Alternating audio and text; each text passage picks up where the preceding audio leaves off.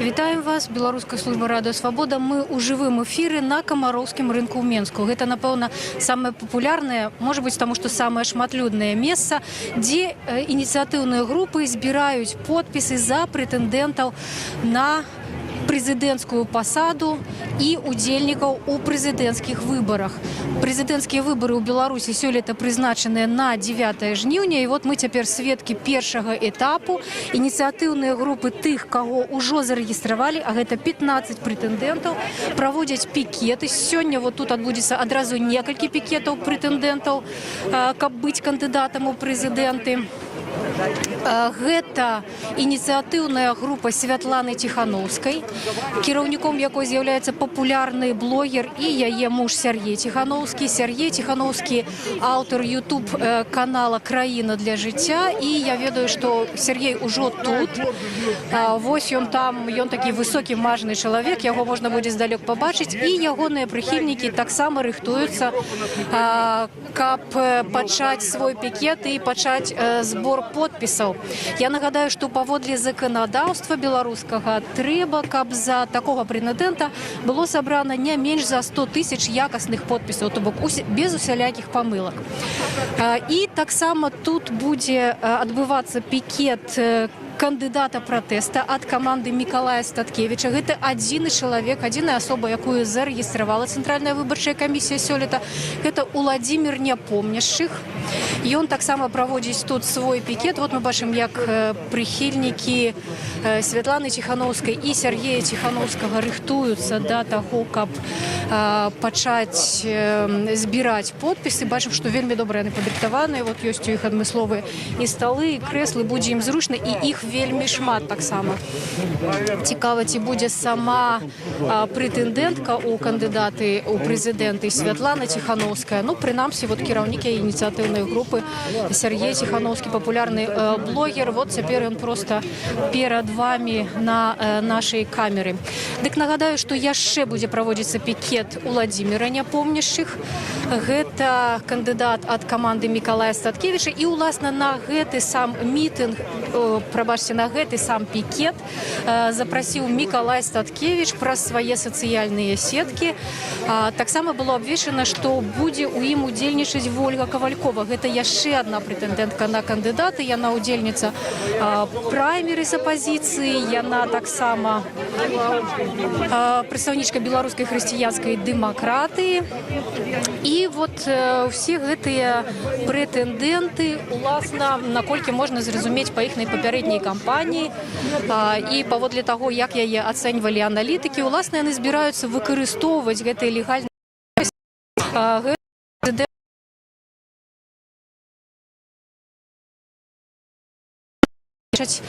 жыццё ў Беларусі, як яны хацелі б яго памяняць, збіраць людзей, размаўляць з імі. Вот мы бачым, Сергей Ціхановскі вельмі добра падрыхтаваны. Фатаграфуецца, гэта сапраўды папулярны чалавек. Недзе, напэўна, апошні год ягоны блог у Ютубу «Краіна для жыцця» збірае вельмі шмат праглядаў, вельмі шмат прыхільнікаў. У апошнія месяцы проста, каб больш шчыльна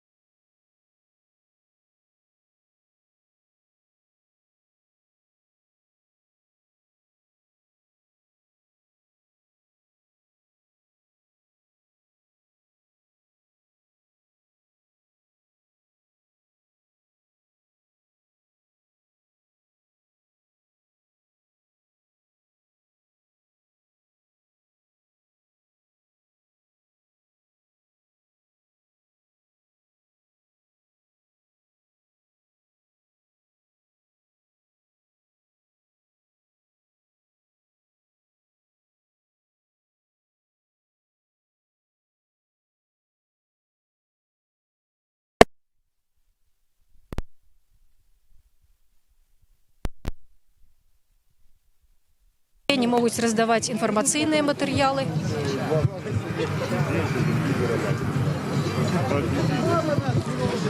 Паводле беларускага заканадаўства прэтэндэнты на кандыдатаў яны не могуць пакуль раздаваць агітацыйныя матэрыялы, наўпрост агітаваць за сябе не могуць. Вот улёткі усялякія, гэта ўсё пакуль забаронена. Гэта будзе дазволена, калі гэтыя асобы ўласна стануць кандыдатамі ў прэзідэнты. Рэгістрацыя адбудзецца не пазней, чым за 25 дзён да даты прэзідэнцкіх выбараў. Калі хто яшчэ не ведае, прэзідэнцкія выбары ў Беларусі 9 жніўня, а пакуль што 15 прэтэндэнтаў на кандыдацтва могуць па ўсёй краіне ладзіць такога кшталту мерапрыемствы. Можна нават паказаць, як адбываецца збор подпісаў. Вот трошкі бліжэй падыдзем.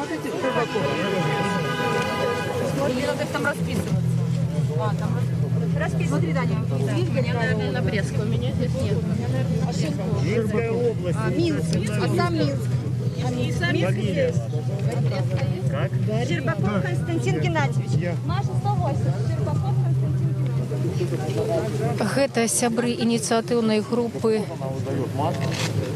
А скажите, калі ласка, вы за каго збіраеце цяпер? За Тихановскую Светлану.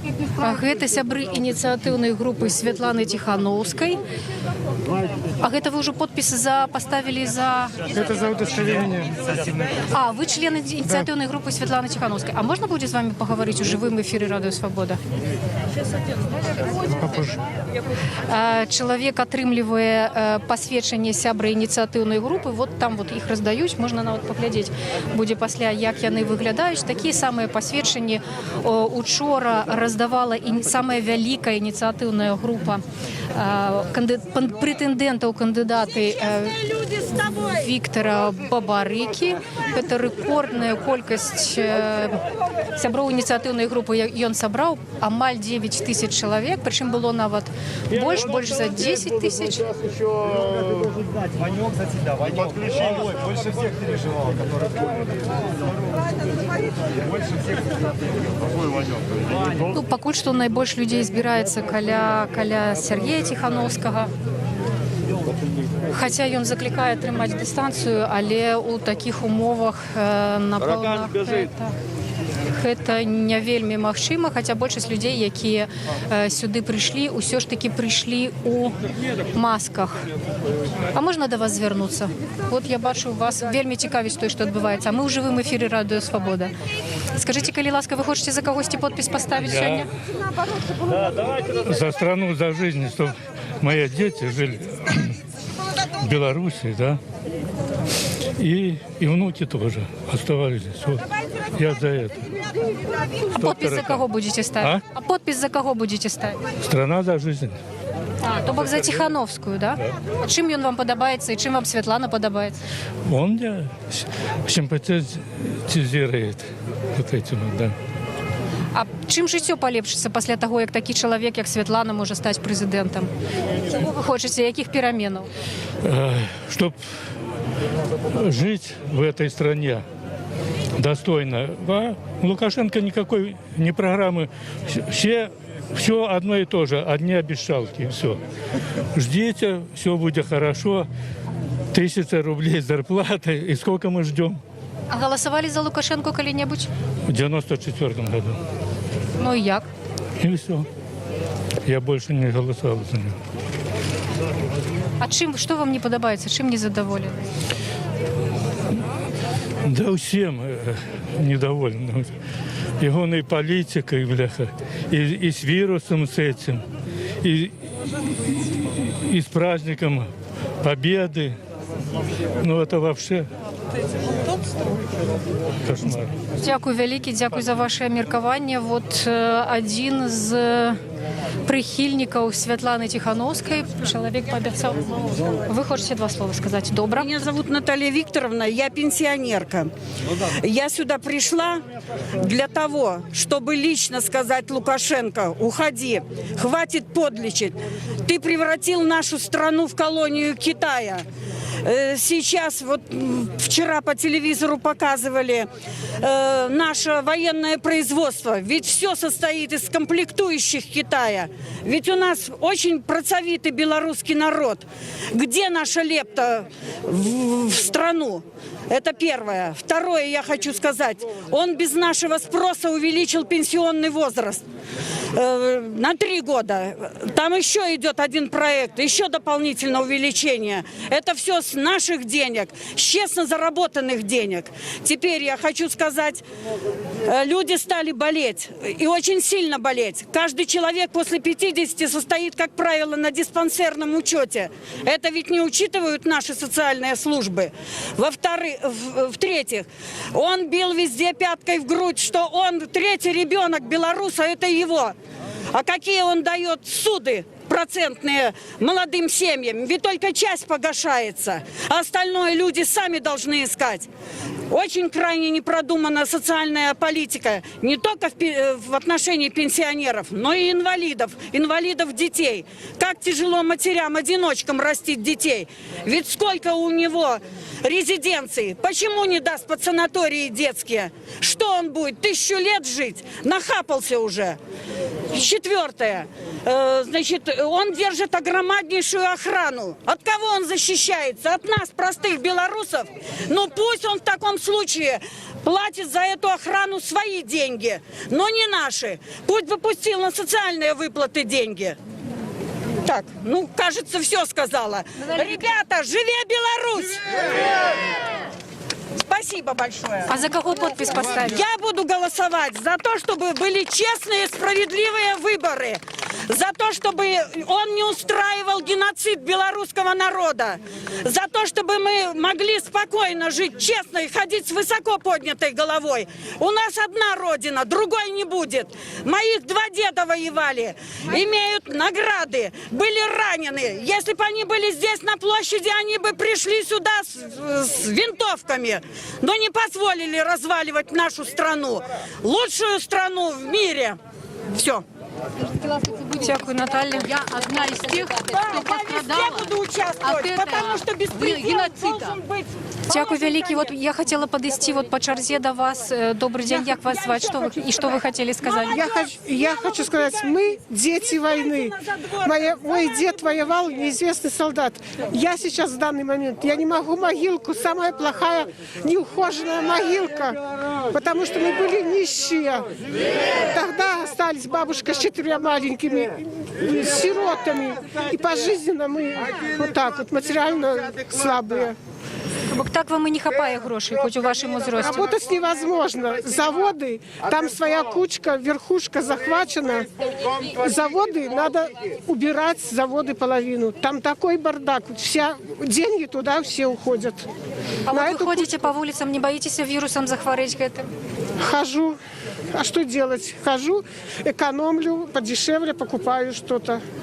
Но и высшее образование имеем, дети не могут устроиться, морально убивают, социум опущенный, работать невозможно. Не знаю, уже все мы пережили. А подписываться за кого будете? Вы знаете, что я за любого, только не за действующего, за другого любого.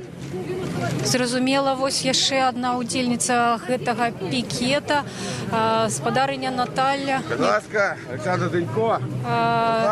Вельмі шмат людзей, якія прыйшлі. А вот адразу бачым па вам, што вы прыхільніца Сергея Тихановскага. Можете патлумачыць, чым ён вам падабаецца? Ці будете ставіць подпіс за Светлану Тихановскую?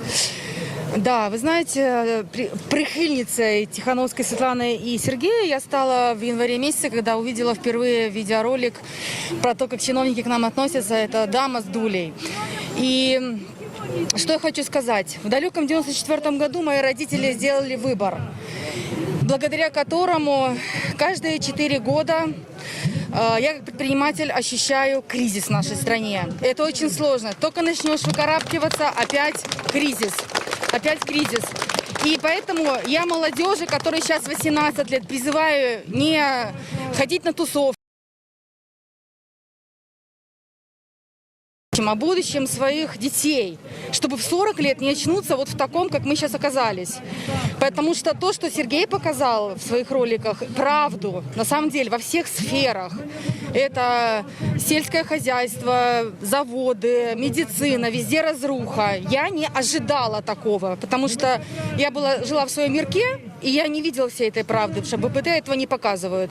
Но он показал нам правду, реальную. Поэтому я на стороне гласности, правды, честных выборов, свободы, что людей за то, что они боятся сказать правду, сажают.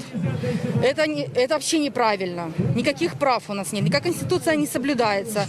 Поэтому я, конечно же, за тех людей, которые не боятся, не трясутся и говорят правду, несмотря на то, что их могут посадить или штраф дать. Дякую вялікі. Вот прихильниця країни для життя, прихильниця Сергія Тихановського, а там уже почався уласна пікет з Миколаєм Статкевичем. Нагадаю, що ён збирае подпісы. Гэта ініцыятыўная група па зборы подпісаў за кандыдата пратэсту Владимира Непомнящих. Владимир Непомнящих. Я тот, Вось, уласна, ён і выступае. Беларусь без Лукашенко. Хватит, достал. В этой майке я хожу уже больше 10 лет. Правда, не в одной, уже не одну сменил.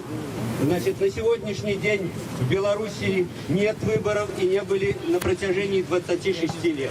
В настоящее время Александр Григорьевич Лукашенко опять щемится, как жаба на корч, на выборы, так называемые. При этом говорит, что можете за меня не голосовать. В переводе на нормальный, понятный язык, это значит, вы все... овцы, приходите, а я со своей подружкой Ермошиной сделаю сделаю такие результаты, которые устраивают меня и мою бригаду. Недавно на днях я смотрел стрим Павла Спирина. Очень впечатляющий стрим. Значит, там рассказывается о таком насекомом, как халамуза. Так. Ламахуза. Вот, ламахуза. Значит, вот у меня на плакате здесь будет таракан, которого бьют тапком. Но мне кажется, что лучше здесь нарисовать ламахузу. Объясняю для многих, кто это не знает, что это такое. Значит, я и предложил нарисовать эту ламахузу. Но сказали, народ белорусский не знает, поэтому пусть таракан. Поэтому я объясняю. Ламахуза – это такое существо, которое залазит в муравейник. И когда муравьи его определили, начинают его щипать, кусать, он выпускает наркотические вещества, и муравьи уже добренькие, гладят его, кормят его. Но это бог с ним, если бы одна халамуза была. Но дело в том, что он плодиться начинает. Одна халамуза, третья, четвертая, пятая. И муравейник вымирает. У вас ничего не напоминает вот эту? А?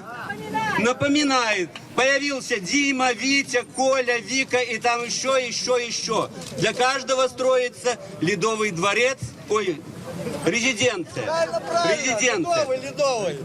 И Ледовая, и все. Значит, уезжая сюда, ко мне обратился юрист независимого профсоюза РЭП и правозащитник Тудаленко Леонид Леонидович. И попросил озвучить проблему, которая имеется в городе Мозыре Гомельской области. Вся проблема в том, что власти, назначенные Лукашенкой, выгоняют детей-сирот из дома инвалида. Там живет около 50 человек. И по их словам, как бы хотят построить там детский сад. То есть сталкивают лбами родителей детей-инвалидов и обыкновенных здоровых детей.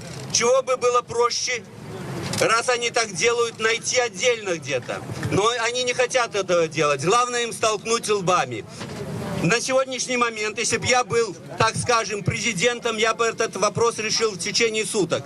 Выгнать всех этих чиновников с райисполкома, поменять табличку, Мозырский райисполком на табличку «Детский сад номер такой-то», провести в отношении этих чиновников тщательную проверку. И если все у них чисто, выделить, значит, на первом этаже 3-4-комнатную квартиру, председатель, 2 зама, по секретарю и пусть работают. Убрать милицию, полицию от них хотят, пусть, значит, оплачивают за свой счет. Вы посмотрите, никуда не зайти, ни в милицию, ни в суды. Везде понаставили охраны. Господа, не творите зло, не будете бояться. В свое время, когда я работал, был сотрудником милиции, у меня кабинет был открыт днем и ночью. Заходи в любое время. Я никого не боялся, потому что не творил зло. Я не фальсифицировал, не лжесвидетельствовал и не выносил никакие неправильные решения. Поэтому я до сих пор хожу с открытой головой, никого не боюсь и ничего не боюсь, потому что у меня совесть чиста. Вы посмотрите, что творится власть. На Ледовые дворцы есть, на Дожинке есть, на Славянские базаре есть деньги, на резиденции, на парады. Все есть. Но помочь ребенку умирающему у этой паскудной власти денег нету. Каждые 15, 20, 30 минут объявляют по телевизору. Ребенок умирает, помогите. Не позор ли это для нашей страны, для нашего государства? Позор, страшный позор, позорище. Сейчас обратим внимание на парад 9 мая. Всем можно, всех согнали. Возникает вопрос, а где был Коля в это время? А? Кто видел Колю на параде? Покажи, поднимите. Был Коля? Нет. Значит, всем можно болеть, им нельзя. Поэтому я как кандидат в президенты, но я подчеркиваю, я протестный кандидат, протестный. То есть я призываю вас не ходить на избирательные участки, чтобы ни одного человека не было на избирательном участке. И если Лукашенко не снимет свою кандидатуру, если не уберет Ермошину, то надо акцию протеста на площадь, в масках, в перчатках, стоять друг от друга на 2 метра, как положено.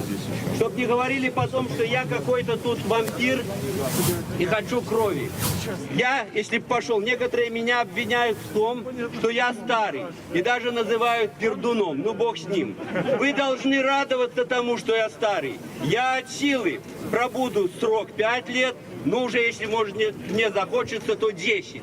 Если вы поддержите, но не 26 и не тем более 30 лет. А если бы я попал туда? А если бы я туда попал, я бы решил проблему за 1 год и ушел. Моя программа – отменить все декретивки, указивки, которые делают белорусский народ рабами. Значит, назначить Александра Григорьевича Лукашенко капитаном сборной команды по хоккею или тренером, как он хочет. У него хорошо это получается. Затем... Ну это как решит народ. Я не против. И лыжи дадим, и все. Следующий вопрос. Вернуть Конституцию 94 года. Вернуть всех депутатов, разогнанных Лукашенко, вернуть в парламент. Кто захочет, я имею в виду, и добрать новый. Вот этот парламент, сидельцы, которые сейчас восседают за народные деньги, значит, доход государства высчитать с них эти все деньги, за премии, за зарплаты и все прочее. Не учитывать стаж работы эти года. Вот это будет правильно. Депутатам назначить минимальную Працягваецца зарплату. пікет Уладзіміра Непомняшчык. Вось гэта ён і выступае, гэты кандыдат пратэста ад Міколы Статкевіча. Ну, досыць шмат людзей сабралася, каб паслухаць яго, і увогуле вакол гэтых пікетаў 3, прынамсі, прэтэндэнтаў у кандыдаты ў прэзідэнты. Гэта Уладзімір Непомняшчык, Светлана Тихановская і Вольга Ковалькова. Вольга тут таксама ёсць. Никуда, сидите дома, тем более у вас законные... Пікеты знаходзяцца побач, і людзі вельмі добра падрыхтаваныя. Александр Григорьевич, это скрывает. Падрыхтаваныя, ёсць у іх мегафоны. Можна да вас звярнуцца ў жывым эфіры Радыё Свабода? Вы прыйшлі паслухаць проста так, ці хочаце подпіс за кагосьці паставіць? Ну, я поставил бы подпіс за кожнага з удзельнікаў, потому что, ну, я не бачу у іх вялікіх шансаў выйграць, і хацелася б, каб, ну, найбольш людзей паўдзельнічала. Калі у беларусаў появится шанс у 2-м туры прагаласаваць, калі наши галасы не будут разрозненыя, то тады уже будзе вялікі шанс у альтэрнатыўнага кандыдата перамагчы. А вы хочаце, каб хтосьці перамог не Лукашенко? Ну, я лічу, что 26 год это занадто. Это занадто, и это уже, ну, немагчыма далей трываць. А якого кандидата ви хочете? Вот, каб ён што зрабіў для з Беларусь? Ну, сярод іх я не бачу кандидатов з тих, кого пропустили далей. Ну, для мене, как бы, Статкевич був такий приклад. За любого, ну, але ж не за Лукашенко. Вот Вадим Цикало, вот я уже говорила слово. Вадим как-то Цикало или как его? Цапкала. Валер Цапкала. Валер, вот как-то вот он мне тоже приятен. Можна вам сказати, на назирання за Пробачте, всіми коли кандидатами ласка. фейки, які Ми тепер будемо рухатися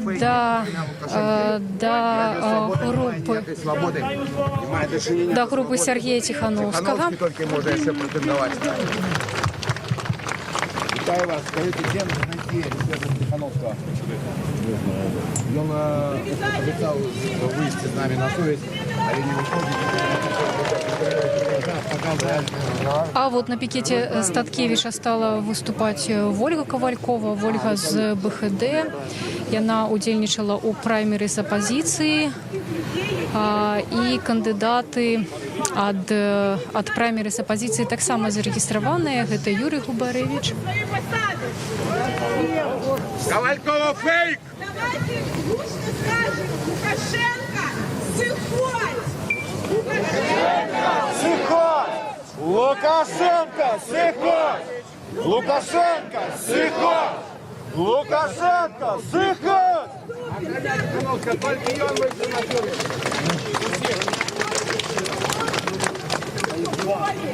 Що немагчыма трываць диктатуру, як мы бачым кожны дзень.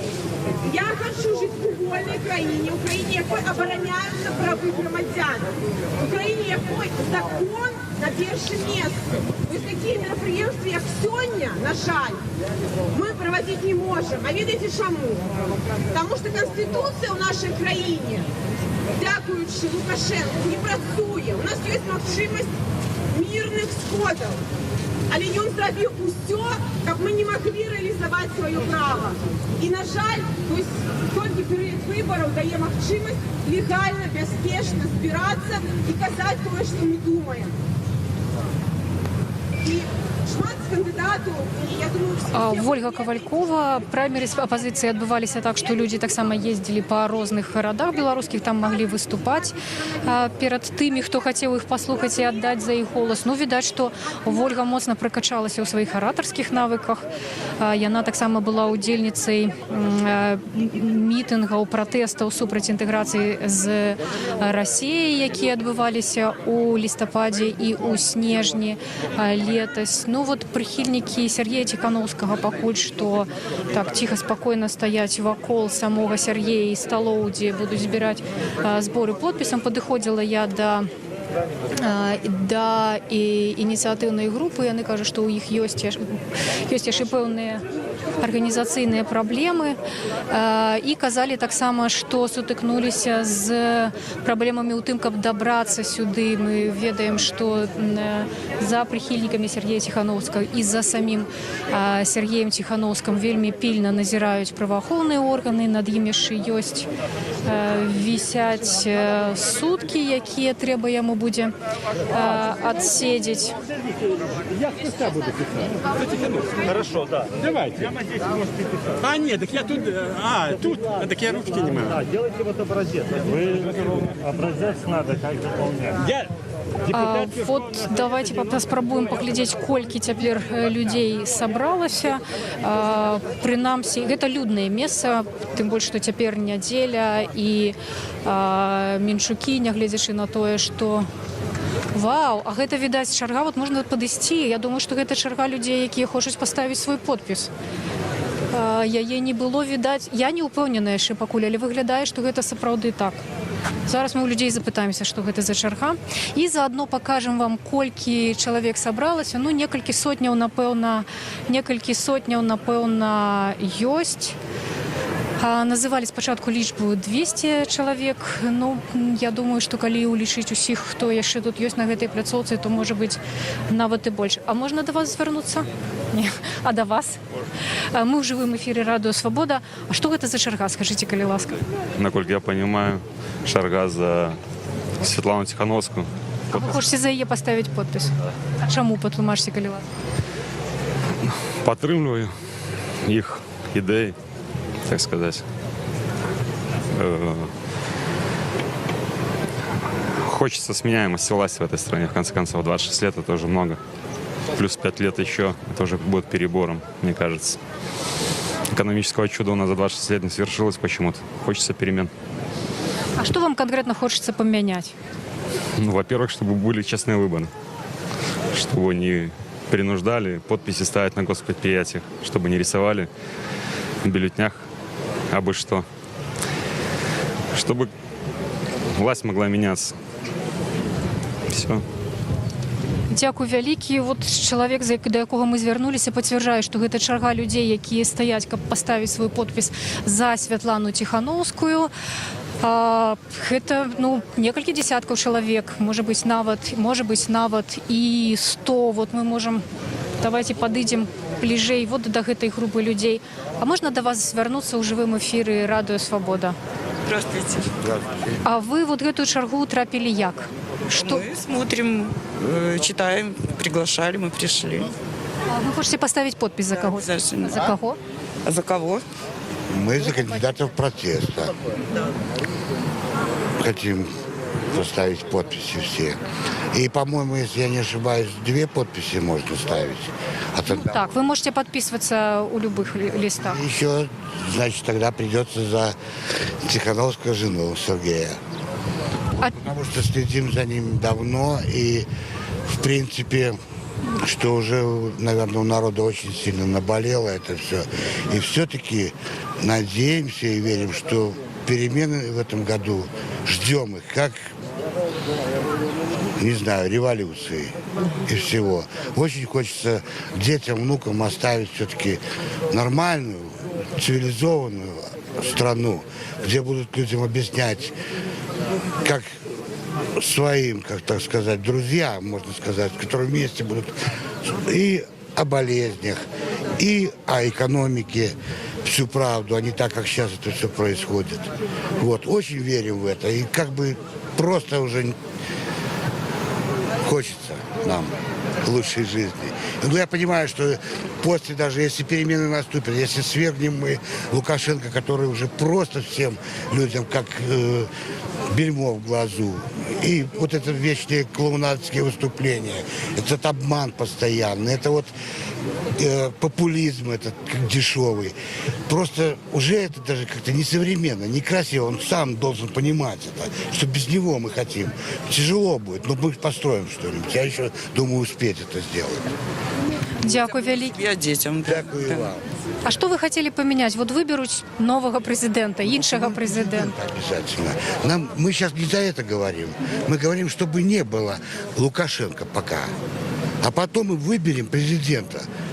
А возможно, и будет парламентская республика. Тихановский говорил. Вот я вчера смотрела его интервью. Надо убрать с поля политического вот этого вот человека, который не сделал ничего. Сергея Тихановскага вітаюць прыхільнікі. Ён, напэўна, таксама прыйшоў паглядзець, абысці гэтую чаргу людзей, якія выстраіліся, каб паставіць подпіс за Святлану Тихановскую. Это Лукашенко белый тапочек.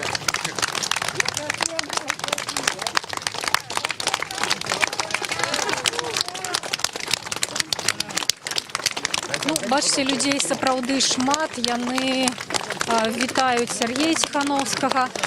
Мы так зразумелі, што людзі хочуць паставіць подпісы за розных прэтэндэнтаў у кандыдаты.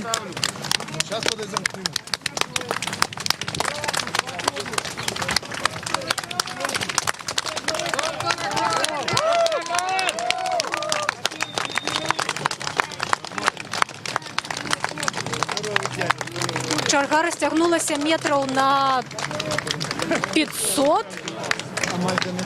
Амаль до метро стаяць гэтыя людзі.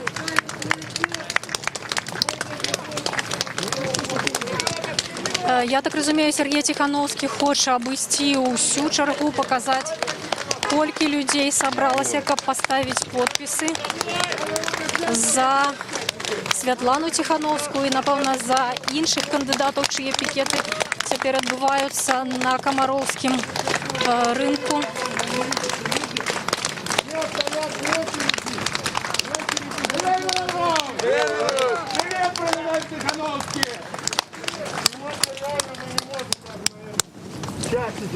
взять подписи, но посмотрите.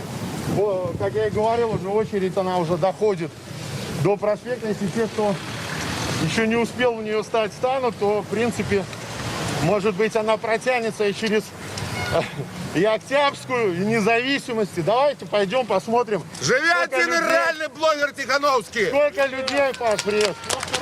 Давай в очередь через весь мир. В очередь за подписями. Отдать подписи за кандидата. Facebook.com Творчихи! Вот пока еще очередь. Видишь, не дошло. Сапраўды чарга сягае амаль да метро. Хто Мінчукі ведаюць, што гэта такая немалая працягласць. І ў гэтай чарзе складана сказаць, некалькі сотняў чалавек стаіць толькі для таго, каб паставіць подпіс за аднаго з прэтэндэнтаў. 20 минут уже, вот, в принципе, мы почти дошли уже чуть ли не до филармонии. Сейчас становитесь в очередь, ребята. На 80%. Становитесь в очередь, покажем, сколько нас. Пускай они посмотрят, а то они говорят, что мы какие-то фейки, там реально за нами никого нет. Вот люди. Один не фейк, это Тихановский. Правда тебе говорю, я со всеми общался. Все фейки. Даже Ковалькова сейчас пришел. Люди становятся в очередь, вот. Нечаянно приезжают, становитесь в очередь. Уже скоро можно будет занять возле метро. Сергей выправіўся далей. Ён вядзе стрым для свайго канала «Краіна для жыцця». Чарга людзей, якая выстраілася для того, каб пакінуць подпісы, яна сапраўды ўражвае. Давайте вот з людзьмі паспрабуем паразмаўляць. Можа быць, хтосьці нам патлумачыць. А можна да вас звярнуцца? Мы ў жывым эфіры Радыё Свабода. Другі раз. У іншым разам, прабачце. А можна да вас звярнуцца? Вот вы выглядаеце вельмі грунтоўнымі людзьмі, а мы ў жывым эфіры Радыё Свабода. Вы стаіце ў чаргу, каб паставіць подпіс? Да. А за каго будете подписываться и чему? Ну, хочу поставить подпись за жену Тихановского, Татьяну, вот, чтобы поддержать движение «Страна для жизни», чтобы были какие-то в стране перемены, чтобы наши дети никуда не уезжали. Чтобы это не была страна для стариков, чтобы это была страна действительно для жизни, для молодежи. Будущее не за стариками. Их надо уважать.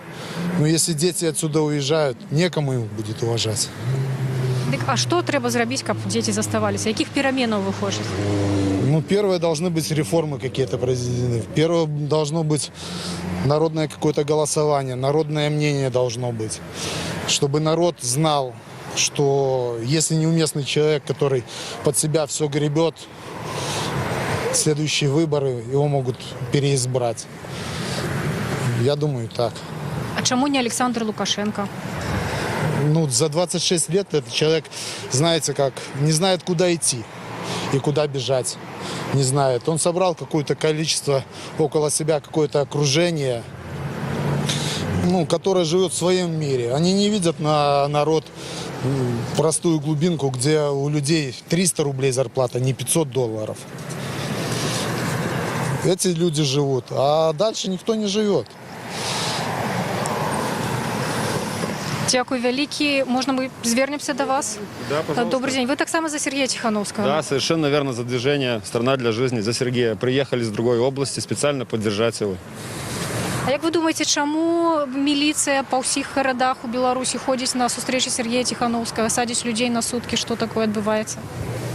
Ну, правовой беспредел, я считаю. Законодательство не работает. Ну, это все просто. Это страх. Это обычный страх, очень сильное чувство, которое они сейчас испытывают. И оно не беспочвенное, я вам хочу сказать.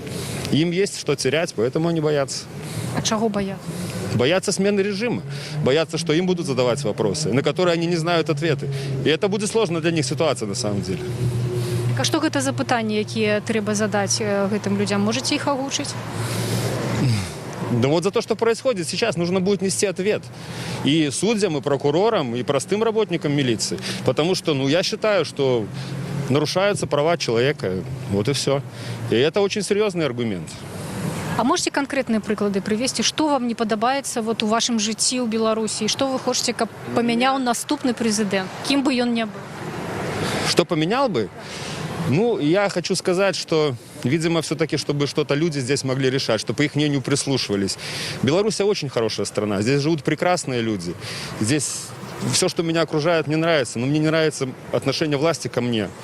Ну, в общем, вот. И весь мир пришел к тому, что власть должна меняться. Новые взгляды, новые люди. И здесь это не происходит, и это неправильно. Ну, люди задаволеныя тым, як Александр Лукашенко пабудаваў тут ўсё жыццё. Шмат хто за яго галасуе. Што вы ім скажаце? Ну, я не думаю, что это шмат этих людей.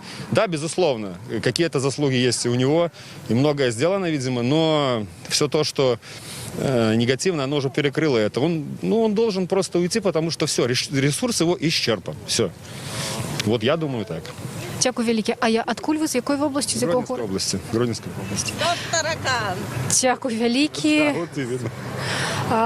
Вот гэта чарга, яна стала яшчэ большай. Ну, чарга прыхільнікаў,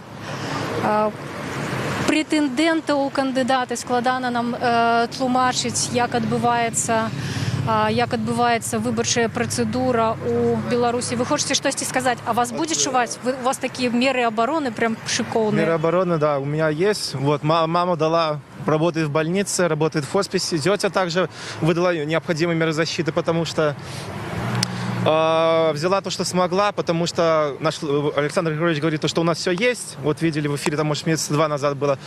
Нашили масок, некуда девать. А по факту нету ничего. Эту маску мне специально... Их только 2 у меня такие есть. Это респиратор, получается.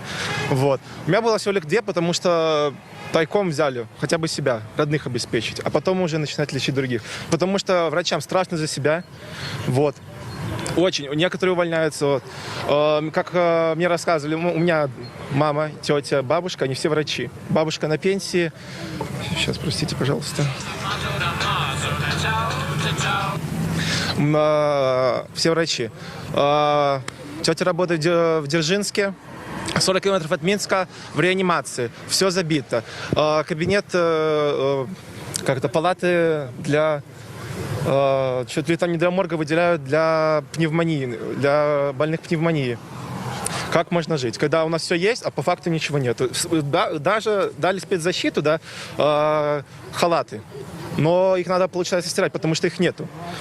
Он говорит, я больше никогда не буду голосовать за этого Лукашенко, потому что есть, по факту нету. И у нас все так. У нас есть кредиты, нам дадут кредиты, кредитов нету. У нас есть деньги, у нас все будет, у нас ничего нету.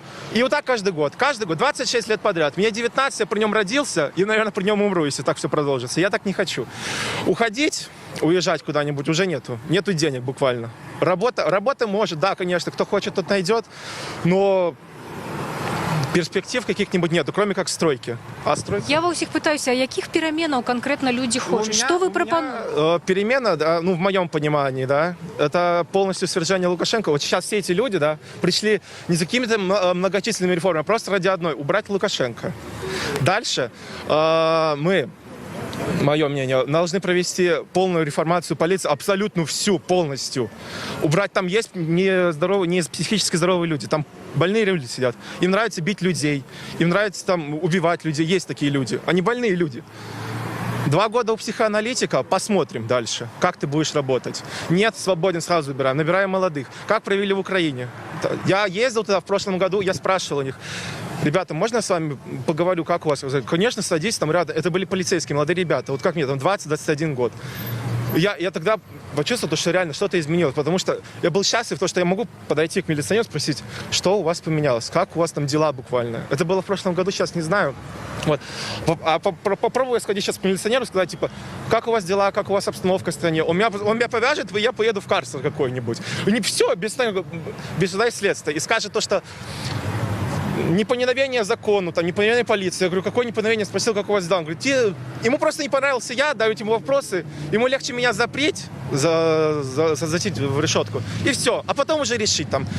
поеду я по этапу, или там уже можно отпустить, потому что там учащийся колледжа, мне там надо там на заводе устраиваться и всякое так далее. А подпись вы будете ставить за кого-то сегодня? Ой, я слышал то, что подпись можно сегодня сделать. Вот, все люди собрались. И можно сделать также в другие дни. Я когда сразу узнал, что 24 мая собираются люди, да, я в этот же день, вот я сегодня узнал. Я проснулся 10 часов, 24-го, сразу выехал. Не успел ничего взять, даже тапок. Я думаю, надо снимать ботинки, да, и гнать его.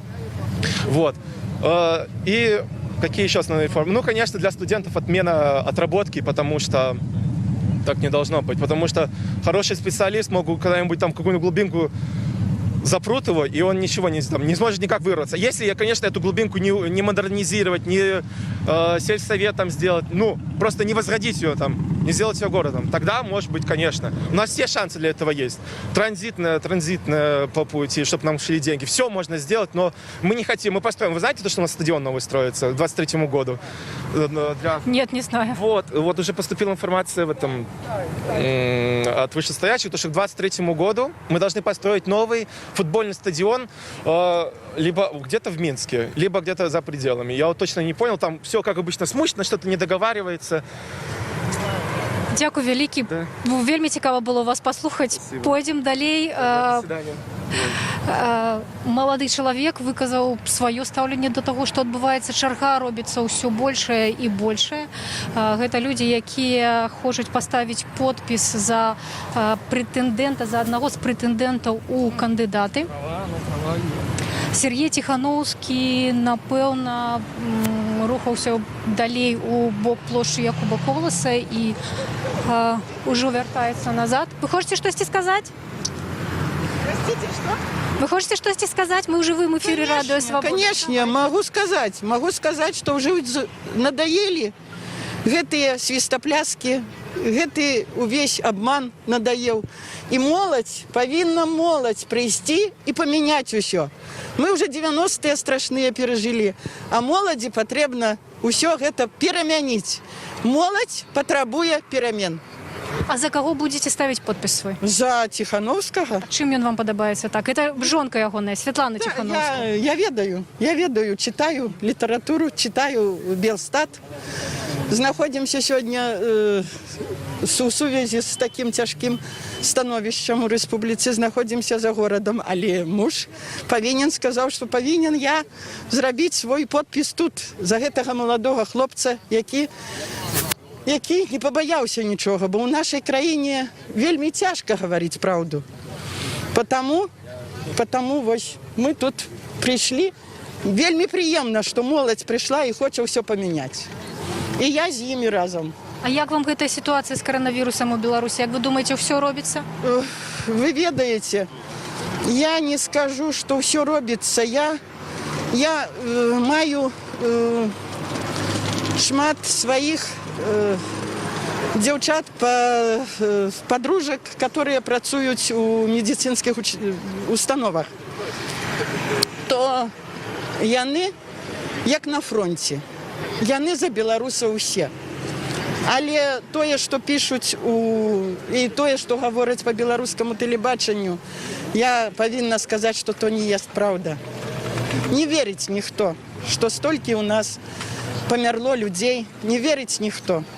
Таму, што не ў той час і у людзей не было, у першы час у людзей не было ні защитных масак, нічога не было.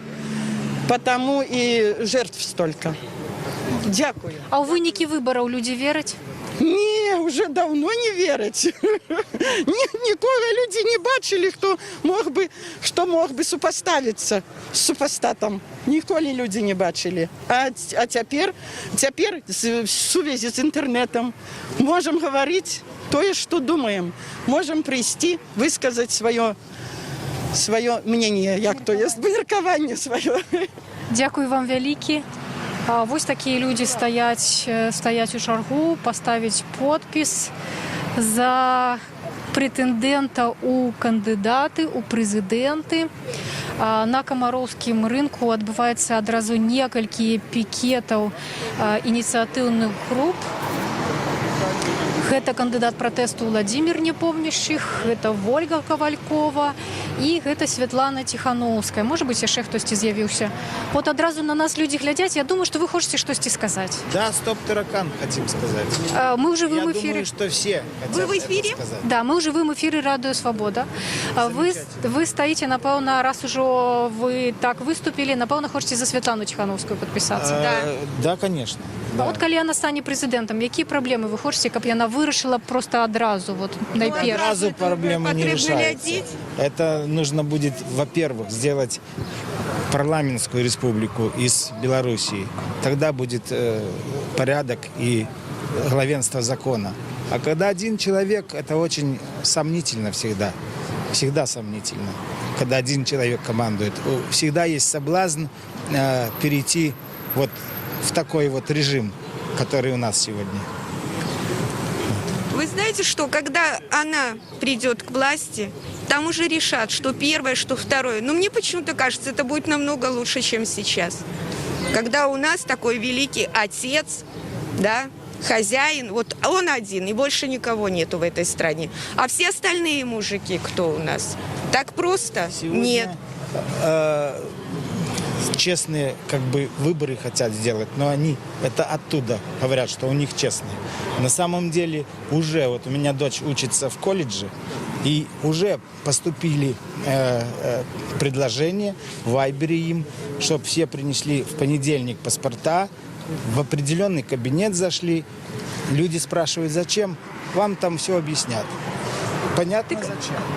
Так а навошта люди подписываются, раз яны не згодны? Так лишают же всего. Кого-то лишат общежития, кого-то запугают, кого-то оценки не уволят. поставят, кого-то Если бы у нас отчислят. целый Просто завод вышел, целая смена, хотя бы одна смена, и уволилась, написала заявление. Но у нас не то, что боятся просто люди, жесть. им плевать теперь на все, понимаете? в Плевать. обществе посеяны семена страха, Даже от которого... не страх, а обыяковость. Обыяковость, остальные боятся просто вылезти из квартиры. Они Каждый боятся. сидит правильно на диване, хорошо посмотреть телевизор. И а вот вы надо идите пожать сходите. руку этому мужественному человеку, который все-таки решился, и, возможно, у него получится что-то. Ну, конечно, с нашей помощью. Если мы будем солидарны с ним, вся Беларусь, мы победим. Так а вы чему не боитесь? А давайте вот свой рецепт Я не супроть боюсь, страху. потому что мне нечего терять. Да плевать Понимаете, уже, да. послушайте, Или я бабушка, у меня умереть две от коронавируса. внучки, а я не могу им купить ни подарка, ни ту же конфету. Я должна считать деньги, потому что у меня какие-то расходы, а у меня на это не хватает. И мне не стыдно, так у меня не дети, а у него дети. Вы знаете, Понимаете? тут выбор Потому такой. что это уже надоело. Или Он умираем от единственный. коронавируса все, потому Да, что правильно нас закроют сейчас, и мы здесь будем вариться в этом. А вот где его Коля был на параде? Вот это вопрос. Или Тоже очень интересный. умереть в застенках, но за свободу. Дякую великие. Вот такие смелые люди. Еще я вспомнила, когда он стоял и рассказывал, когда играл в хоккей, да, он не хочет жить на коленях из-за этого коронавируса. Но он не спросил, а мы хотим жить. Лучше умереть А когда идешь какие-то дела решать, каждый суслик-агроном сидит в исполкоме, ЖЭСе, неважно где, ну ты пришел, тебя в такую грязь опустят, что ты сидишь и думаешь, а что это было? Ну, так что, как это жить? Он герой, его дети золотые, а у меня не дети, у меня не внуки. И я должна эти копейки считать, чтобы купить шоколадку внучке. Так что, мне не обидно? Обидно, да это всем Конституция в обидно. стране опущена ниже плинтуса. И ее никто не соблюдает, особенно власти. Чтобы постоять, может, я тоже встану. Вам заплатили. Ну, это же такая толпа. Вы что, с ума сошли? Нет, я ничего не хочу, я просто хочу понять. Хотите, Может, я все вам обещали? заплачу и поставлю вас Нет, здесь. я ж не против, я хочу Но только постоять. чтоб вы- Платят хоть? Вы, За что? чтоб вы голосовали Ну, такую за толпу свободу. собрать, это же деньги надо, либо предложение, от которого нельзя было отказаться. Какие? А предложения есть, от были? которых, да. Типа, Предложение если не стать придете, свободными. то что-то будет, да? Предложение Зарплату не стать дадим, правильно свободной понимаю? страной, да. Какой свободный, о чем вы? Валите отсюда со страны, все живут нормально давно. Вось такія спрэчкі адбываюцца на камароўскім кірмашы, але гэта не проста нядзельны кірмаш, тут адбываюцца пікеты ініцыятыўных груп. Хочаце штосьці сказаць, напэўна? Что вы хотите услышать?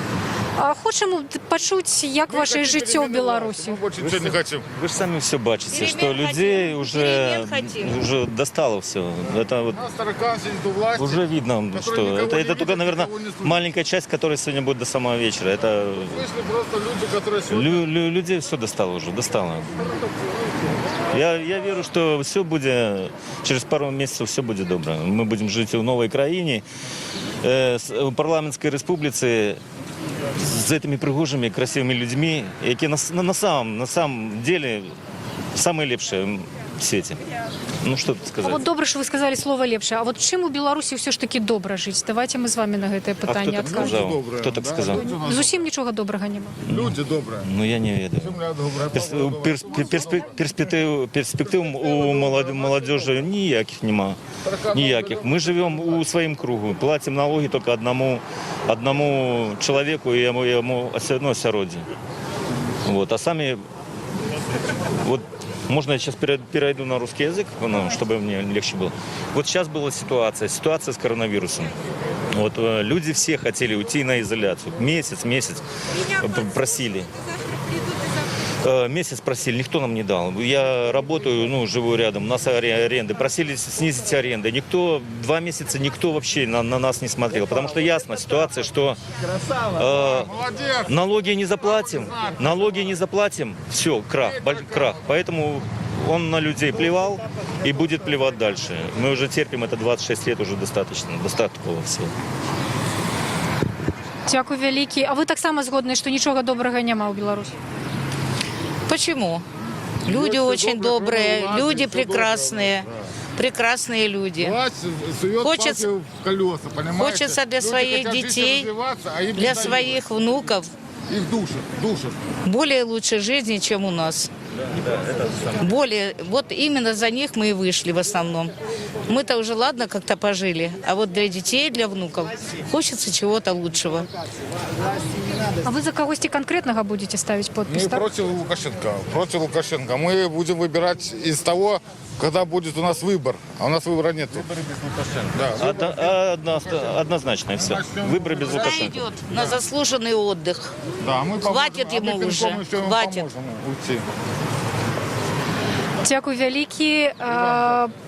Люди стаяць у чаргу паставіць подпіс, кожны за свайго. Можна паставіць подпіс за Святлану Тихановскую, можна паставіць подпіс за Ольгу Ковалькову, прадстаўнічку БХД і кандыдата ад праймерис апозіцыі.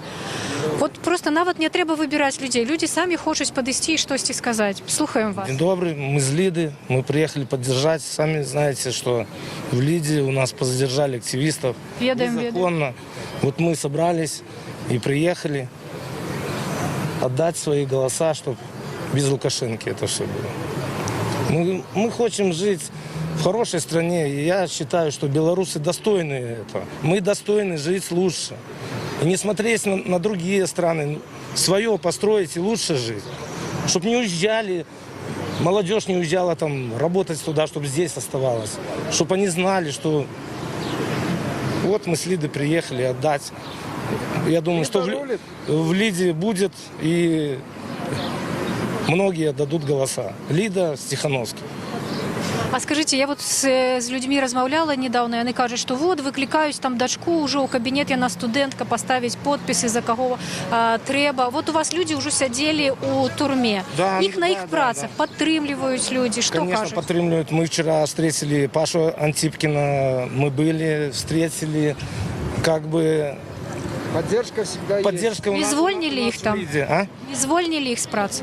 Не, еще не звольнили. Чему кажете, еще? Ну, сами знаете, законы у нас такие, и судьи у нас такие. Принимаются наверху все. Это, если задержали незаконно, то могут и с работы незаконно уволить.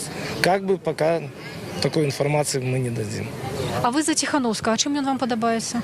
Ну, потому что он показывает реальную жизнь, да, он, что хочет поменять, чтобы поменялось все, чтобы, вообще, потому что все законы делаются не под нас, а под себя они делают законы. Это надо понимать, что они делают законы именно под себя.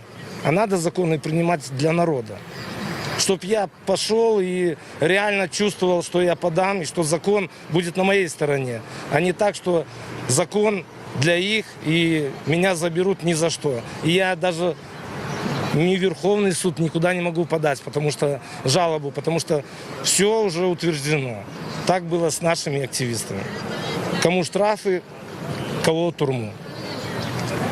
А на попередніх виборах що ви робили? За кого голосували? Ввогуле за Лукашенко голосовали коли-нибудь?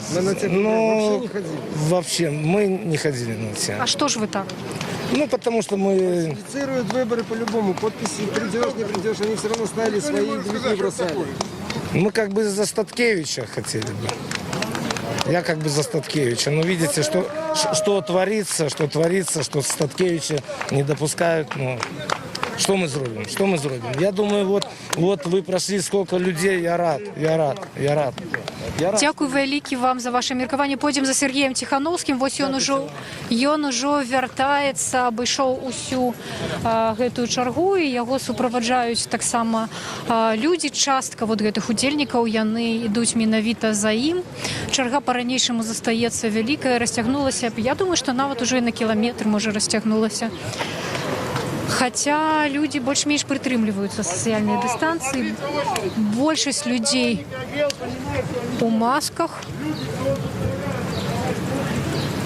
І я так разумею, Сергей Тихановский вядзе таксама стрым для свайго канала.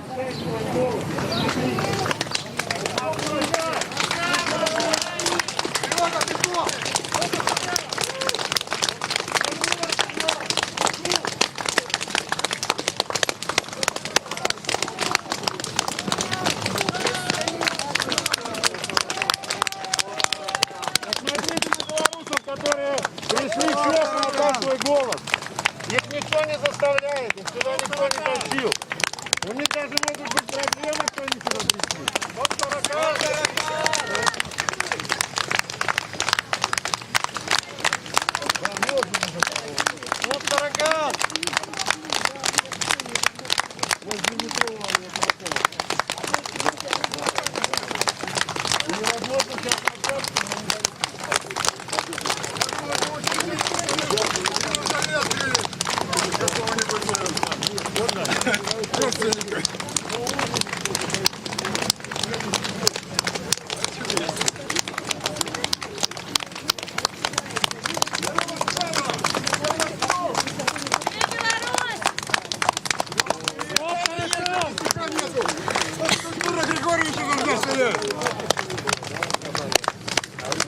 Люди вітаюць Сергея Тихановскага. Відаць, што за гэтыя некалькі месяцаў, якія ён вядзе блог «Краіна для жыцця» і ездзіць па Беларусі, ён крануў людзей, здабыў папулярнасць, і слоганы, якія ён запусціў, людзі ведаюць, падтрымліваюць яго.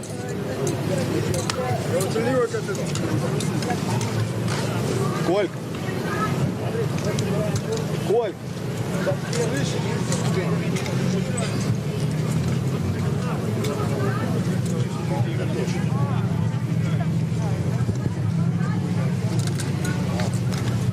От як толькі Сергей спыняецца, адразу вакол яго такі натоўп утвараецца.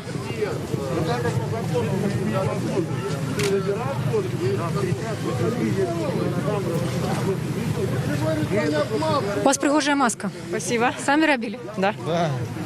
А вы за Тихановского? Мы принесли, но добраться до него не можем. Хочете ему подарить? Да. Чем он вам подобается? Своим отношением к власти и как он хочет что-то поменять в стране. Мы хотим, чтобы страна стала более социально направленной, чтобы законы были для всех одинаковые. А он вроде бы как этого хочет так же. Как вы думаете, удастся? Надо что-то делать, чтобы получилось, поэтому мы сюда и пришли. А на попередних выборах вы удельничали? За кого голосовали? Нет, мы просто не голосовали, за Лукашенко никогда не голосовали. Ну, и когда стало понятно, что голосовать бесполезно, мы перестали ходить. И в этот раз не пойдем, но здесь мы пойдем на площадь. А чому незадоволенные люди менавіта Лукашенком и тем, что теперь отбывается? Ну, потому что у нас такие суды, такие милиция, полиция, такие законы, ну, это неправильно. Они нас грабят безнаказанно абсолютно, и мы ничего не можем с этим поделать. Это неправильно, это нужно менять. Нам диктатура не нужна. Дякую вялікі. От маладыя людзі ў такіх самаробных вельмі прыгожых масках таксама прыйшлі падтрымаць Сергея Тихановскага. Назначена дата выборов, я все понял. Власть боится, милиционеры боятся, ОМОНовцы, они все боятся, я с ними разговаривал. Страх, дрожат колени у полковника. Все боятся, но они говорят, это наша работа. Белорусы, нас 9 миллионов примерно, да? Но один человек держит нас всех в страхе, один человек. Ну как такое может быть? Давайте уже поменяем это, ребята. Стоп, таракан! І спадзяецеся, што гэта будзе ваша жонка Светлана будзе якраз тым кандидатом, які зменіць эту ситуацию? Нет, этим кандидатом уже она является, я являюсь этим кандидатом. Но на самом деле ни от какого человека ничего не зависит конкретно. Только если белорусы объединятся сами, если они объединятся, только тогда будут перемены. Ни Тихановский, не знаю, ни Статкевич, ни Северинец, один никто ничего не сделает. Народ, вот если он сделает, если он выйдет, он скажет, все, хватит. Мирный, длительный, возможно, протест, он начнется, если забастовка, может, общебелорусская. Все, и это ежедневно будет длиться. Тогда будут перемены. А так он контролирует все, он контролирует все ветви власти. У него и исполнительный, и законодательный, и судебный, вы все это прекрасно знаете. Ничего нельзя сделать. Все люди на местах тоже сидят и говорят, что я один могу сделать. Но он один это все делает нашими руками. Руками белорусов, которые боятся. Прекращайте бояться! Стоп, таракан! Падтрымку Сергей, ці шмат такой же падтрымки, як зараз тут у Менску, в іншых городах? Ви шмат где были, як там люди настроены? Но мы первый день еще собираем только подписи, первый день, и начали с Минска. Завтра мы поедем в Слуцк. Я надеюсь, мэру Слуцка хватит там ума отпустить уже тех активистов, членов инициативной группы нашей, которые собирать должны подписи, которые сейчас еще удерживаются в ВВС, в Слуцке, в Гомеле удерживаются, в Мозыре. Мы туда поедем, значит, в первую очередь. Пока их не отпустят, о каких демократических выборах даже псевдо можно говорить, если инициативная группа сидит. Ну что это такое? Сергей, да, относно посадки. Як ми ведаємо, ви 15 суток мелі відбували їх і отримали ще двічі по 15, так? І раптом ви на волі. Да, мне дали 15 суток, отпустили на 14-й день. Перед этим свозили скоростное правосудие, везут в РОВД, составляют 2 протокола, сразу же берут эти протоколы, сразу же завозят в суд на этой же машине, осуждают и везут в ВВС обратно. И так каждый день у меня было. Еще 7 протоколов я видел, которые там есть, еще лежат. Меня по ним еще не судили. И я так понимаю, что за апрель там порядка 20 еще было стримов в городах, которые я проводил. Это, по сути, это интервью у людей. Люди приходили, говорили о своих проблемах, но в нашей стране это нельзя. И за это меня тоже хотят осудить еще примерно 20 протоколов. 7 и 20, 27. Может быть, за каждый по 15, но так как их много, они уже начали за 2 давать один срок, как-то их объединять. Вот такие вещи происходят. И, возможно, без поддержки людей, если бы не выходили активисты, если бы моя жена не подала вот документы на регистрацию инициативной группы и себя в качестве кандидата в президенты, возможно, я бы и сидел. Я не знаю их планов. Вот. Как всегда, власть запускает каких-то кандидатов-спойлеров. Я еще не разобрался, кто там есть кто, но им такие не нужны люди. Вот люди, у которых реально видна поддержка, да, вот она. Смотрите, до проспекта. Пришли люди просто отдать свой голос, подпись поставить. Законно. Законно. Им не нужны такие кандидаты. Сергей, ну все-таки 30 суток еще, по-моему, у вас остается неотбытыми, да? То что это означает? Что вы можете в любую хвилину опинуться снова из неволи, не те? Да, в любую минуту. Я думаю, что это будет накануне выборов. Они хотят это сделать, чтобы я не мог вместе с людьми выйти на мирный протест или позвать их на этот протест. Я думаю, что так. Какие тогда ваши планы в этой сувязи? То есть, какие ваши планы в ближайшие дни? И какие план А и план Б? Коли вы окажетесь все-таки из неволи, не про то, что договориться? Сейчас я точно знаю, только про ближайшие там примерно 20 дней мы будем ездить по самым крупным городам Беларуси, проводить пикеты по сбору подписей, встречаться с людьми. Ну и в другие дни будут тоже люди собирать, наши члены инициативной группы, подписи. Дальше я заглядывать пока не буду, но я очень надеюсь, что Беларусь ждут перемены, и люди не позволят в очередной раз нас всех обмануть. Нам нужны перемены. Стоп, таракан! Важне питання. Калі раптом здариться так, що ваша ініціативна група, ваші жінки не набере ці потрібні...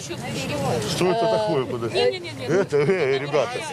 Калі ваша ініціативна група, ваші жінки все ж таки... Ребята, ну что делаете? Люди какую-то помощь пытаются сказать. Ребята, это нельзя делать, и не надо это делать. Які ваші дії, коли не буде цих 100 тисяч підписів, не буде реєстрації і не буде ваша жінка кандидатом і президентом так само? Ваші дальнейшие планы вашей деятельности? Я же говорю, не могу так далеко заглядывать, но я могу сказать точно, что пока этих перемен не будет, мы будем бороться. Все, ребят, стоп, таракан! Сергій, з стріма Радіо Свобода вам передають питання, як ви ставитеся до інтеграції з Росією? Я против интеграции с Российской Федерацией. Я выступал вот на нескольких митингах 20-21 декабря, за что был осужден на 30 суток. Сейчас я сейчас поправлюсь немножко. Я за это получил сутки. Всем привет. За углубленную интеграцию у нас Александр Григорьевич только выступает. Я выступаю за суверенную, независимую Беларусь. Но, вот, забыл, мысль ушла. Сейчас продолжу. Решать, куда двигаться, на запад, на восток, с кем как дружить, должны белорусы, люди, а не один человек, который все знает. Стоп, таракан! А тут усі ваші прихильники. Коллеги зовут там выступить, сейчас, секундочку. Сергей Тихановский Можно теперь... я еще добавлю насчет Я интеграции? с вами говорю еще. Я уважаю очень Радио Свободу. Очень уважаю, ценю, что вы есть. Спасибо. Насчет интеграции, насчет Сергея. В прошлом году, когда было европейские гульки, и вышли наших 3 активиста, Путин, не лезь к нам, Путин, вот это то, что бросили тогда нефть, это снимал Сергей. Он тогда еще только начинал, он снимал это тайно. Он приехал к Николаю Статкевичу, Николай Статкевич попросил его снять и кинуть. Это быстренько. Поэтому вот это вот первое, что было против интеграции, это снял Сергей Тихановский тогда, которое обошло все сети и набрало очень много. Дякую вялікі. А ви Вероніка Міщенко, так? да. Яшчэ падыдзем до вас з інтэрв'ю. Запросили Сергея Тихановскага выступіць на гэтым пікеце. Я так разумею, цяпер тут традыцыйны для акцыі Мікалая Статкевіча свабодны мікрафон, калі кожны жадаючы можа ўзяць мікрафон і распавесці пра тое, што ён думае пра жыццё ў Беларусі. В нашей стране лучшего ничего, только растут цены, растет коммуналка. Ты сказал 83 тысячи коммуналка, это самое в жировках. Но мы уже платим 500%. У меня все данные есть. А пенсии у нас не повышают. Ты своим подурам 1,5 раза пенсию увеличил. 1,5 раза, чем наша. Простите меня, люди, что я в 94 году поверила этому таракану. Лукашенко, уходи к чертовой матери. Я уже...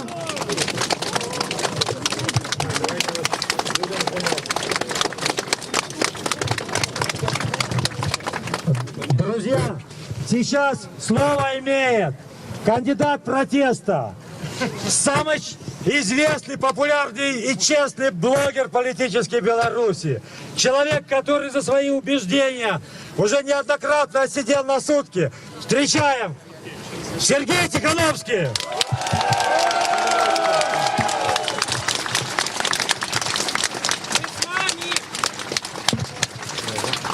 Друзья, спасибо за вашу поддержку.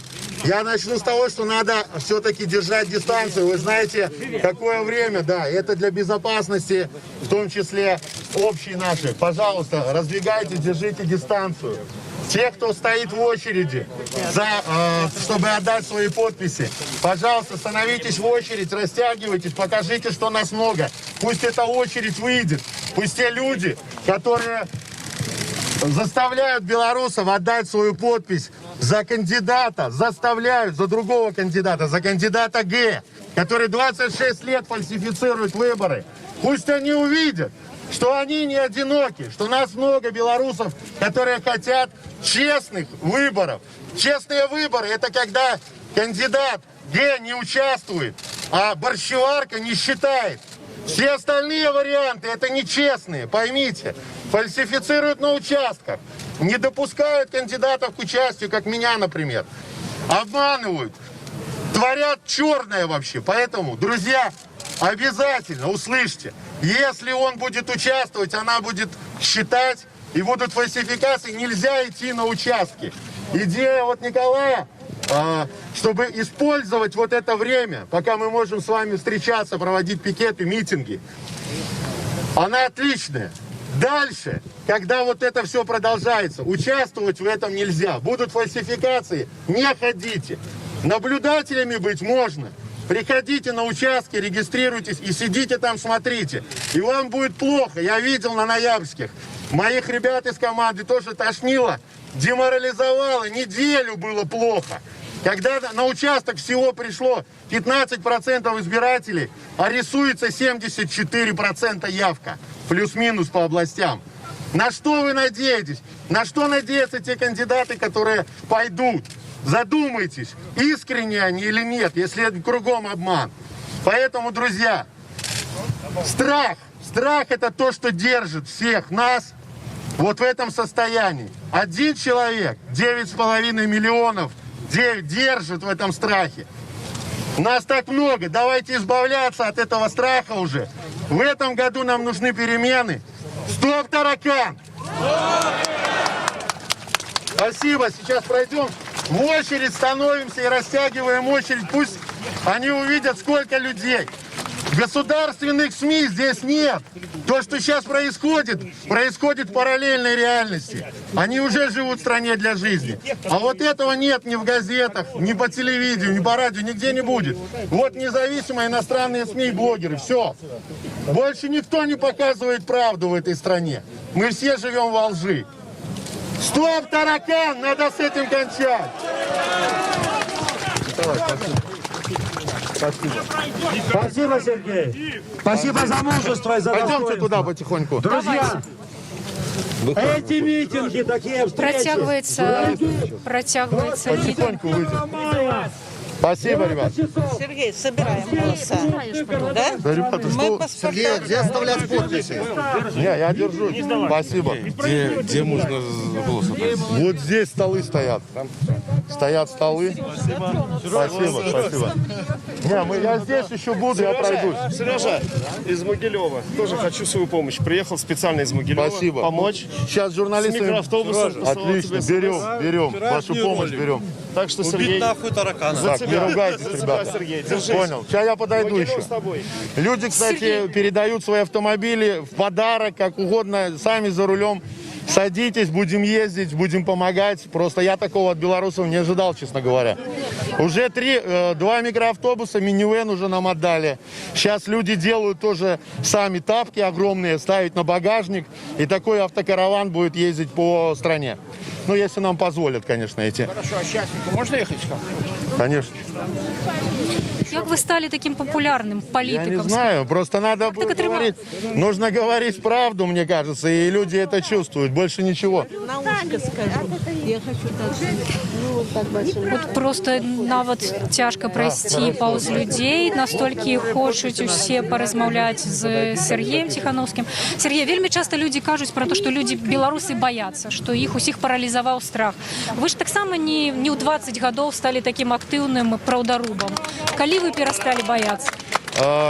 Специально для Радио Свободы. Я когда выкладывал первые ролики свои на канале, я задумал YouTube-канал как для, предпринимательский такой, экономический. Я боялся их выкладывать, у других блогеров спрашивал, а мне за это ничего не будет. Я боялся, я испытывал страшный страх. И потихоньку, там не было еще даже политики никакой, были какие-то моменты критика чиновников. И потихоньку я пришел к тому, что власть игнорирует эти блоги, все это, она не замечает. Вот как сейчас СМИ не замечают, что государство государственные, что здесь что-то происходит, что такое количество людей пришло отдать свой голос. Понимаете? И они просто нас игнорировали до определенного момента, когда мы начали ездить уже по стране, очень много людей хотело дать интервью, рассказать о своих проблемах. Взяли автодом, начали ездить по стране, и людей стало приходить все больше и больше, власть испугалась и посадила меня вот в тюрьму. А потом точно так, испугавшись, отпустила. Это агония просто. У меня такое ощущение, что там никто ничем не управляет, а просто уже затыкают дыры, когда возникают какие-то проблемы. Вот у меня такое ощущение. Ну, а чого вас бояться? Бо у улади є міліція, суди, Верховний суд, там, КДБ, а у вас вот прихильники в интернете только. Чему вы думаете, супротив вас такие прессинг? А почему вы думаете, что это прихильники в интернете только? Вы что, не видите людей на улицах? В любой город мы приезжаем, там выходят, ну сейчас уже сотни будут выходить людей. Даем анонс несколько часов только, и уже сотни людей выходят. Это не в интернете прихильники, это белорусы хотят перемен. Сколько собрали, не знаю еще. В чем секрет такой вашей популярности, когда вот по одному там клику в интернете сбираются сотни людей? Я как бы не ощущаю популярность на себе, честно скажу, потому что мы все время работаем, ездим. Вот только когда люди начинают в конце фотографироваться, и это уже длится полчаса, например, уже я начинаю как-то чуть-чуть что-то понимать, что-то не то происходит, потому что... Тяжко не зауважить увагу такой кількості людей, все ж таки, чому, як ви думаєте? Чим їх подкупили? Люди хотят перемен, и они уже устали от лжи. Они хотят видеть и слышать правду. Это единственный, мне кажется, аргумент. Что первое надо изменить в Беларуси? Первое. Честные выборы, иначе мы ничего дальше не поменяем. Какие-то законы, конституцию поменять? Ну, мы уже говорили о том, что мы хотим вернуться все-таки к старой конституции белорусской. Вот. Нам нужен честный парламент, который выбирает, а не который назначают. Нам нужны независимые суды, где можно доказать свою правду, если ты прав. Нам нужно местное самоуправление. Вы видели, наверное, у нас на канале вот ответ властей Фигу Федоровну, да? Когда чиновники на вопрос на твой крутят фиги. Ну, по сути, вот так они общаются с людьми, с белорусами. Они установили турникеты везде. К ним там нужно записаться вторая среда в определенный час месяца, а прийти в четвертую или наоборот. То есть месяцы люди тратят на какие-то записи, хотя это слуги народа должны решать наши проблемы. Они их не решают, они создают только препятствия. Скажите, а вы физически подпись могли поставить на документах, ну, при подаче в ЦИК? Я поставил эту подпись. Я из ИВС написал заявление на второй день после объявления даты выборов. Все в срок. Заявление было зарегистрировано. Заявление было отправлено в ЦИК. Ермошина его получила. Об этом мне сообщили сотрудники ИВС на обходе. Они утром, вечером проводят обход и говорят, но у нас в стране нет правды, одна ложь. Они отказали, ну, по этой причине могли отказать, там, зарезать группу, да, ну, все, что угодно они могли сделать. Вот. Жена имела доверенность, я заранее сделал доверенность, чтобы она могла подать документы. Но, к сожалению, вы видите, то, что случилось то, что случилось. Формально какая-то возможность общаться, ездить у нас есть. Но реально участвовать как кандидат, у меня, видите, возможности нет. Скажите, Конституция, статья 8, приоритет международного права. Нет. К сожалению, из-за того, что у нас смертная казнь не отменена в Беларуси, мы не можем в ЕСПЧ обращаться. Это большая проблема. Сейчас, если бы мы в Европейский суд по правам человека обратились, все вот задержанные, кто получил сутки, кто получил штрафы, мы бы смогли доказать свою правоту там через несколько лет, но получили бы компенсацию, потому что творится беспредел, реально беспредел. Людям не дают ни выступать, ни говорить, держат их вот, ну, я не знаю, эти слова. Когда он говорит, одену всем намордники, почистите свои копыта, народец. Такие слова в отношении своего народа президент говорить не должен. Скажите, кроме президента еще кого-то менять будем? Надо менять эту вертикаль всю, конечно. Сергей, скажите, вот 9 жнивня, например. Я не знаю его. Я прошу прощения, мы с Радио Свобода говорили. Да, 9 жнивня приходит. Не єсте солодкого? Не, ем, но не беру уже у людей, да, ничего. Да, зрозуміло. Скажите, вот приходит 9 жнивня, там 10-го обвешают, перемог Александр Лукашенко. Какие ваши идеи? Что будете робить? Будете на площади закликать людей? Пока не могу сказать, еще времени много, но белорусы готовы к длительному мирному протесту, долгому. Мне кажется, это случится. А вось яшчэ важнае пытанне. Тут шмат якія кандыдаты кажуць, што галоўнае гэта каб беларусы жылі заможна, каб была эканамічная самастойнасць у Беларусі. А там пытанні мовы, пагоні, бел-чырвонага белага сцягу гэта цяпер не зусім важна. А якое вашее стаўленне да гэтага? Ну, я согласен, что сейчас самое главное это сменить вот эту власть, диктатуру. От нас не зависит, один человек просто творит все, что хочет. Пока мы это не поменяем, нам нужно сейчас меньше говорить о том, что нас разделяет белорусов. Цвет флага там, вот эти все моменты, там, кто говорит, нужно там исключительно белорусской мовой разговаривать, да? Не нужно сейчас эти вопросы поднимать. Сейчас нужно решить главную проблему. И потом законно избранный парламент пускай решает, как должно быть. Нужен референдум, пускай решают белорусы. Не может один человек лучше всех знать, что должно быть в нашей стране и куда мы должны двигаться. Должны решать люди. Стоп, таракан! Я так разумею, вы будете выступать за парламентскую республику? Да, я об этом уже много раз говорил. Может быть, не сразу, но какой-то переход к парламентской республике должен быть, да. Сергей Сушкевич, ну, будем сподіватися, що ви зберете все потрібну кількість голосів. Ваша жінка буде зареєстрована. Кого ви бачите її найбільшим мощним конкурентом? Я уже просто говорю, может быть, вы не услышали, что если Александр Григорьевич будет участвовать, а Лидия будет считать, то никто белорусов на избирательные участки не позовет. Там фальсифицируются выборы, никто не позовет, я не позову. Никогда. Поэтому его не будет и ее, пожалуйста. А этим людям, которые фальсифицируют выборы столько лет, какая может быть вера? Те кандидаты, которые говорят, что надо идти на участки избирательные, у меня большой вопрос вообще, на чьей они стороне и на что они надеются. А скажите, а про ситуацию с коронавирусом, что вам рассказывают люди в Беларуси? Люди рассказывают, что где-то в 5-10 раз данные по зараженным, по смертям, они преуменьшаются в нашей стране. Я не могу, я не государственный какой-то орган, имеющий огромное количество там своих представителей во всех городах, подтвердить эту информацию или опровергнуть. Но для меня странно, что когда 500 зараженных было, умирало 3-4 белоруса в день. Когда стало зараженных 10 тысяч, умирает 3-4 человека в день. Зараженных становится больше 20 тысяч, а умирает 3-4 человека в день. Но мы же не идиоты, ребята, вы же понимаете. Чем больше зараженных, тем больше должна быть смертность. Значит, от нас скрывают, намеренно скрывают эти данные. И это опасно. Это очень опасно, когда мы не получаем информацию. Если пройдут выборы, вы как будете реагировать? Мне кажется, уже отвечали уже на этот вопрос. Я не знаю, как они пройдут, что будет через 3 недели. Мы еще так далеко не планируем. В ближайшие 20 дней мы будем ездить по самым крупным городам Беларуси, собирать подписи, проводить пикеты, то, что нам позволено по избирательному законодательству. Это будем делать. Дальше будем посмотреть. А как вы оцениваете небезпеку с боку России? Не повторится сценарий 2014 года, что было в Украине, да? Я понимаю, о чем вы говорите, но я тоже думал, кто в Беларуси пророссийский кандидат, например. Потому что просто не вмешиваться в наши внутренние дела, я не верю, что Российская Федерация может себе такое позволить, особенно после проблем вот этих конфликтов в Украине, да? И потом я понял, что этот кандидат 26 лет здесь уже есть. Этот кандидат, который 30 дорожных карт подписывает, он есть уже.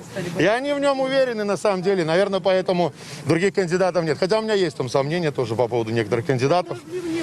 А отношения с Россией как выстраивать, как вы считаете? Ну, мы должны жить в суверенном независимом государстве в Беларуси. Дружить со всеми соседями, в том числе и с русскими.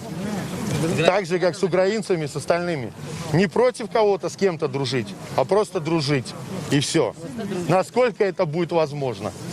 Сергей, протяг з моего попереднього питання, ви кажете, що коли будуть лічити голоси ті, то виборів не буде. А що значить коли? То есть шанс, что нечто может быть иначе проходит эти выборы? Конечно. Ну, все может случиться. Видите, я могу просто 4 месяца ездить по стране, снимать интервью, потом меня в любой момент арестовывают куча, 3 микроавтобуса ОМОНа, везет из Могилева в Гомель, значит, сопровождение ГАИ, там каких-то спецслужб еще. А потом меня, я не досиживаю 15 суток, на 14-е выпускают, говорят, у тебя закончился срок, хотя все время мне говорили время и дату выхода. Спасибо. Вот. Потом ты точно так же можешь, ну, может случиться в этой стране все, что угодно. Говорите по себе, ці ще ніж там не може які інші варіанти максимум. Я не знаю. Ну, я знаю, вот я буквально несколько дней, как вышел из этого изолятора, да, я еще даже не просмотрел почту, сообщения там в ВКонтакте, там 1000 с чем-то человек, друзья, добавилось, еще не нажал на кнопочку принять даже, понимаете, то есть нет возможности и все остальное. Поэтому следить за какими-то новостями еще нет времени, соответственно, выводы какие-то я еще сделать не могу. Но я не ожидал такой поддержки белорусов, что так много людей придет поставить свою подпись за честные выборы и поддержать меня и мою жену. Скажіть, робите виснову з сьогоднішнього дня? Вельми многие люди, як ви видите, дочекаються своїх чарги, аби підписатися. Самое главное, не сколько мы собрали там сегодня подписей, это можно будет и в другие дни сделать. Самое главное, это показать вот эту поддержку. Потому что многие сейчас наши подписчики жалуются, что их заставляют на государственных предприятиях ставить подписи за Лукашенко. Вот это. И никто... Спасибо. И никто не реагирует из властей, из избирательной комиссии на это. Но я уверен, что будет куча претензий к нам по сегодняшнему дню, понимаете? Никто не верит в честные эти выборы. Никто. Выборов нет. Выборов нет. Вы слышите людей? Люди пришли показать свою позицию. Да не стали в очереди показывать. Ну, сегодня они показали позицию. А завтра они выразят свой длительный мирный протест, возможно. Я не знаю. А скажите, вы уже посидевши там, а какие у милиции настрои? Может быть, вам что-то там расповедали? Милиционеры тоже неуверенные, чувствуется в них и страх, и они понимают, что они что-то делают не так, с другой стороны, они вроде бы выполняют свою работу, и их уже тоже внутри начинает расшатывать. Один там или два мне милиционеры в разных городах говорили, что если выйдет там 2000, если выйдет там 10 тысяч, мы разгоним. Если будет там 40, 80, то мы станем на сторону народа. Насколько можно верить этому, я не знаю. Да, не все так говорят. Надо больше людей, надо не бояться, поэтому и все поменяется. Скажите, а в 91 году что вы делали, сколько вам было лет? Как воспринимали эти события? В 91-м развал Советского Союза. Ну, я 78-го года, я еще был молодой совсем человек, никак не воспринимал. Я еще помню, в 86-м Чернобыль. Я в Гомеле жил тогда.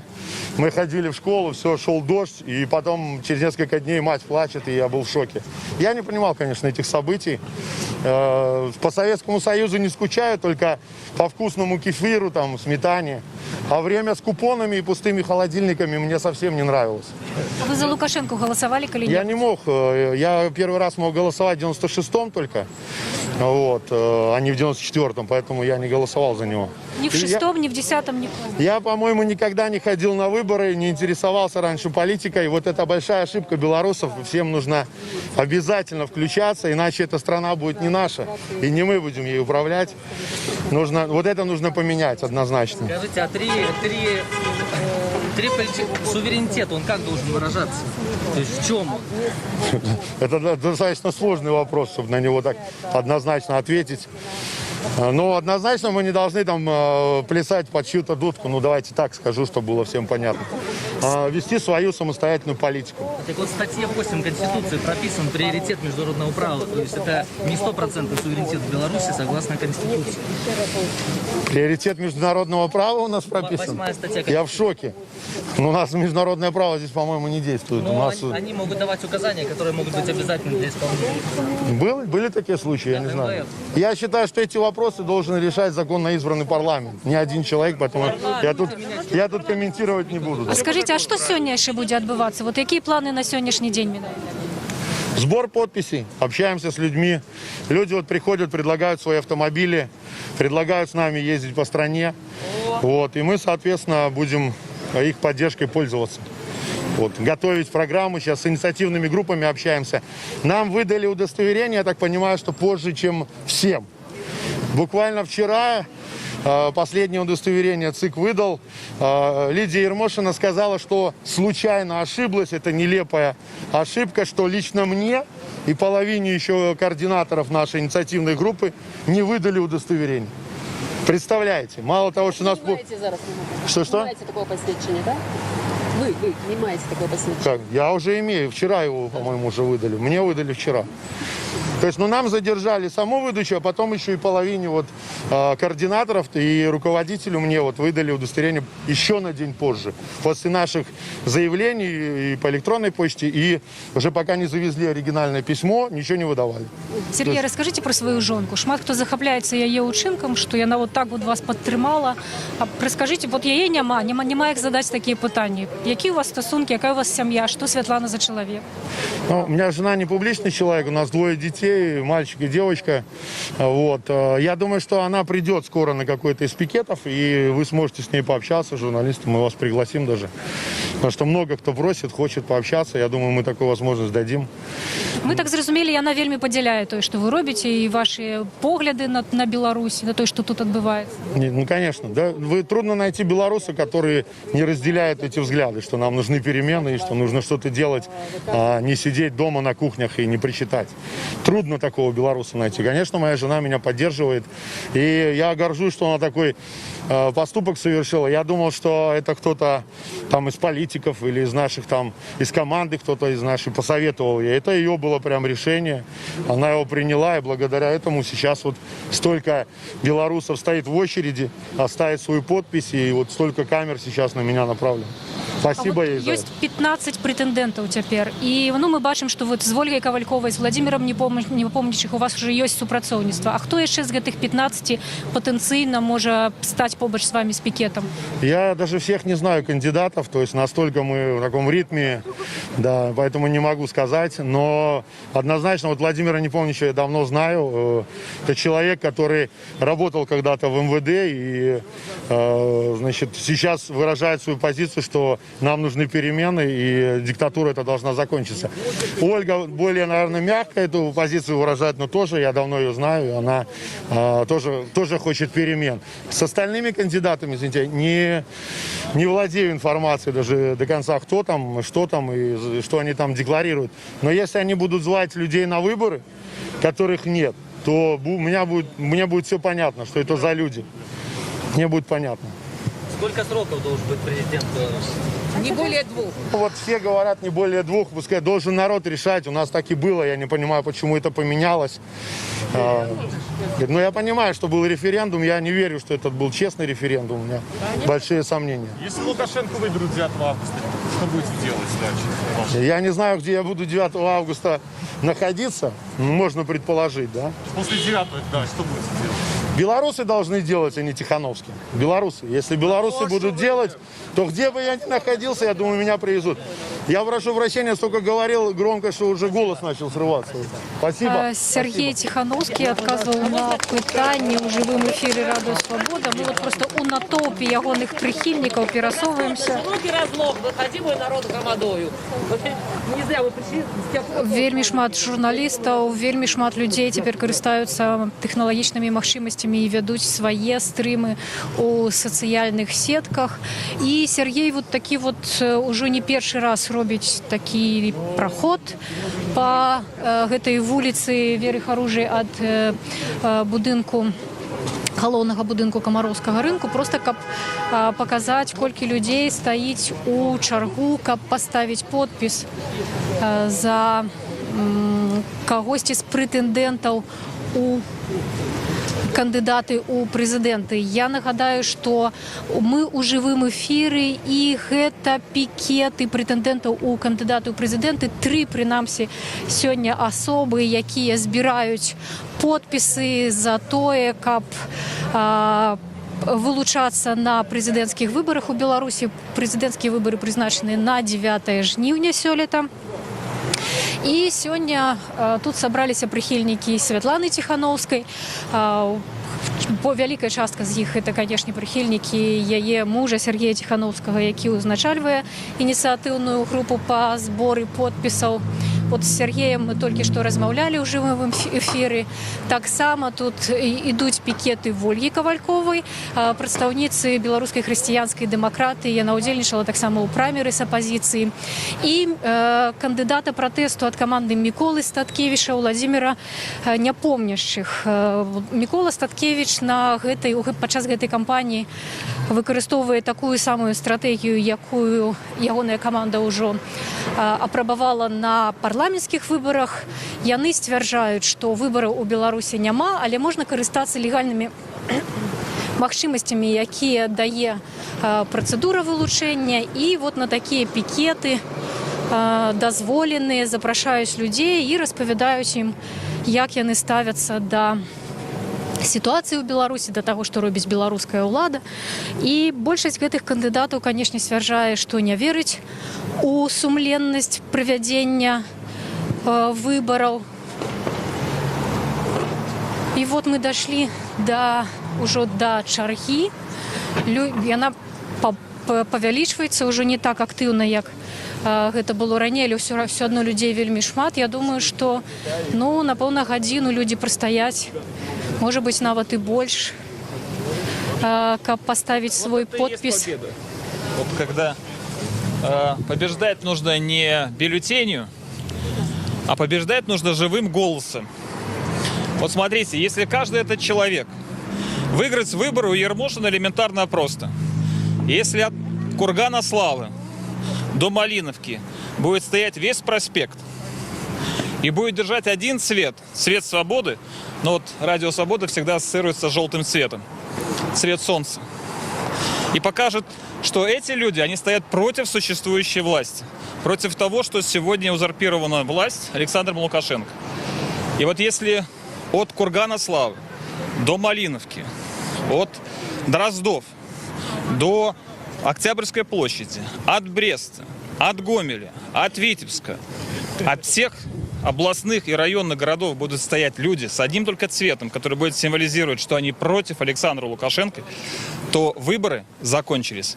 Их не надо проводить, потому что то, что сегодня делает Ермошина, когда она нам позволяет играть в шулерство, в ящике черт сидит, понимаете?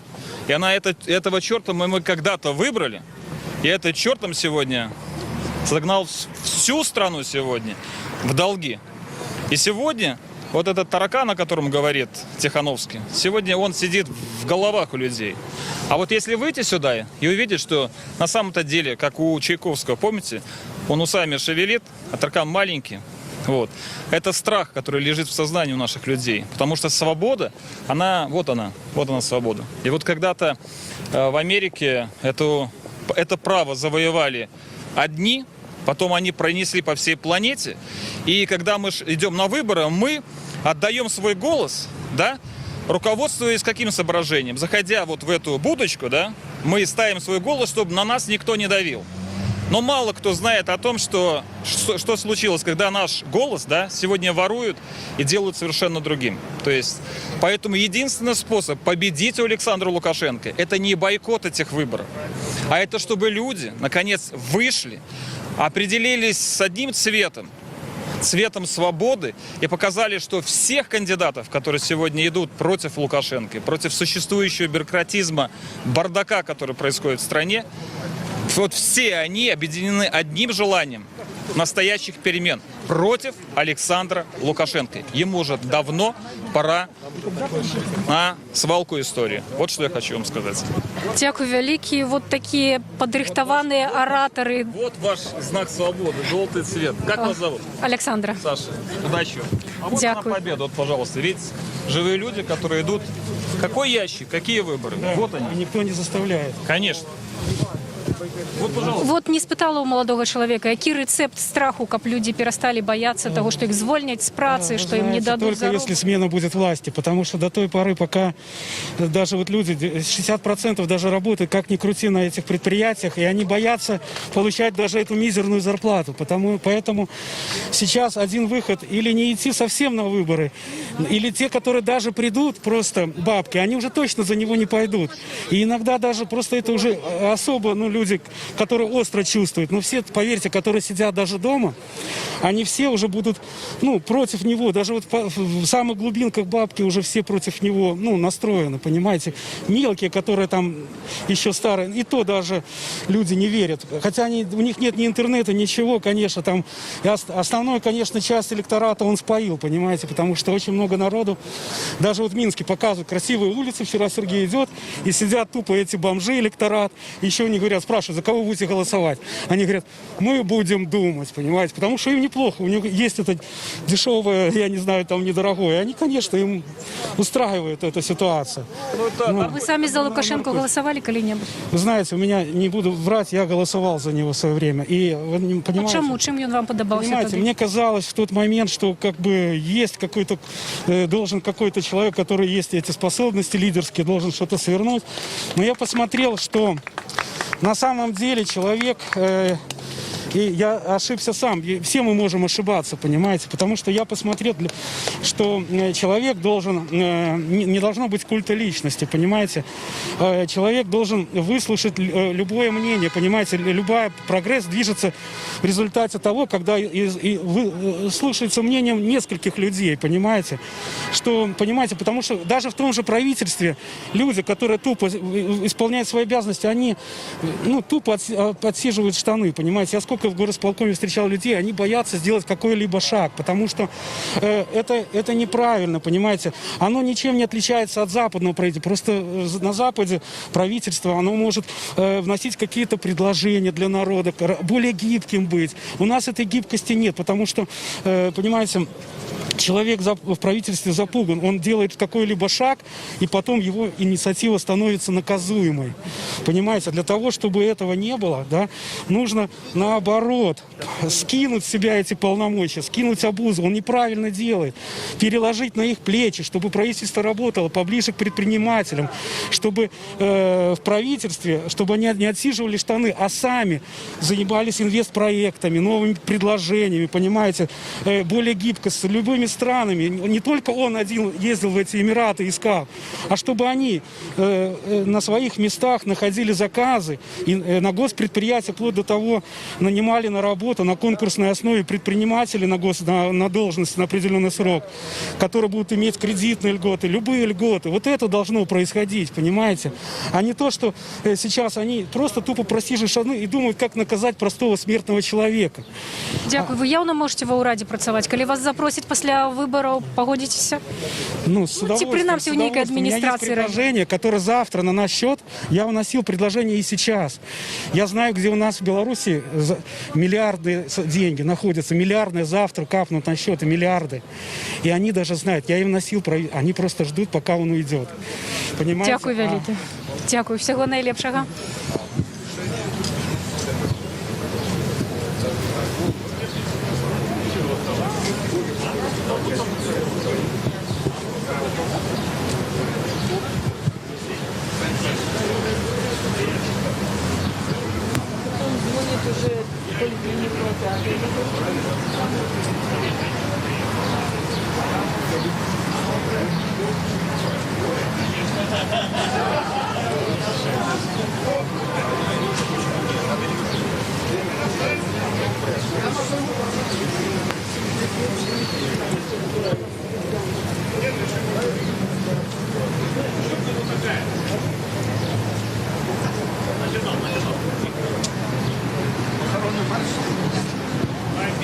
На Камароўскім рынку працягваюцца пікеты, дзе ініцыятыўныя групы збіраюць подпісы за прэтэндэнтаў у кандыдаты на прэзідэнцкіх выбарах.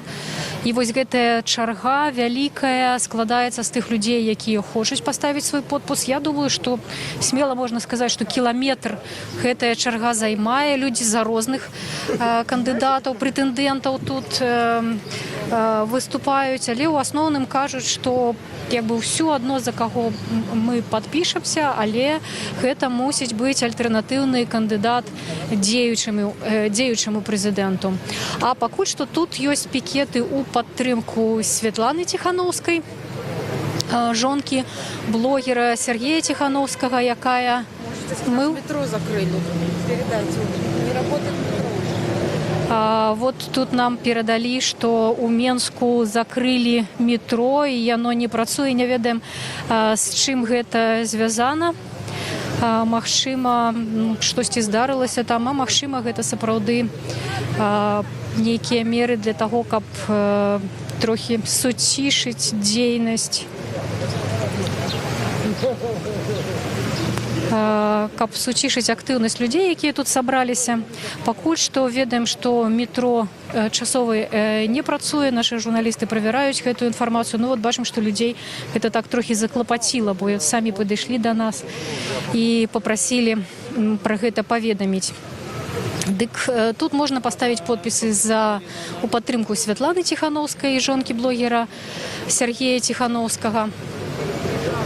Таксама тут праходзіць пікет кандыдата пратэсту Уладзіміра Няпомняшчых. Это чалавек з каманды Мікалая Статкевіча. Мікалай Статкевіч на гэтых выбарах выкарыстоўвае ту ж самую стратэгію, што і на парламенцкіх. Десяткі кандыдатаў пратэсту дакументы падалі свае ў цэнтральную выбарчую камісію. Ну вот з гэтых десяткаў, па-моему, там да 40 чалавек нават было.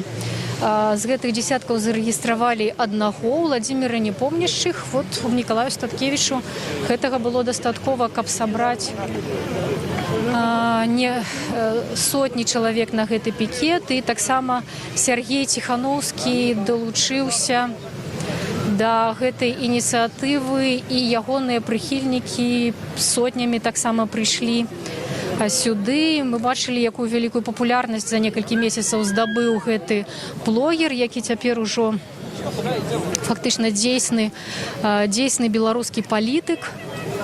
Просто людзі не даюць яму праходу, просто хочуць нават дакрануцца, сфатаграфавацца, перадаюць падарункі, прапануюць дапамогу, прапануюць аўтамабілі свае, распавядаў нам Сергей. Ну і вот там, дзе Сергей спыняецца, утвараецца вот такі натоўп людзей, якія хочуць яго паслухаць.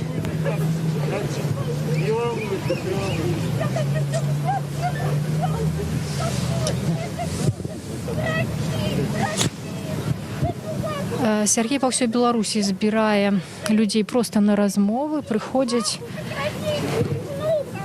людзі распавядаюць пра свае праблемы.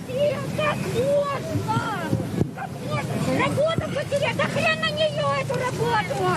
Пойдем в сборниках хватай! Браво! Только нашими руками! Врачи, одумайтесь! Живе Беларусь! Живе! Я хочу сказать, правительство, которое Александр Григорьевич прикормил, они сами его подставляют и народ сюда собирают. Когда приходишь к ним на прием, они разворачивают жирным шрифтом, написано, и говорят, читайте. Никуда, ни в милицию нам нельзя вмешиваться, ни в суды, ни в прокуратуры. Никуда. То есть ты, бабка, пришла, иди следом, сказку послушал, и никаких мер никто не принимает. По какому бы вопросу не пришел, никаких мер, только по телевизору показывают хорошие картинки, что мы принимаем. Александр Григорьевич, зайдите в третий кабинет. Прием для граждан, там с жирным шрифтом написано. Никаких приемов нет, и решаться вопросы не решаются с людьми. Они вас обманывают, они толкают народ вот на то, что сейчас и мы видим. Спасибо. Перемен!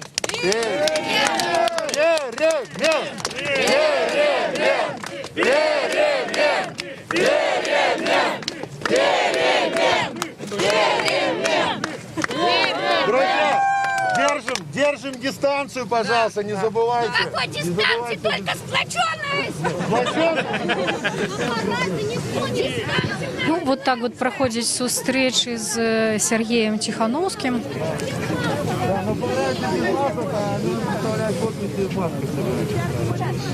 Нет, кто подписи собирает, им надо. А я разговариваю. Я сметаню. А то жена... Привет. скажут, что они действительно... Не, мы сейчас избирательной кампании никакие ничего, деньги не надо давать.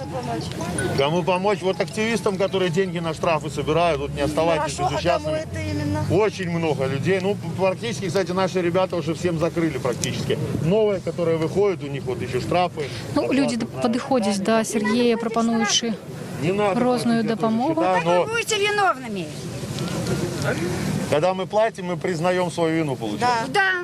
Поэтому не надо платить. Открыли бы счет. Счет откройте на кого-нибудь, и все. Куда можно ложить? Вот я с отцом пыталась разобраться, и для меня, хоть я молодая, очень сложно понять. Да, я сейчас отвечу. Смотрите, создали там специальные вот эти проекты на Мола-Мола, да, там помощь активистам, которые получили штрафы и сидят на сутках. Это все есть, надо поискать, поспрашивайте. Если вы молодая, вы можете в Телеграме там спросить, у нас есть канал и чат «Страна для жизни». У ребят спросите где, они ссылочку вам сбросят. Все это можно.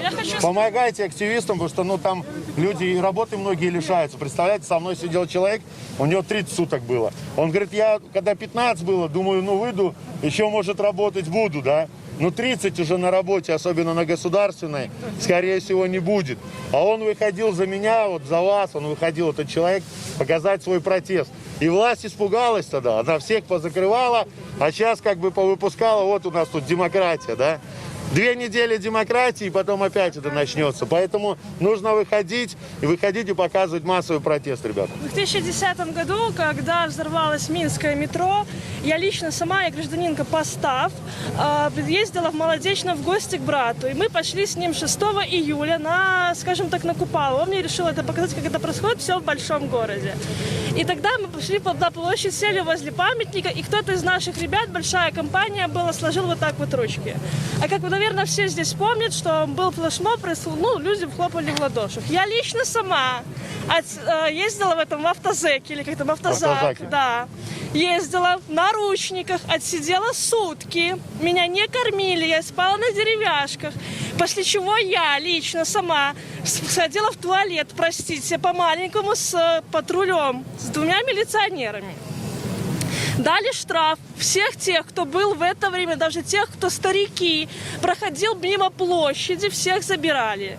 Очень многих, почти всех уволили с работы. Те люди, которые хотели поступить в университеты, никто не поступил дальше Хабзы. Вот. Помимо этого, у меня есть в Поставах у родителей квартира. Я живу в Минске для того, чтобы хоть как-то существовать, хоть какие-то копейки зарабатывать, чтобы мне хватало, грубо говоря, простите, покушать. Понимаете? С учетом того, что просто в Поставах нет работ. У меня папа работает дальнобойщиком по Европе. Он уволился перед кризисом. Сейчас он уже полгода сидит дома. В Поставах никто не берет.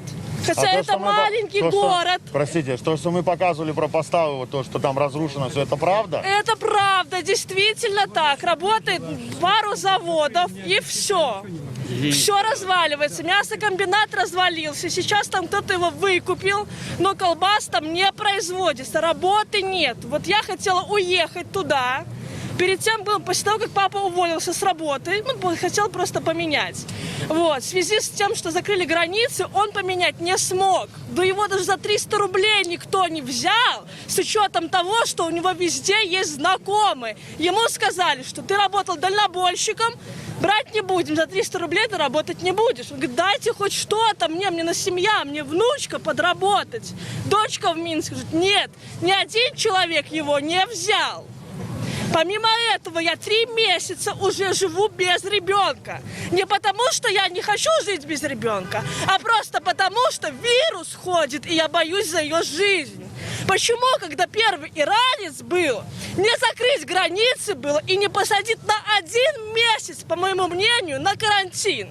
И после этого, когда всех сели бы на карантин, не было бы такой заболеваемости. Я лично сама хочу знать правду. Я работаю с заводами, напрямую с заводами, с огромным количеством людей. И как не послушаешь, на одном заводе, вот есть завод Вежа, Шумилинский район, на нем работает только 2 человека. И только 2 человека из них здоровы. Все. Остальная компания вся легла.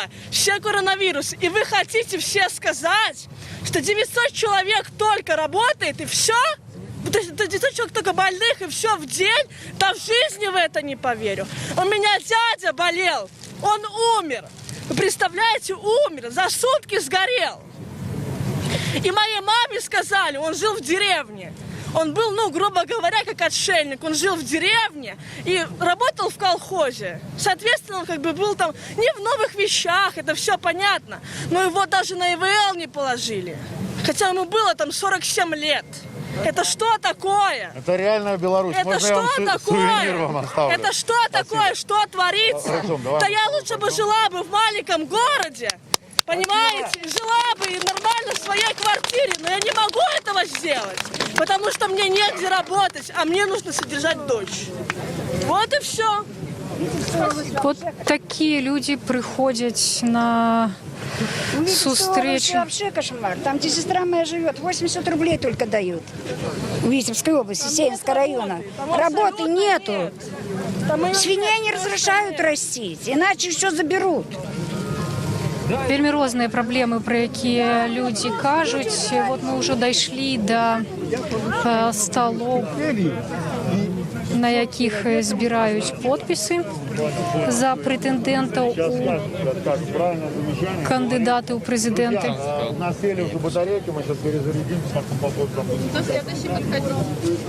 Саш, давай. Сбор подписей же, правильно?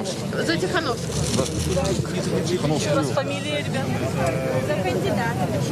А можна трошки даведацца у вас у жывым эфіры Радио Свобода? Колькі цяпер подпісаў уже собрали? Ой, мы не знаем. Вы знаете, тут мы вот так как головы опустили, так мы и пишем, и не знаем. 200-300? Ну, 200 точно собрали. Но я думаю, что уже 1000 собрали. Потому что мы не одни. А колькі люди кажуць у чарзе стаять? Ну, я вот вижу только эти бумаги, я очередь не вижу. Вот один з членаў ініцыятыўнай групы Святланы Тихановскай, дзяўчына кажа, што вельмі шмат подпісаў ужо сабралі і вельмі занятыя яны просто сапраўды. Людзі доўга стаяць у чаргу, каб гэты подпіс пакінуць.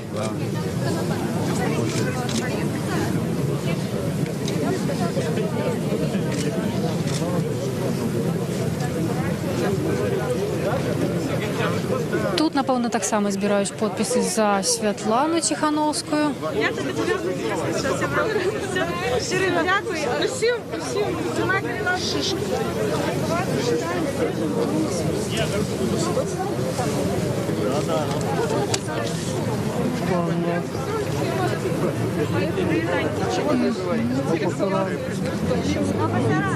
Падыдзем да пікета іншых кандыдатаў, прэтэндэнтаў у кандыдаты. Паводле беларускага выбарчага заканадаўства цяпер вот такі этап з 21 траўня па 19 чэрвеня сябры ініцыятыўных груп збіраюць подпісы за свайго прэтэндэнта. Такіх подпісаў якасных, без усялякіх памылак, дакладных абсалютна мусіць быць 100 000. Канешне, чым больш у чалавека людзей у ініцыятыўнай групе, тым больш шансаў сабраць гэтыя подпісы, але збольшага тыя кандыдаты, тыя прэтэндэнты ў кандыдаты, якія тут ёсць, яны выкарыстоўваюць гэтую выбарчую працэдуру, каб легальна сустрэцца з людзьмі, паразмаўляць з імі, паслухаць пра іх праблемы, распавесці пра сваё бачанне сітуацыі ў Беларусі.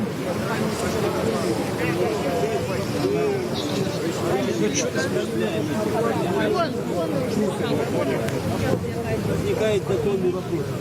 Мы скорее понимаете? Вот Владимир Непомняшчык, это один з кандыдатаў пратэсту, адзіны, каго зарэгістравала Цэнтральная выбарчая камісія. Здрасте, вы, наверное, меня искали, хотели пообщаться. Так, давайте пообщаемся с вами, поразмаўляем. Моя фамилия Непомнящих, Владимир. я из Гомеля, я кандидат протеста, один из 30, который как бы, не знаю по какой причине, но пролез.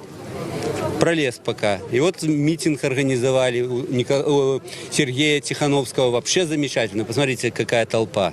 Очень радует. А як так атрымалася сапраўды, што вас за аднаго зарэгістравалі? Дело в том, я не знаю, по какой причине, возможно, прозевали меня. Почему? Потому что, во-первых, у меня в анкете было записано, что я член Объединенной гражданской партии, это раз. И, во-вторых, у меня список был не общий, который готовил Николай Статкевич со своими непосредственными соратниками, а у меня был список Гомеля, в основном гомельчане, там несколько человек с Могилева, с Бобруйска, 3-4 или 5 человек с Минска. Поэтому, может, вот это их и... Ну и у меня группа 130 человек, это собрать нереально 100 тысяч подписей. Но я вам честно скажу, я и не планировал собирать. Я кандидат протеста, я для того зарегистрировался, чтобы сказать людям, не ходите на выборы, вас все равно обманут. Должна быть тактика, чтобы участки избирательные были пустые. И идти только наблюдателями, чтобы человек пришел, многие говорят, они не обманывают или мы знаем. Каждый гражданин должен, кто чувствует свою ответственность за государство, за свою семью, должен прийти и понаблюдать. Прошлые парламентские выборы у девочек, которые наблюдали первый раз, шок был от такой наглости этой власти. А посмотрите, что сейчас творится. Лукашенко на шестой раз щемится в президенты, как жаба на корче. Я говорю, щемится туда. И заявляет на весь мир, вы можете за меня не голосовать, не голосуйте за меня. Чего ты тогда идешь туда? Если он... А ему цель загнать народ на участки. Вот на участки вы пришли, это вы пришли проголосовать за Лукашенко. Кого вы не напишите там, вы вычеркните всем. Ему главная явка. Многим объясняю, для чего Лукашенко ввел ответственность за призывы к бойкоту. Потому что он боится бойкота, потому что он боится пустых избирательных участков. Вот это его самый страх. Поэтому не идти на избирательные участки я призываю. Если вы хотите проголосовать за непомнящих Владимира Михайловича, у которого на майке написано «За Беларусь без Лукашенко», не идите на выборы, просто игнорируйте. Тем более сейчас основание карантин. С вами не разговаривают. А як вы до інших претендентам ставитесь? Положительно отношусь. Просто до усіх. Вот, например, Валерцев, Касапкала, Виктор Бабарика, яны... Это, как бы они ни крутили, как бы они ни рядились, мое глубокое убеждение, что это ставленники Лукашенко. Ни один чиновник такого высокого ранга не позволит себе самостоятельно идти. Это они пройдут, потом поздравят Александра Григорьевича с элегантной победой. Вот это их роль. Если они идут самостоятельно, вразрез с мнением Александра Григорьевича Лукашенко, то я уверен, что их ждет тюрьма, как Козулина, Статкевича в прошлый раз и все прочее. Их ждет тюрьма. Вот. Они повод найдут. Поэтому я глубоко убежден, что это ставленники Лукашенко, спарринг-партнеры, чтобы показать вот тут демократию. Если у нас демократия, почему вот этих 29 человек, моих соратников, моих коллег, соратников Николая Статкевича не зарегистрировали? Потому что они боятся Статкевича. Вот единственный, которого боятся. Я молодец Сергей Тихановский, молодец Ольга. Но я почему-то не вижу руководителей своей партии. Я состою в Объединенной гражданской партии, я состою в Рухе за свободу. Ни одного, ни второго почему-то нету. Почему нема? Вы их запрашали? Нет, я не собираюсь их спрашивать у них. Они сами расскажут, почему они не пришли. Значит, они хотят участвовать, хотя я знаю, что никто из них не хотел участвовать. Почему они так поступают, я не знаю. А разве плохо было, если бы в нашей компании вот здесь стоял Николай Козлов, Юрий Губаревич? Отлично было. Все. А так один в лес, другой под дрова. Я не знаю. Я член Объединенной гражданской партии, но я вижу силу только и тактику только Николая Статкевича. Поэтому я и пошел. Поэтому я только по этой причине. Я пока член партии Объединенной гражданской. Чем это закончено для меня, вот это вакханалия. Посмотрим, поживем, увидим. Но я не жалею, что я вместе со Статкевичем. Я горжусь, что вокруг меня столько людей. Я рад этому, просто рад. Спасибо за внимание. Дякую вялікі. У нашым жывым эфіры быў Уладзімір Няпомняшых, это кандыдат пратэста ад каманды Миколая Статкевича. Кандидат протеста, которого не зарегистрировали. Не зарегистрировали, да? от Статкевича. Нас в любом случае, поймите, мы вот хотим объявить, что, Саша, мы тебя не тронем. Верни деньги, мы офицеры. Я сегодня на митинге выступал. 160 миллиардов украденных. Мы знаем, где они. Без тебя, с тобой. Но мы от имени кандидатов протеста просим вернуть деньги. Просим присоединиться к нам всех офицеров. Офицеров Центрального управления. Офицеров внешней разведки ГРУ. Всех офицеров. Ребята, вы нам всем нужны. Вы должны одеть ему наручники. Когда по приказу. Сегодня последний год, который он правит. Его один выход только поехать на лечение.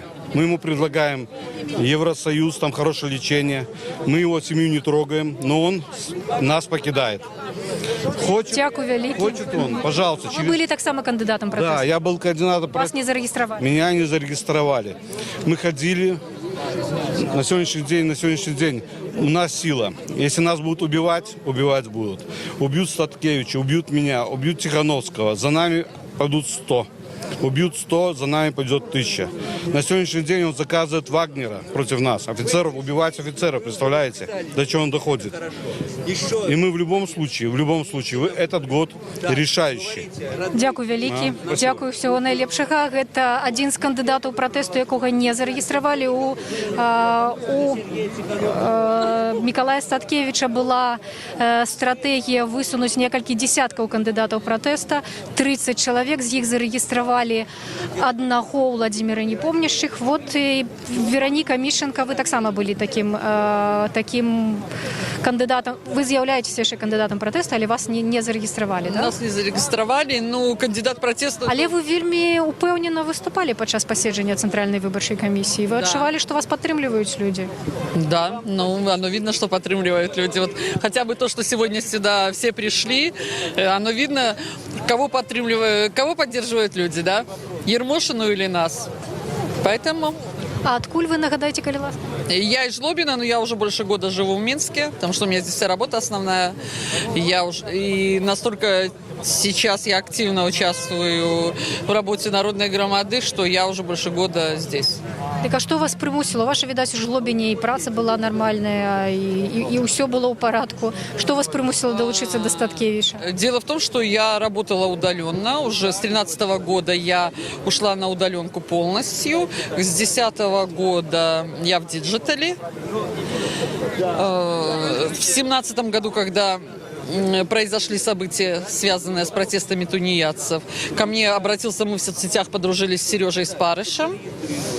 И я готова была делать все, чтобы не было Лукашенко, и, в принципе, с 1994 года. Вот это моя мечта. Вы за него не голосовали? Никогда, ни разу. Я вообще не понимаю, как люди могли голосовать, как можно все время вот эти обіцянки, цацанки, на них ловиться. Так а у Жлобине что люди казали? Неужели там не подтримливают Александра Лукашенко? Там боятся, там это градообразующее предприятие БМЗ, и люди очень боятся. И сейчас я вот только приехала вчера оттуда, я встречаюсь, разговариваю, все.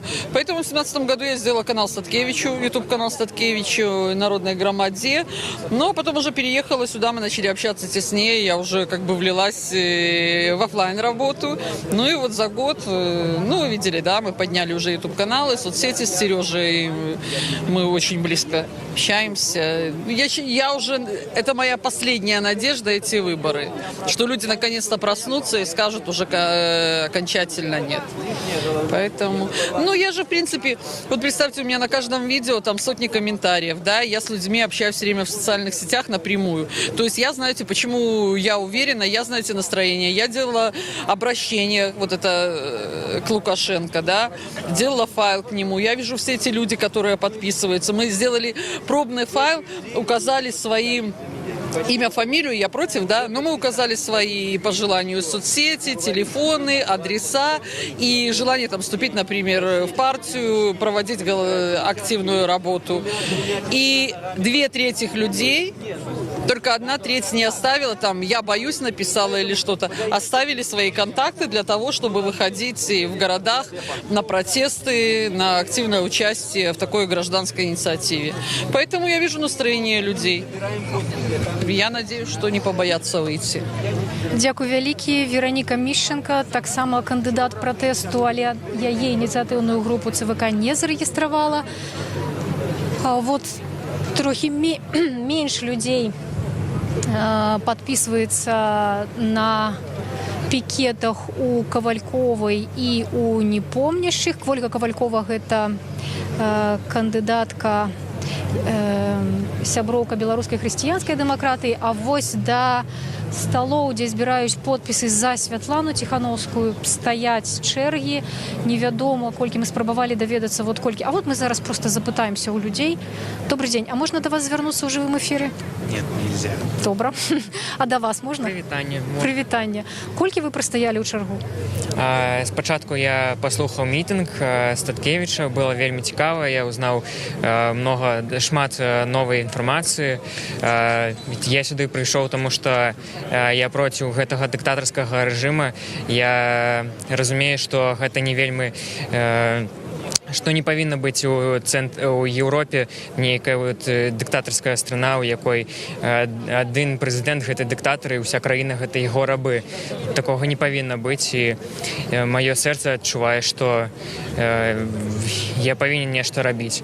Вось калі выходзіць, напрыклад, адзін чалавек, гэта таксама можна лічыць, што 10 чалавек таксама несагласных, незгодных з гэтай уладай, але яны не выходзяць чамусьці. А чаму выбралі Святлану Тихановскую? Вот стаіце ж за яе подпіс пакінуў. Спачатку я жадаў галасаваць за Сергея Тихановскага, аднак так как яго закрылі ў ізалятары ў калонію, таму я не смог, яго не зарэгістравалі на гэтыя выбары, і мне прыходзіцца галасаваць за Святлану.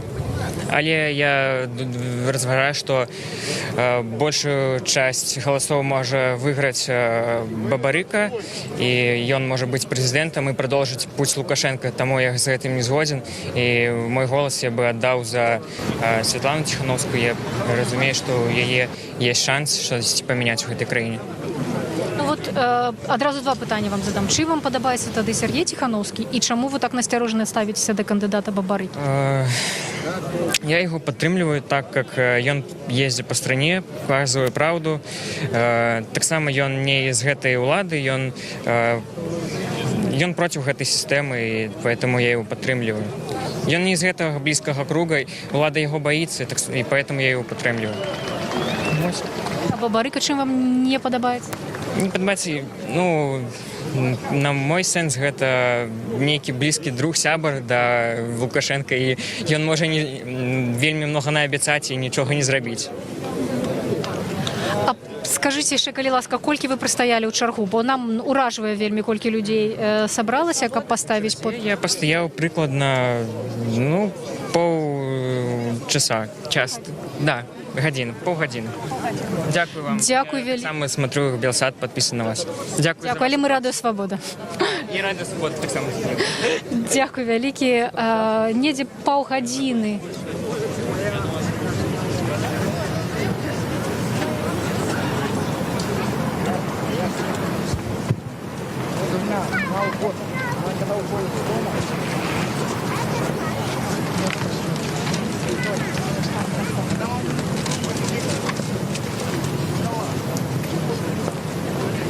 Простите, девушка, а вы не подскажете?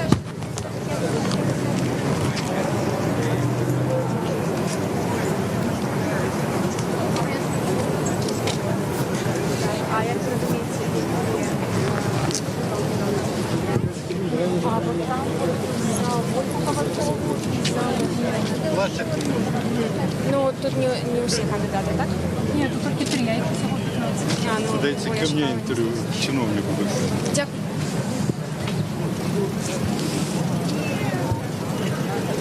пытаются, вот просто подошла дзяўчына запытаться, что тут отбывается и як можно покинуть подпись и за кого.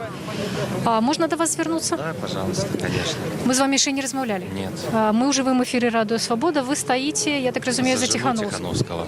А чим, точнее, за Сергея Тихановского. Чим он вам так подобается? Очень хочется перемен.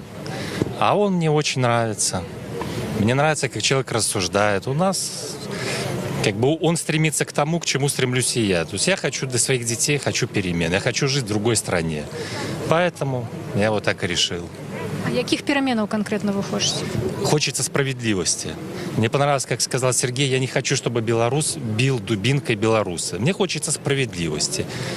Мне не хочется, чтобы у нас была армия милиции, армия чиновников и угнетенный простой там народ, учителя, рабочие. Мне этого не хочется. Мне хочется какой-то справедливости. Вот так. Дзякуй вялікі. Вот адзін з прыхільнікаў Сергея Тихановскага стаіць у шаргу, каб паставіць подпіс за Святлану Тихановскую. Гэта жонка блогера, аўтара канала «Краіна для жыцця». Сергей Тихановскі меркаваў сам быць прэтэндэнтам у кандыдаты ў прэзідэнты і падаў спісы сяброў сваёй ініцыятыўнай групы, аднак яго не зарэгістравалі. Нечаканым чынам жонка Святлана яго падтрымала, і цяпер яна прэтэндуе на той, каб быць кандыдатам у прэзідэнты.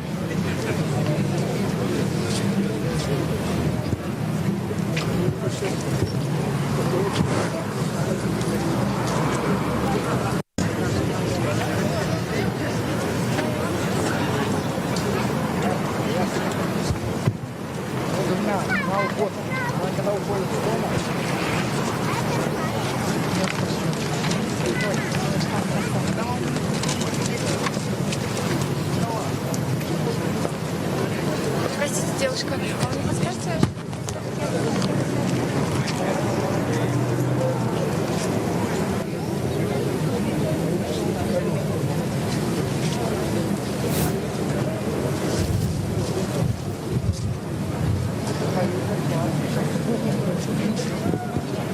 Толькі што падышоў да мяне сталы чалавек, спытаўся, дзе можна паставіць подпіс за Александра Лукашэнку.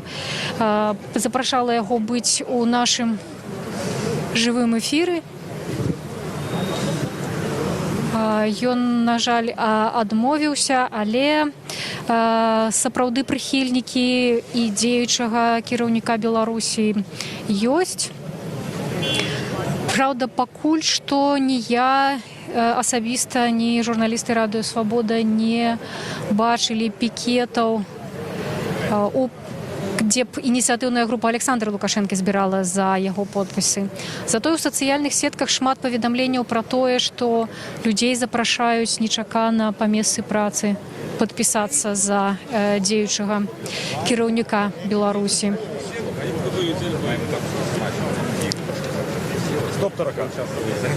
Трэба, каб вы штосьці нам распавялі ў жывым эфіры «Радыё Свабода». Чаму вы падтрымліваеце Сергея Тихановского?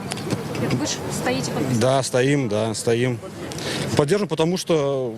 Нужны перемены. Да, что достойный человек, белорус достойный, не боится, высказывает свое мнение, мое мнение и всех мнение. Так а што вам не падабаецца у тым, як Беларусь цяпер жыве, працуе? Што не так? Што б вам хацелася памяняць? Смена власти. Это основная цель. Данная власть уже себя изжила. Мы идем как-то в пропасть. С этого как-то не видно. Все налоги. За что налоги, никто не знает.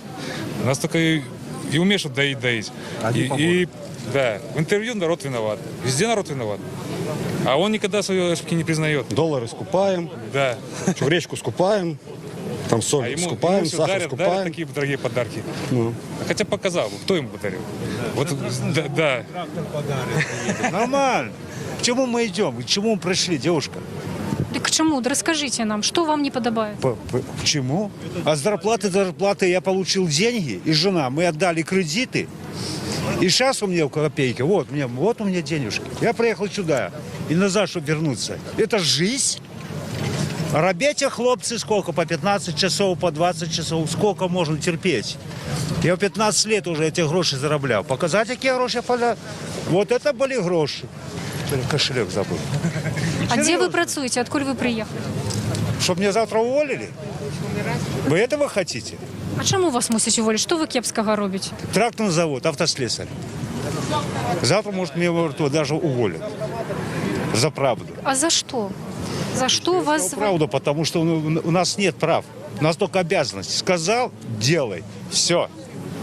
Но сейчас стоит милиционер, нас поддерживает, фотографирует. Там уже стоят, ждут. Бабки давай за то, что по сигналу. Нарушил правила дорожного движения. Они поддерживают народ. Так, так. Все. Які у вас там заробки на тракторном заводе? Сколько люди заробляют? Я сейчас получаю чистыми 850 рублей. 850 рублей.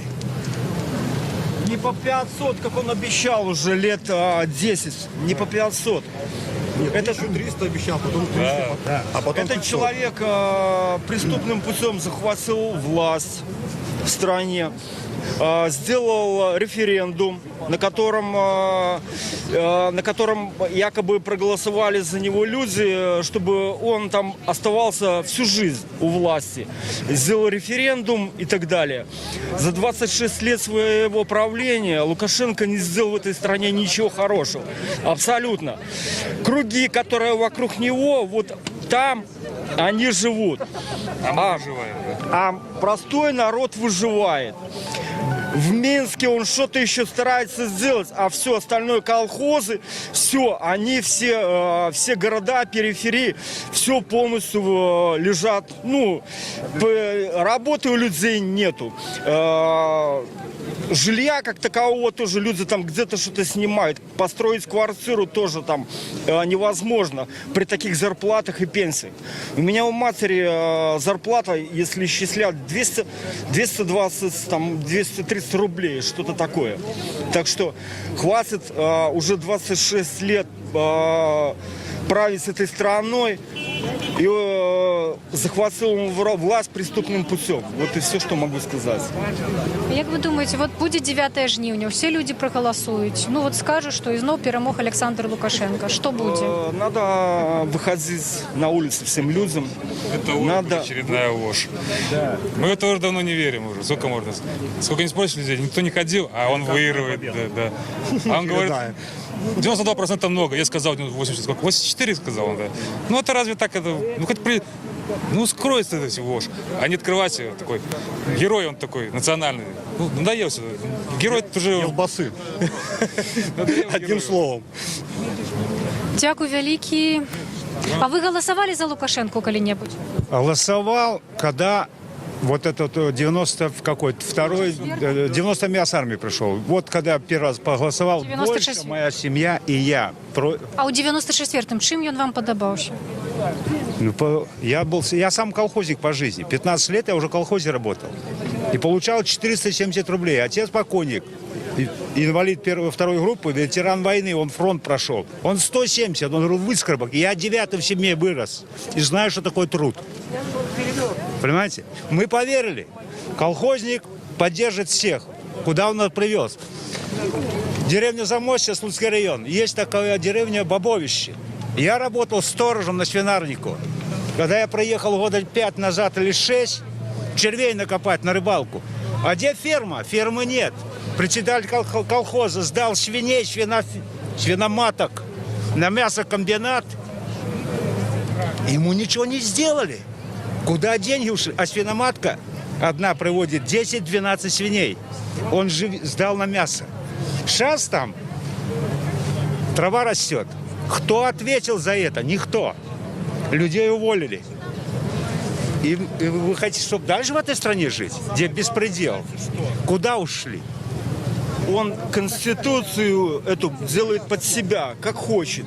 С этой Конституцией ворочает ее, как хотит, там, и так далее, и тому подобное. Конституция – самый главный закон Республики Беларусь, да и любого государства. Как хочет, все там делает и так далее. Посадил эту Ермошину на посту, ЦИК уже сколько она лет. Вот, все. У него постоянно 87, 90%. Сколько он там? Хорошо, что еще не 100%.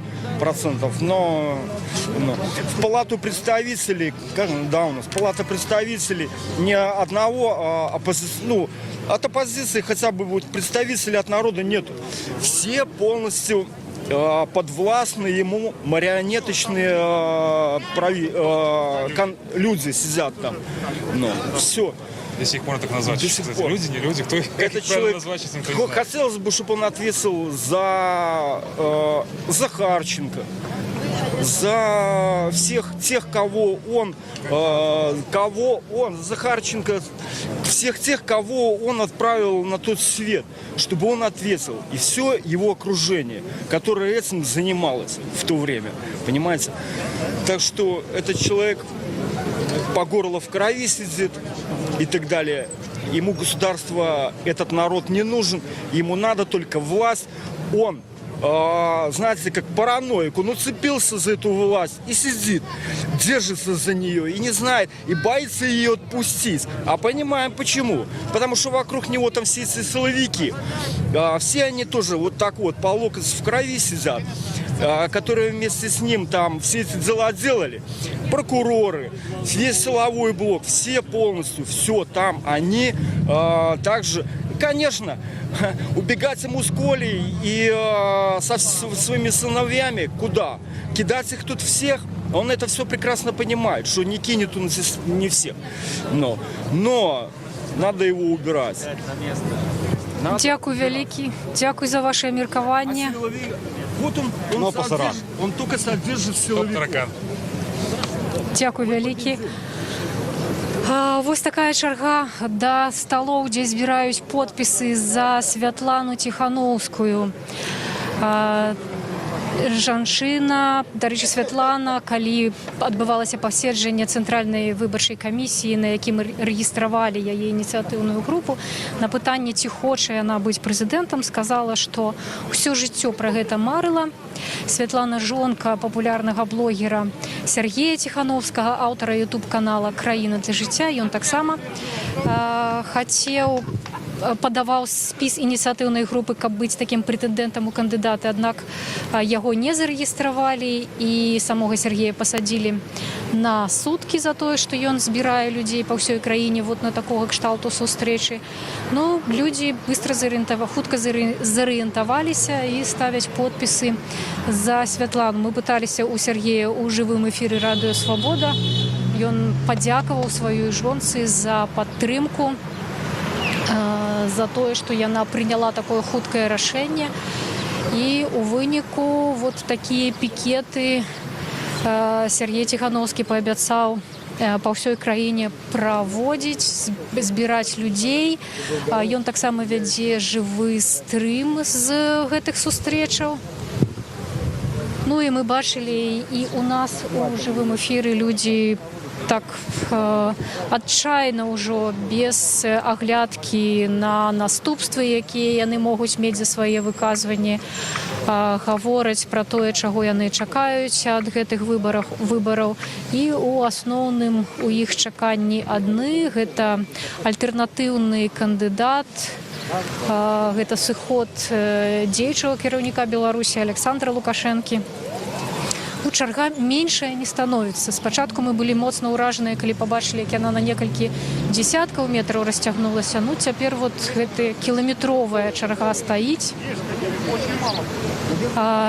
Недзе 30-40 хвілін займае, каб дачакацца магчымасці паставіць подпіс. Падыходзілі мы да сталоў, таксама пыталіся ў дзяўчат, колькі ўжо подпісаў сабрана. Ну, яны насамрэч пакуль не ведаюць, бо вельмі моцна занятыя афармленнем дакументаў. Цэнтральная выбарчая камісія вельмі пільна ставіцца да афармлення дакументаў кандыдатаў, якіх не зваць Александр Лукашенко. І мы бачылі гэта ў онлайн, бо з прычыны эпідэміі паседжанні Цэнтральнай выбарчай камісіі праводзіліся онлайн на сайце ЦВК, і можна было назіраць за гэтым. Так, калі ацэньвалі ці правільна аформлены ініцыятыўныя спісы сяброў, напрыклад, кандыдатаў пратэста ад каманды Мікалая Статкевіча, то там правяралі ледзьве не кожнае прозвішча. У той жа час такіх пытанняў да ініцыятыўнай групы Александра Лукашенко, у якой уваходзіць 11 000 чалавек, ці да Олега Вайдукевіча, дэпутата Палаты прадстаўнікоў. Такіх пытанняў, прынамсі, вонкава не ўзнікала ў Цэнтральнай выбарчай камісіі. Таму да афармлення подпісаў ставяцца вельмі ахайна тут, з вялікай увагай, але Сергей Тихановскі таксама мае такую пазіцыю, што выбараў сапраўдных у краіне няма, заклікае на выбары не прыходзіць, заклікае назіраць за імі і патрабаваць пераменаў ва ўладзе і пераменаў у краіне.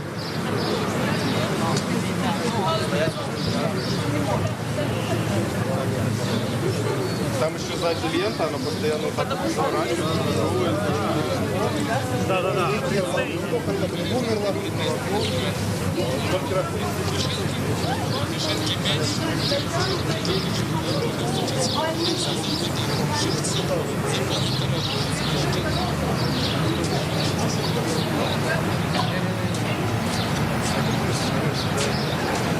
Откуда вы? Мы з Радою Свобода. Хочаце сказаць нам што-небудзь у жывым эфіры? Але мы ў жывым эфіры. Да? Да. Так вы много чего хотели сказать. Но народ почему-то хочет, только народ хочет, как говорится, той правды, которую он хочет. Но правда, она гораздо, так сказать, не сладкая, она горькая. Понимаете? Для кого горькая? Для народа белорусского. Что сейчас происходит геноцид белорусского народа. В Нюрнберге происходил геноцид человечества. А сейчас нужно судить за геноцид белорусского народа. Вот. Дело в том, что сейчас выборы, когда я объясняю народу, что вот эти все стоят в очереди, народ, это все стоят обманутые люди. Что их бумаги, они никому не нужны. Они подойдут, зайдут в эту кабинку, опустят как в туалет свою бумагу. Самое главное в этой истории, я знаю, самое главное это акт. Акт, который будет написан. А акт хранится 25 лет. При любом раскладе Лукашенко он скажет: поднимите акты. И везде будет, что он победил. Акты. А все бюллетени будут сожжены. Они приводятся в мешки, опечатываются и сдаются в Центрсбирком. Центрсбирком, когда заканчиваются выборы, он их сжигает. Остаются акты. Понимаете, вы этого... Вот человек тоже получилось. Голосовал, был кандидатом. Я сам хотел быть кандидатом в президенты, но я от этого шоу отказался. Потому что я работал в комитете. У меня довольно... Жил в Дроздах 15 лет. У меня теща, дочка Машерова, тоже баллотировалась. Я знаю больше, чем весь этот взятый народ, понимаете? У человека баллотировался в депутаты. Пришел вечером, было, к примеру, 200 человек, а у мэра было 120. На завтра он пришел, у мэра 350, а у него 100. Так а як так атрымліваецца, расскажите, калі ласка? Ну чему так бессоромно потому что набирают тех людей, которые после выборов получают хорошие деньги, доплату. Им говорят, надо расписаться. При мне был А сумление где у людей? Сумление? Так у этих людей сумления нету. А у Александра Егоровича есть сумление. Я его знаю лично. Ну, лично я его знаю. Лично. Когда он был депутатом, а когда он не был президентом. Когда он жил в гостинице «Октябрьская». Так что, вот, был, я знаю, что оппозиция, например, я теперешнюю оппозицию я не понимаю и не хочу признавать. А вот есть два кандидаты, Бабарыка и Цапкала, з якими называют их кандидатами надеи. Вельми шмат людей подписывается. Это чьи надеи? Объясните мне. Это надеи коррупционного правительства и президента. Это им в приказном порядке было дано уволиться. Как может человек пойти в президенты, когда у него дом за 10 миллионов? И он управляющий банком. Вы это понимаете? Это в приказном порядке все. И посмотрите после выборов, какую он получит должность. Понимаете? Разработана концепция. О том, что сейчас они разработали концепцию, какую, что нужно как можно больше кандидатов. В конечном итоге вы будете смотреть после выборов, как будет говорить Александр Григорьевич Лукашенко. Он скажет, видите, было 14 кандидатов, а выбрали одного меня. Значит, народ мне доверяет. И никто не сможет сказать ни слова, потому что 14 было. А что сказал, что при каждом, значит, голосовании нужно менять в ЦИК. А он не меняется 25 лет. Это уже нарушение Конституции. Вот тут стоять люди, ми з Шматскім розмовляли, вот сотні чоловік, і всі вони хочуть і сподіваються вельми, що у гэтым годзе штосьці памяняецца. Ну, найперш яны кажуць, каб памяняўся президент. Не, ну мусіць же быць нейкая надзея у людей. Надежда может быть, но реальности Что робить? нет. Что робить? Я всегда говорил.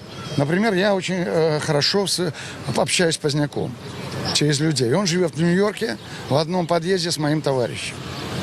И он сказал, его слова, так сказал Захаренко, как сказал Гончар, власть просто так, демократическим путем выборов не отдается. Ее нужно брать силовым методом. То есть не надо оружие. В сегодняшний момент, если 500 000 со всей Белоруссии придет к 12, к примеру, часам, то к 6 часам вечера власти не будет существовать. И не надо никакой этой самой. Как пала коммунистическая власть. Вы помните? Когда был Поздняк. Вы этого не помните. Я жил там рядом с управлением делами президента. На Красноармейской 13. Там жили все первые секретари ЦК. Поэтому пришли оппозиционеры вместе с Поздняком, окружили управление делами президента и выгнали оттуда комитетчиков, охранявших.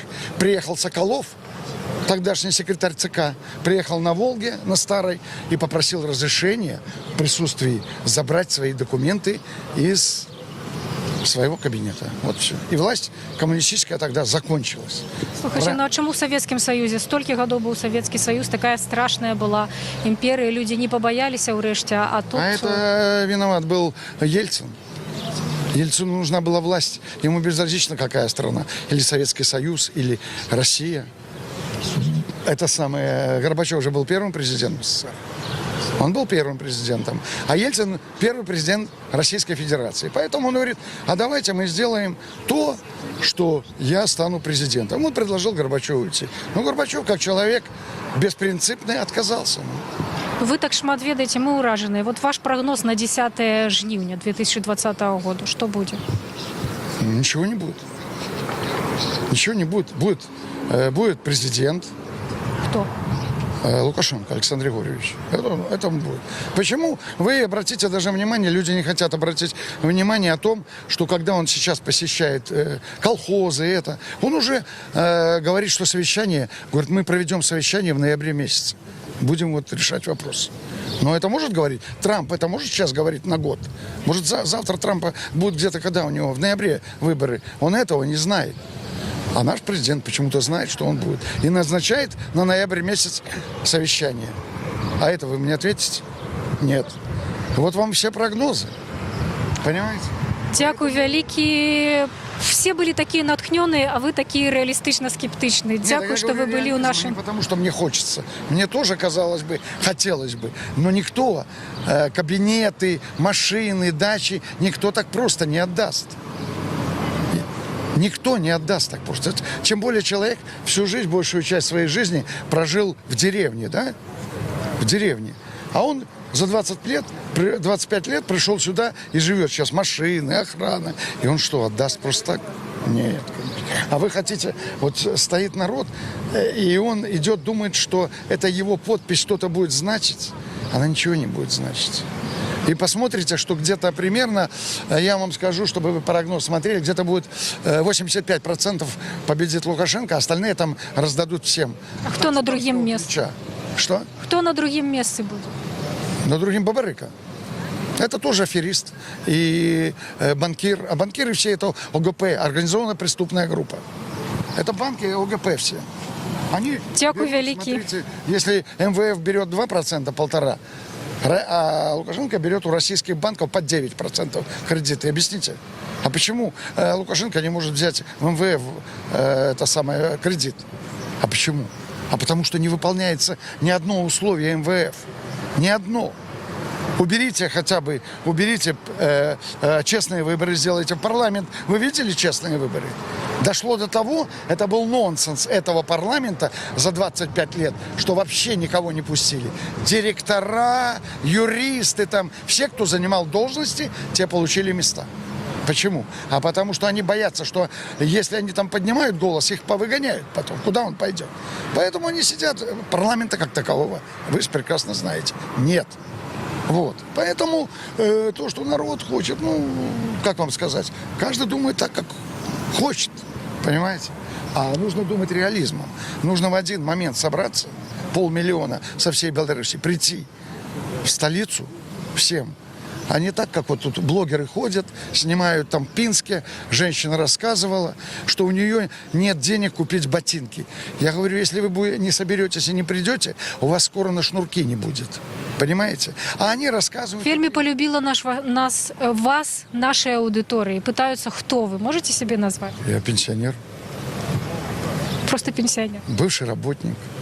Работал в таких странах, как Германия, Норвегия, Швеция, Финляндия. Я знаю программу. На державной праце працевали? Да. Я знаю программу, которая была готова. Вот мы готовили программу. У нас есть программа, которая ни у одного здесь кандидата нету. Мы обратили внимание, вот он преподаватель, мы обратили внимание, люди, не то, что я там один такой умный, обратили внимание на очень тонкие вещи, которые, как это нужно сделать, как нужно получить какие-то деньги, которые люди вот стоят, кто баллотируется, говорит, я дам народу то, я дам народу то, а с чего вы дадите? Бюджет пустой, 5 миллиардов. Резервный фонд всего 5 миллиардов. В стране за 25 лет мы должны были каждый год откладывать по 4 миллиарда белорусских, по 2 миллиарда долларов. За 25 лет. Сколько у нас было бы? А у нас всего в бюджете было 7. За 2 месяца мы истратили 2 миллиарда. И тогда Лукашенко и сказал, говорит, а жрать что вы будете?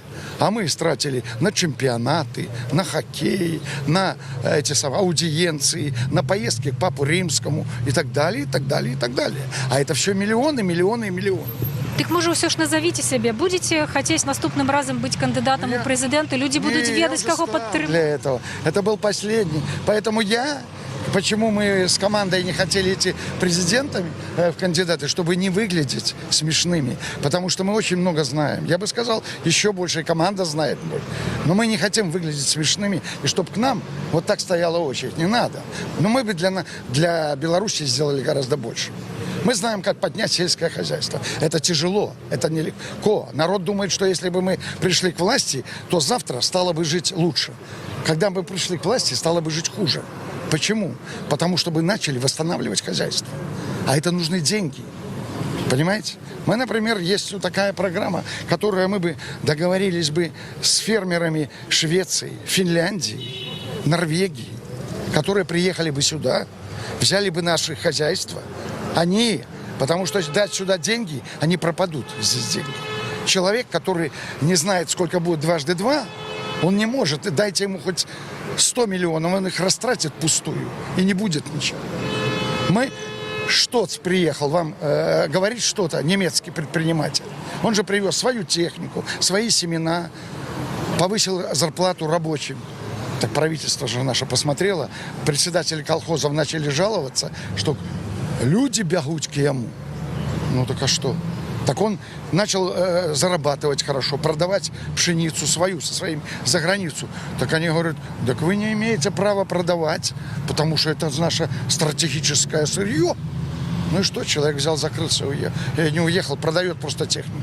Все, закрыл сельское хозяйство, мы потеряли. А если бы мы на 1000 колхозов отдали бы сейчас в аренду финнам, шведам и норвегам, со своей техникой, со своими семенами, мы не продали бы землю, отдали бы, чтобы они научили наших людей работать и ценить труд, ценить свою продукцию, продавать. Они будут сами продавать, платить налоги государству. Вот это вот, это тяжело. Народ думает, что пришел президент, который вот кандидаты, пообещал. Лукашенко тоже много обещал. От давайте на гэтым і спинімся. Дякую вам великі. Ви надали зовсім інший ракурс нашому ефіру. І, напевно, питання, які ви вздимаєте, будемо задавати людям, які все ж таки мають надію на те, що їхній підпис вирішає. каждый умирает в одиночку. Дякую. Антон Трофімович, мой калега з Радою Свабода, долучаецца да нашага стрыму. Што тут адбывалася? Па-першае, што я хочу сказаць, канешне, напэўна, стратэгія, якую выбраў Мікалай Статкевіч і якую он уже выпрабаваў на парламенцкіх выбарах, калі каманда Статкевіча кажа, што выбараў няма, удзельнічаць у іх не трэба, але можна выкарыстоўваць вот гэтую легальную магчымасць для того, каб заклікаць людзей. Ну, яна працуе. Я бачу, што людзі сапраўды ахвотна далучаюцца да гэтых мітынгаў, да гэтых пікетаў, не маюць страху, выказваюць сваё меркаванне. Гэта першае маё назіранне. Другое, я ўражаная, конечно, папулярнасцю Сергея Тихановскага і таго, наколькі ён вядомы, наколькі людзі яму давяраюць. Мы вот хадзілі разам з ім, бралі інтэрв'ю. Ну, людзі просто, знаеш, як да рок-зоркі, хочуць да яго дакрануцца, хочуць з ім сфотаграфавацца, хочуць у яго штосьці запытацца, прапановваюць сваю дапамогу. Ён сам распавядаў, што яму ўжо некалькі аўтамабіляў прапанавалі памяшканні ў іншых гарадах. Вот гэтая чарга, гэта людзі стаяць, каб пакінуць свой подпіс за Святлану Тихановскую. Што далей будзе адбывацца? Самае цікавае гэта размовы з людзьмі. Раю знайсці і жадаю знайсці цікавых суразмоўцаў. Дзякуй вялікі, Александра. Сапраўды, я вось зараз ішоў ад самага метро і пачаў лічыць людзей у чарзе, колькі прыйшло паставіць подпіс за Сергея Тихановскага, і я быў... За Святлану Тихановскую. Сергей Тихановскі тут таксама прысутнічае. Я налічыў вось проста ад прыпынку, які вось тут каля метро, 100 чалавек вось дасюль. І гэта, як адсюль бачна, толькі у лепшым выпадку палова тых людзей, якія прыйшлі сёння падпісацца за вылучэнне кандыдата ў прэзідэнты. Гэта сапраўды ўражвае. Я вось не магу прыгадаць, напрыклад, парламенцкай кампаніі ці прэзідэнцкай, каб такога маштабу вось чэргі, скажам. Саша, ты можаш прыгадаць? Чэргі я бачу ўпершыню. Вот каб стаялі падпісвацца вот такімі чэргамі кіламетровымі за кагосьці з кандыдатаў, я ўпершыню такое бачу. Таксама мяне ўразіла з таго, што я глядзеў па стрыме, што людзі не баяцца сябе называць. То бок, якія працуюць на дзяржаўных там з трактарнага завода чалавек. Ён кажа, што заўтра, магчыма, праз гэта яго пачнуць пераследаваць, але ён распавядае, дзе ён працуе, сколькі зарабляе і чаму і сюды прыйшоў. Таксама такога кшталту на камеру людзі раней не пагаджаліся размаўляць. Напрыклад, калі мы нейкія пытанкі рабілі, і людзі з дзяржаўных структур, яны даволі падазрона да гэтага ставіліся і прасілі іх не здымаць. Вось наколькі можаш зрабіць зрэз па тым, якога кшталту людзі вось тут стаяць?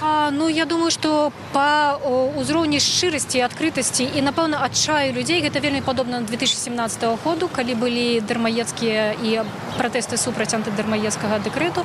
Але гэта, напэўна, іншая аўдыторыя, і Сергею Тихановскаму ўдалося сфармаваць вельмі дакладны запыт. Людзі патрабуюць іншага прэзідэнта, людзі патрабуюць пераменаў, людзі маюць такога яўнага лідера Сергея Тихановскага, за якім яны гатовы ісці, якога яны слухаюцца. Ну і тое, што мы бачылі па размовах з Сергеем, ён сапраўды пакуль што поўны такой энергіі, аптымізму і смеласці, каб гэтых людзей весці наперад.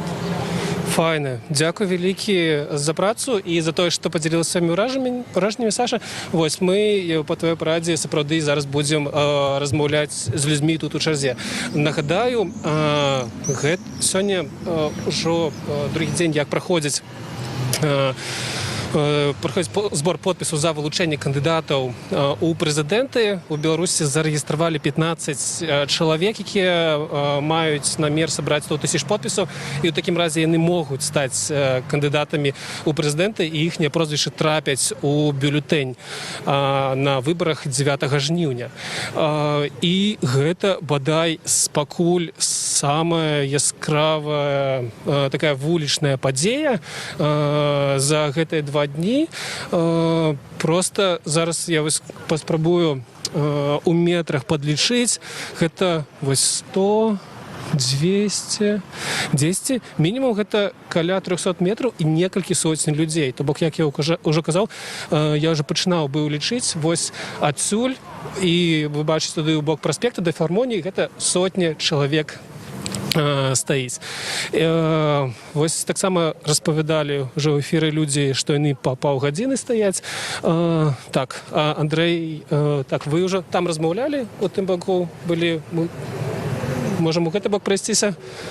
Так, давай падыдзем вось да людзей з белым цягом, спытаем, за кого яны прыйшлі падпісвацца. Добрый дзень. Радыё Свабода, ну проставая трансляцыя. Скажыце, калі ласка, прыйшлі вы сюды, за кого паставіць свой подпіс? Падтрымаць всіх кандыдатаў, якія супраць Лукашэнкі. То бок? Ну, кандыдатаў Статкевіча і Ціханаўскага. Ввогуле прыйшлі за свабодныя выбары. Скажыце, за ўсіх кандыдатаў, якія супраць Лукашэнкі, то бок за астатніх таксама збіраецеся падпісвацца? Ну, я думаю, так, чаму б не, але я не бачу сэнса, калі шыра ісці на самыя выбары. Я не думаю, што яны будуць нейкія празрыстыя ці нешта зменяць, самі лічбы. Мы павінны выказваць свой пратэст і паказваць, колькі нас, што ўся краіна ўжо супраць. Скажыце, як даўно вы стаіце у гэтай чарзе? Ну, мы колькі мы стаім? Гадзіну 10. Каля гадзіны. То бок ужо гадзіну вы стаіце проста і прасунуліся ўсяго на 100 метраў? Ну, не на 100, можа, метраў на 300. Ну, я лічу, што тут сэнс не ў самым подпісе, а ў тым, што мы стаім. Гэта бачаць, і людзі бачаць, і ўвесь свет бачыць, што беларусы стаяць і будуць стаяць, змагацца. Наколькі вы ўражаны тым, колькі тут людзей сёння прыйшло? Ну, добра, што людзі прыйшлі, але, як па мне, ўсё роўна мала людзей прыйшло.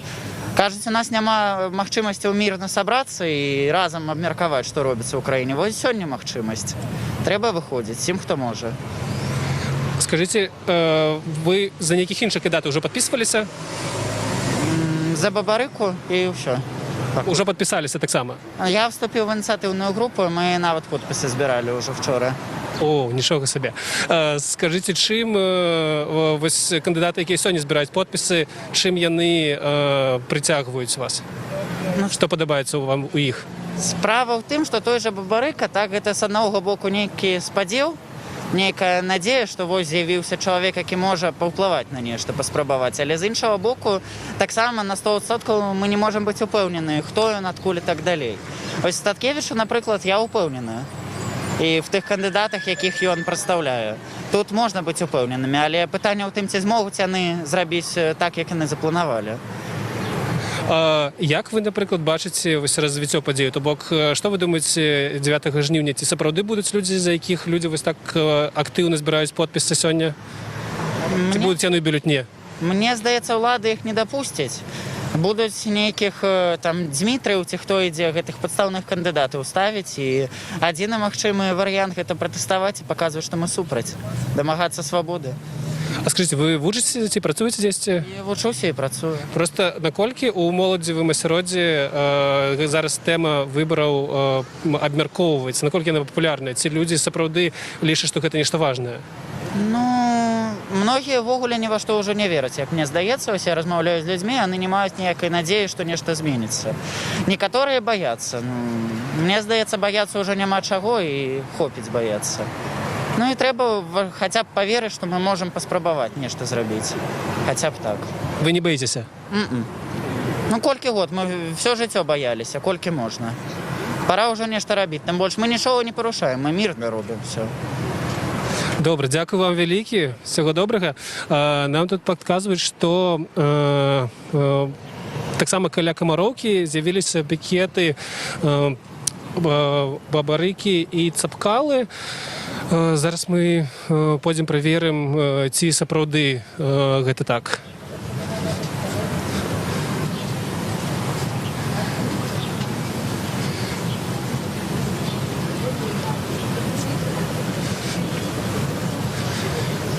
Да, я, конечно, скажу шчыра, вельмі ўражаны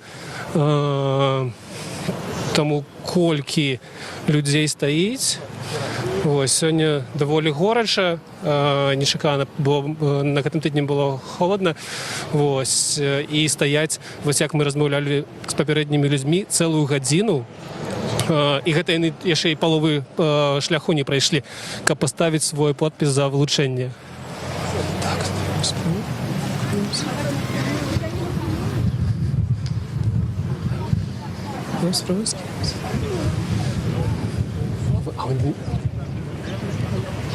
Мы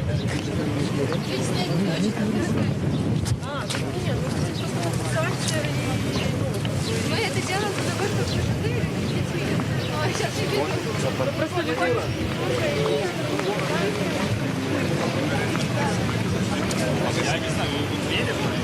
Добрый день. Рада Свободы, живая трансляция. Скажите, коли ласка, навошта пришли, за кого збираєтеся підписувати і як довго ви тут знаходитеся? За сям'ю Тихановских. Ну, я буду по-русски, потому что як вам зручнее? Дрэнна размовляю по-белорусски, народной мове, але кепска. Дело в том, что так дальше продолжаться не может. Действительно, это просто наглость, это плевки в лицо народу. То есть, ну, просто вот вживую плюет в лицо и говорит, что, ну, дождь идет. То есть, понимаете, то есть это на самом деле продолжаться не может. Я символично взял газету. Это «Советская Беларусь». Можете показать? Да, конечно. В этой статье в феврале про меня вышел репортаж. Я фермер. Вот. Такой вот разносный репортаж вышел про меня.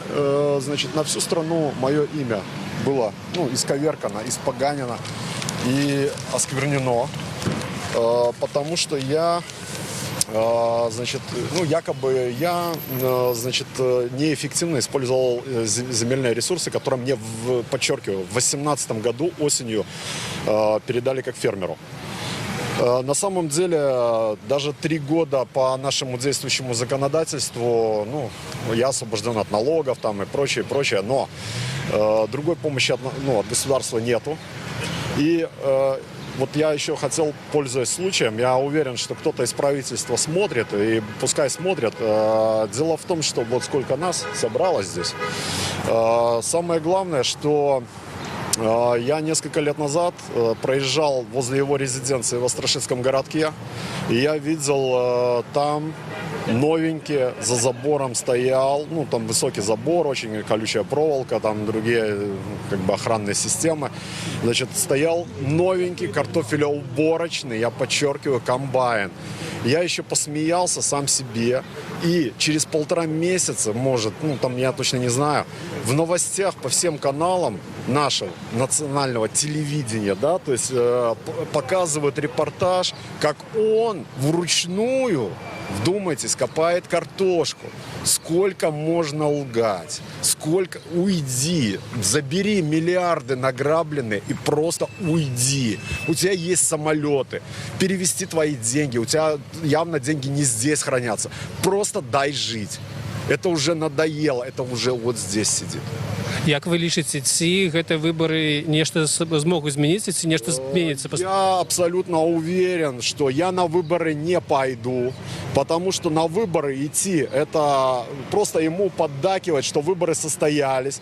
Я видел явку на депутатские, ну, то есть вот по голосованию на депутата, вот когда вот было это самое голосование, с моего дома несколько человек проголосовало, то есть громадный 9-этажный дом в Минске с 4 подъездами, с него проголосовало несколько человек.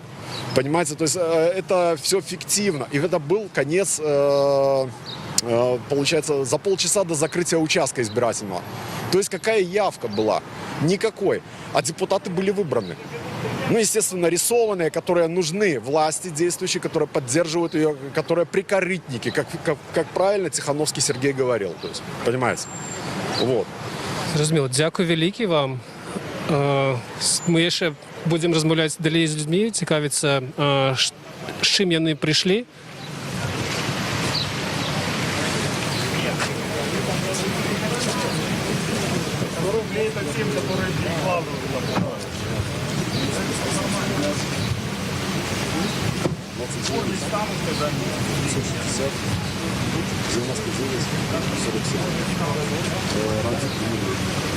А вы откуда шли? Далеко там это начинается? От остановки, да? А тут что?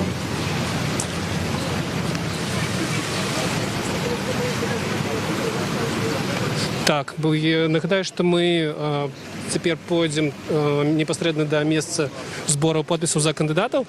Паглядзім, што там адбываецца. Тут яшчэ болей, канешне, людзей канцэнтруецца. Вось, як нам сказалі, што там цяпер з'явіліся ініцыятыўныя групы яшчэ некалькіх кандыдатаў. Не ведаю, ці яны вырашылі скарыстацца тым, што ўжо тут так шмат людзей, ці гэта было запланавана, але так, Камароўка, цэнтральны рынок, гэта вельмі папулярнае ў меншыкоў месца, і тут ужо праходзілі зборы подпісаў, вось, але яшчэ раз падкрэслю, проста такой вялікай колькасці, канешне, мы не бачили. Так. Так. Ага, вось столы мы бачим.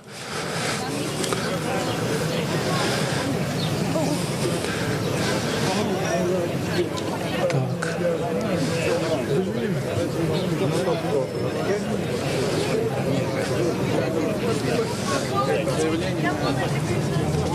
Кто-то найдет сначала.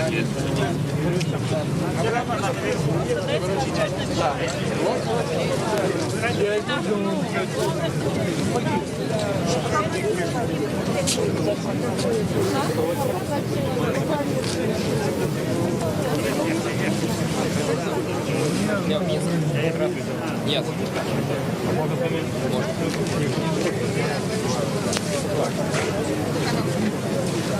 Ось усе 4 столи, що зараз ми обійшли, всі збирають підписи за Світлану Тихановську. Ага, ось там, так, міркуючи по стягу, гэта Сергій, ага, гэта не помнішых. Когда пришли в 17-м году, ой, в 17-м... И Ольга Ковалькова разом збирают тут подписи.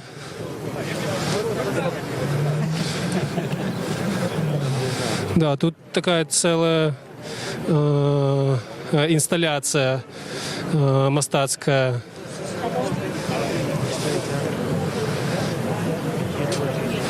Это иногда Ольга...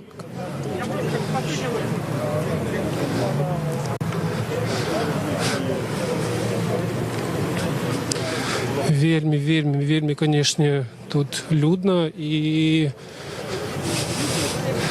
видать, больше людей збираюсь, пришли сюда подписываться, чем звичайно наведывают рынок.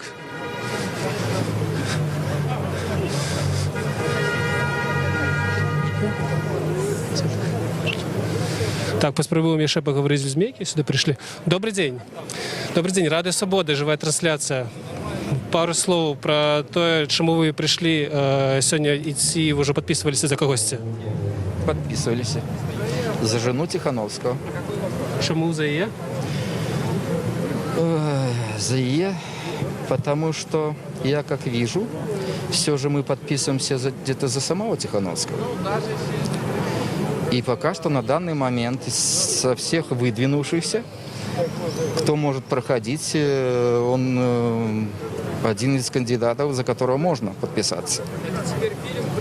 Чым ён прываблівае вас больш за астатніх кандыдатаў? Ці вы іх таксама будете падтрымліваць? Подтрымливать остатних, но единственное, с кого бы я еще подтрымал, это Ковалькову. Так чему ён? Чему Тихановская и Ковалькова? Ну, во-первых, он откровенно показывает нашу жизнь. Он людям открыл глаза. Я эту жизнь хорошо знаю, не по учебникам. Она меня коснулась лично.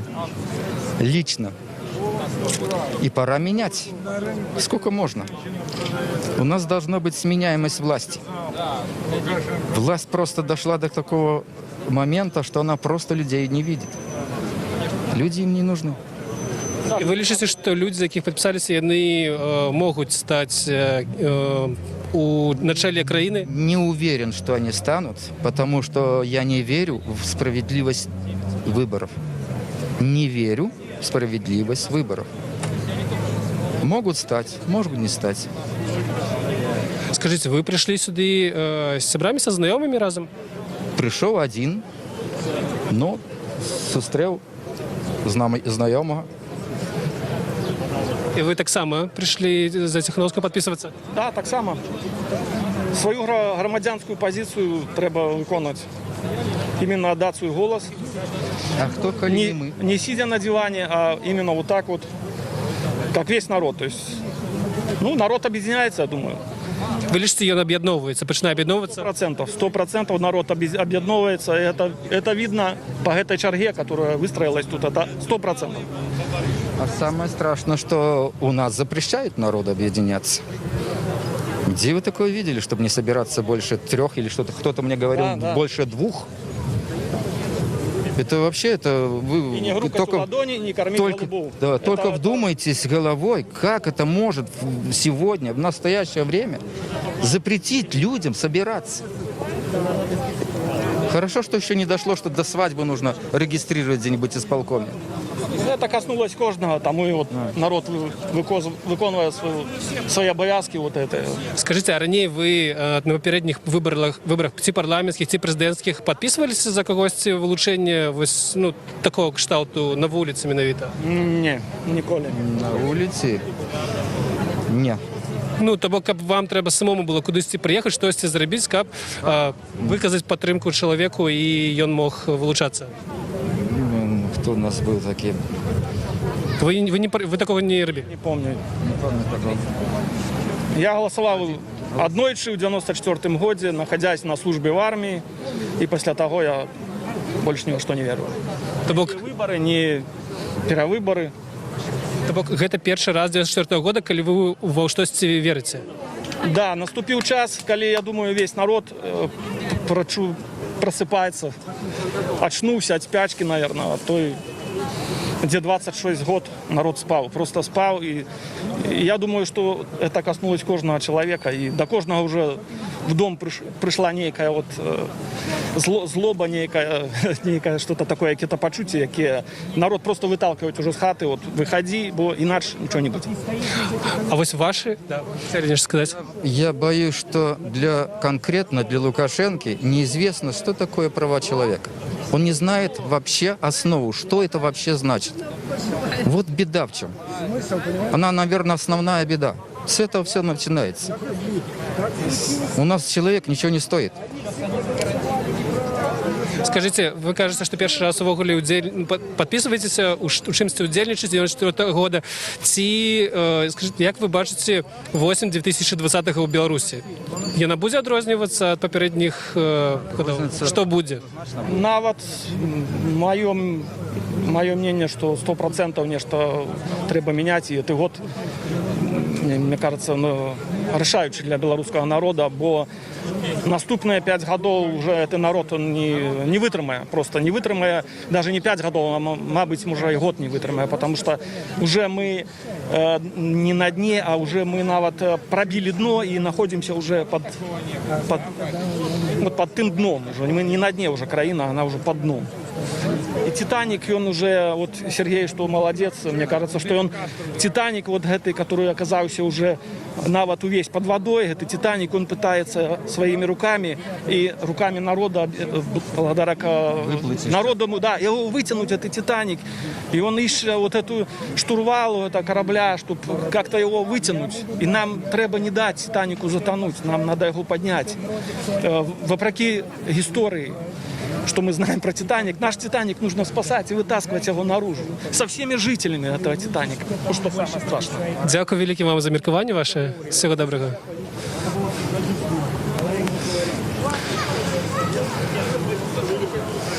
Так, вось гэта те самыя словы, якія паўтараюць многія людзі, што ўжо больш нельга чакаць, і у асобе Сергея Тихановскага яны бачаць вось гэтае выйсце, пры тым, што Сергей Тихановскі, суперпапулярны блогер сёння ў Беларусі, ён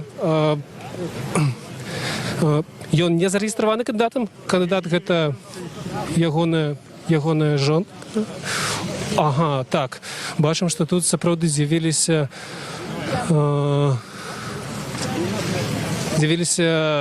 пункты па зборы подпісаў іншых кандыдатаў, а менавіта Валерыя Цэпкалы, былога кіраўніка і заснавальніка парка высокіх тэхналогій у Беларусі, амбасадара Беларусі, чалавек, які быў пры ўладзе, быў часткай гэтай дзяржаўнай сістэмы.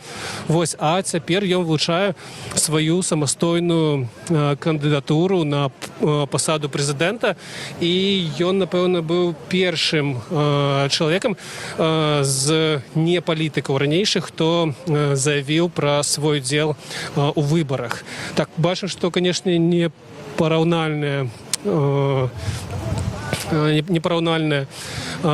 колькасць людзей, якія прыйшлі падпісацца за Валерыя Цэпкалу, прынамсі, пакуль. Відаць, гэта, наколькі я ведаю, не было ад пачатку, правільна? Вось Андрэй, аператар, падказвае, што калі б толькі пачынаўся стрым, ужо каля 2 гадзінаў таму, так, яшчэ не было тут людзей, якія збіраюць подпісы за Цэпкалу. Давайте, можа, з ім паспрабуем пагаварыць, таму што ўжо большасць людзей, якім тут размаўлялі, яны прыйшлі падпісацца, як яны кажуць, за сям'ю Ціханаўскіх. Вось, маючы на ўвазе Сергея, але фактычна за ягоную жонку, якая зарэгістравана і цяпер збірае подпісы.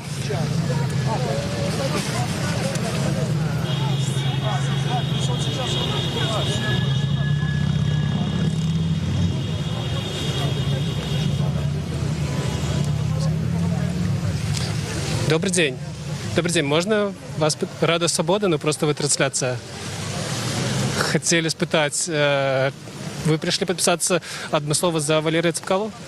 Мы собираем подписи. А, вы подписи собираете? Так. Выбачайте. Так. Ага. Вось. Пакуль насамрэч больш людзей, якія збіраюць подпіс, а не тых, хто падпісваецца.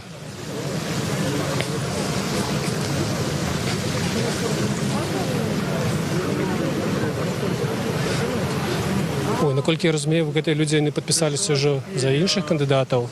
Вось. А зараз проста вырашылі і раз ўжо тут на месцы і падпісацца за Валерыя Цэпкалу.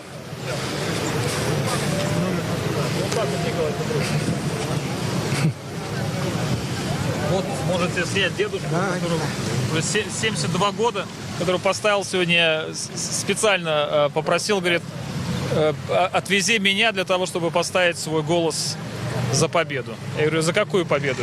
Он говорит, вот, понимаете, жизнь человек прожил. Вот. Ах, это ваш дедуля? Николай Петрович, да, вот он, Добрый день. Он изобретатель. Да, изобретатель. Ну, думаю, что раз он наукой занимается, поэтому я, как бы сказать, компаньоном становлюсь. Вы сюда приехали подписаться за інших кандидатов, ці адмыслова за Цэпкалу? Нет, ну вот товарищ посоветовал, что он мне поможет по математике продвинуть свои изобретения.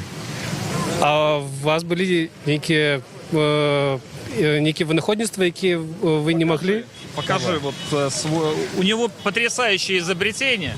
Я ему показываю, что его изобретение может только продвигать информационные технологии. И вот Валерий Цэпкало, он как раз позиционируется с парком высоких технологий. И если вся страна станет парком высоких технологий, вот смотрите, вот этот уникальный квадрат, который изобрел вот этот человек, который позволяет изучать математику в начальных классах детям элементарно просто. Вот для этого да, и стоит задача, чтобы в каждой тетради был напечатан этот математический квадрат, изобретателем которого является вот этот человек, Николай Леонов, наш белорус. А за Лукашенко вы будете подписываться за ягоную вылучение? Ну, дело в том, что я Александра Григорьевича очень сильно тоже уважаю, потому что он в его власти не происходили большие войны у нас, такие конфликты. И за то, что он спортсмен хороший, и я тоже спортсмен, рекордсмен. Поэтому, знаете, как говорится, нас хорошие люди, и президенты хорошие. Зрозуміло. Против его не имеем, но этот товарищ мне поможет в этом. Лукашенко мне в спорте помог, а этот поможет в математике. Тобто ви би хотіли, щоб Цепкало став президентом? Ну, если получится, знаете, как говорится, как в спорте. Да, как в спорте, знаете, я... Вы знаете, вот я могу так сказать, вот я соглашусь с Сергеем Тихановским, что выиграть у Александра Лукашенко может только все общество, когда оно объединится. Вот все те 14 кандидатов в президенты, которые сегодня двигаются за то, чтобы выиграть у него, да, только в одном случае, если они все объединятся в одну единую команду, Тихановский, Цепкало, Бабарыка, Конопадская, Дмитриев, не надо вот... У всех их объединяет одно единое стремление к переменам, потому что сегодня бюрократизм просто преобладает не в одной стране, как в Беларуси. Да? Дальше мы видим, что крадут. Это то, с чем пришел Александр Лукашенко когда-то к власти на волне борьбы с коррупцией. Сегодня коррупция проела все общество. Да? То есть мы видим, сколько дел сегодня идет вокруг этой заразы. Да? И самое главное, вот у нас проблема не коронавируса сегодня. У нас вирус сегодня, это бюрократизм, который сегодня парализовал все общество. Сегодня предпринимателя нет, сегодня мелкий предприниматель задушен. Сегодня что мы видим? Мы видим сегодня, видите, вот это огромное количество людей, это и есть победа над Александром Лукашенко. Единственное, что нужно сделать, объединить всех их одной гаммой цвета. Вот свобода олицетворяется солнцем. Значит, возьмите желтый цвет или белый цвет и скажите, что вот этот цвет – это то, что символизирует против Александра Лукашенко. Все. Да. И эпоха его заканчивается. Дякую велике вам за ваше міркування. Все, пойдем, Николай Павлович. Так, давайте, може, спробуємо трошки сюди вище піднятися, показати, колькі максимально людей усього ще стоїть тут. Да, і пакуль ми сюди йдемо, нагадаю, що вже не перший чоловік, який приходить сюди підписатися за одного з кандидатів у президенти з своєю нейкою особистою ці проблемою, ці скаргою, ці кривдою. І ось люди аж приносять. Бачили ми фермер, був з артикулом обуральним для його, ось, і пенсіонер, який нейкое своє винаходництво математичне хотів би праз стваральніка парка ПВТ паспрабаваць таксама прасунуць. Так, нам тут падказвалі, што магчыма, дзесьці вось у раёне фонтана ёсць і людзі, якія збіраюць подпісы за Віктора Бабарыку, але не бачым. Мы тут не бачым. Невялікі быў толькі невеликий пикет от Валеры Цепкалы.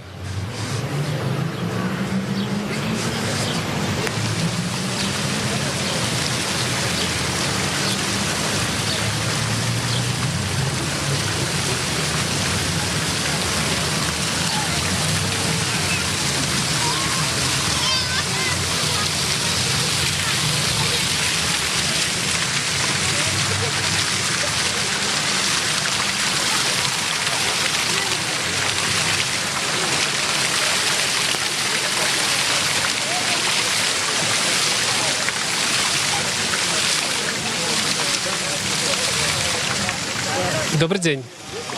Мы с Радио Свобода, это живая трансляция. Скажите, вы сюда пришли просто погулять с детьми и так само поставить подпись за когось? Да, мы хотим подпись оставить за Тихановского. Муж там пошел уже стоять в очереди, а мы пока здесь решили. Так само будете вы подписываться? Да. А можно за нескольких кандидатов же, да? Мы хотим за Тихановского и еще, наверное, за Тоболича. Не упевнений, ці задоволіші сьогодні тут можна підписатися, але скажіть нам, чому ось ці два кандидати? Ну, муж за Тихановского, я, если честно, хотела за Тоболича, потому что тоже музыкант, и мне понравилось то, что он выступает за парламентское, ну, в общем, понятно, государство. Вот поэтому мы здесь сегодня. Скажите, як давно вы пришли, як давно чекаете? Вот только мы пришли еще недавно совсем. Ви думаєте, що як думаєте, хто з кандидатів, і зараз 15 чоловік, які збирають, зможе трапитися у фінальний бюлетень? Ну, думаю, Бабарика точно, наверное. Тихановский, возможно. Тихановская. И, наверное, конечно же, Цепкало. Все, не знаю, кто еще. Думаєте, може так стати, що виграє на цих виборах не Олександр Лукашенко? Ну, конечно, очень сильно сомневаюсь, но хочется верить в лучшее все-таки. Как и всем нам. А так що, ось кандидати, з яких ви вирішили відписатися, Олександр Ігорович та Боліч, чим, ось, можете розповісти, чому ідея з моцним парламентом вас притягує більше? Ну, потому что, может быть, хочется уже, чтобы решал не только один человек в стране, а много хотя бы людей советовались друг с другом, решали, что будет лучше. А что вас не задовольняє у діючій уладі, що ви хочете підтримати і голосувати за інших людей, а не той, який сьогодні з'являється президентом Білорусі? Ну, что? То, что нет свободы высказывания и свободы слова, маленькие зарплаты, естественно. Не поддерживается, вот я работаю, например, в сфере искусства, культуры, не поддерживается эта сфера очень сильно. У нас очень маленькие зарплаты. Вот. Может быть, что-то изменится, если кто-то станет новым кандидатом. А у сфері мистецтва ви у державній некій структурі працюєте чи приватної? В музикальному театрі. І скажіть, ви серед інших працівників державного сектору, можна ж так казати, що це державний сектор, так?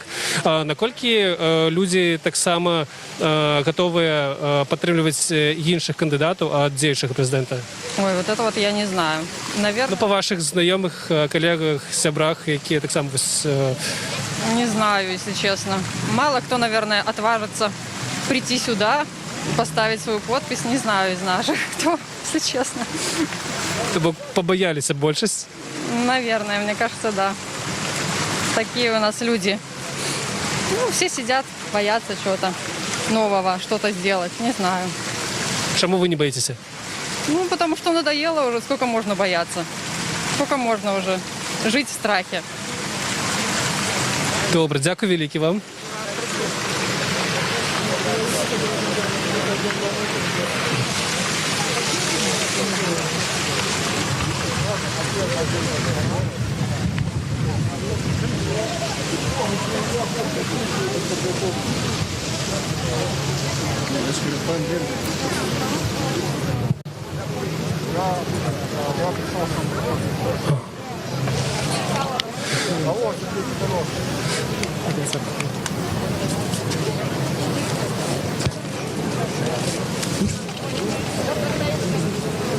Ага, ось зараз бачимо, Сергій Тихановський робить, так би мовити, обход.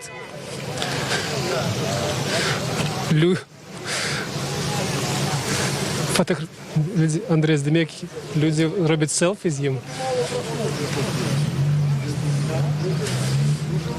Зараз ми пройдемося з ним.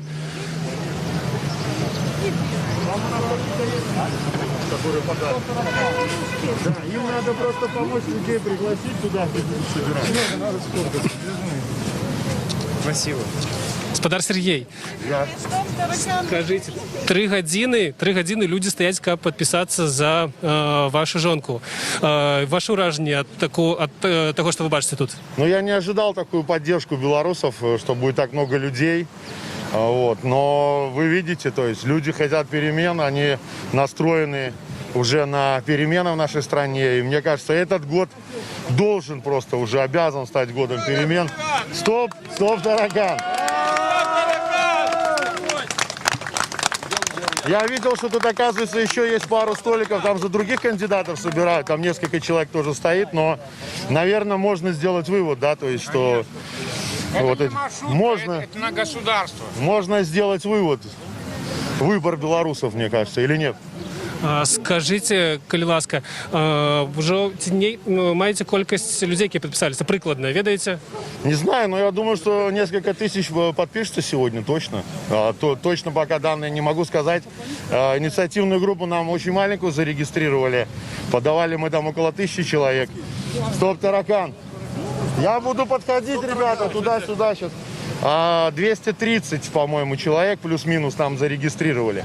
Это очень мало, но будем делать все возможное, чтобы вот люди могли прийти и поучаствовать, отдать свой голос. Мы за честные выборы без Лукашенко. Поэтому вот эти люди все тоже, на самом деле. Скажите, у іншыя гарады вы таксама плануеце асабіста паўсюль ездзіць? Да, мы собираемся ездить по всем крупным городам. Самые крупные города все мы поедем в ближайшее время. Завтра планируем поехать в Слуцк и другие города, в первую очередь, в которых еще задержанные сидят активисты, которые выходили с протестами. В первую очередь в эти города поедем. Ну и дальше все крупные, там до 100 тысяч, до 70 заедем, постараемся во всех. Скажите, магчыма, моя калега ўжо з вами размаўляла пра гэта і пыталася, але які план максимум, на які вы разлічваеце для сябе, для вашей семьи ва ўдзеле ў гэтых выборах? Ну, для нас главное это поддержка белорусов, там, а не количество подписей. Что вы знаете, что выборы у нас фальсифицируются, и неважно, сколько ты предоставишь подписей, все равно ЦИК у нас, или цирк, как там правильно, они зарежут. И так же, как они меня не допустили самого к этим выборам, так же они и скажут, что и подписи недействительные, и вот этих людей не было. Почему государственные СМИ никто не показывает, что такое количество белорусов вышло и стоят, готовы стоять в очередях вот на жаре, ну, чтобы отдать свой голос и внести свой вклад в Беларусь без Лукашенко. Дякую вялікі. Скажите, раніцай наколькі большая была чарга, ці вы доходили? До выхода из метро. Да, ну и люди еще туда столпились очень сильно, не вот так стояли, конечно, а большая толпа стояла у самого входа в Комаровку, плотная, ну и очередь тоже была очень плотная. Но видно, уже немножко мы успели, так сказать, получить уже, да, получить. Скажите, сколько селфи сегодня с вами зрабили? Еще мало пока, потому что только начали делать. Но обычно во всех городах, куда мы приезжаем, это в конце люди обязательно фотографируются, чтобы потом осталась память, они могли разместить в соцсетях.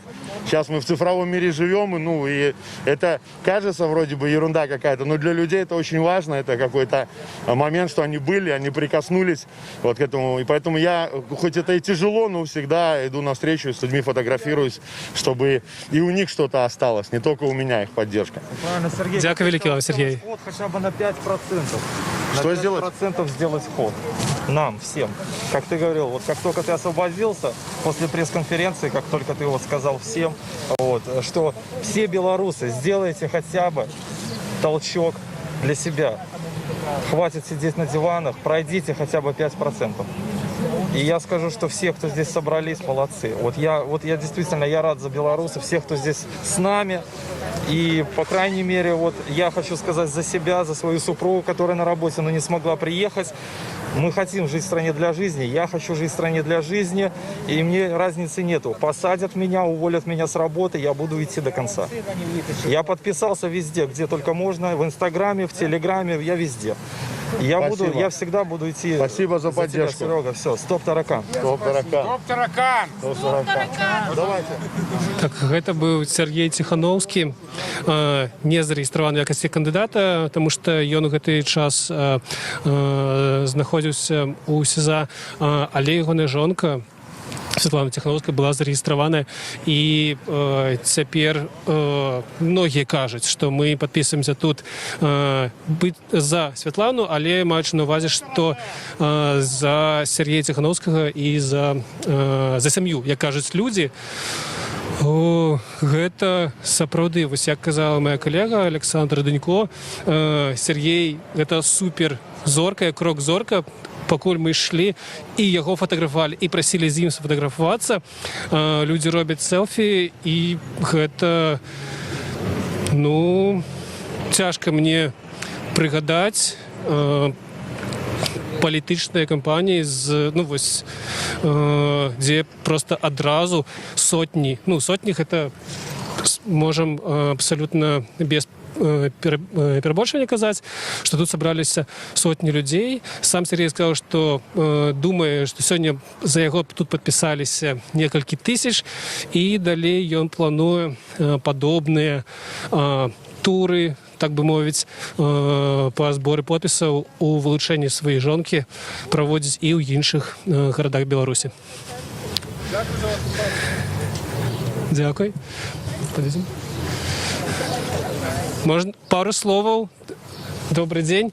Живая трансляция «Радио Свобода». Скажите, вы не пришли, вы приехали сюда? Так, и даже не один, а с 2 своими детьми, конечно.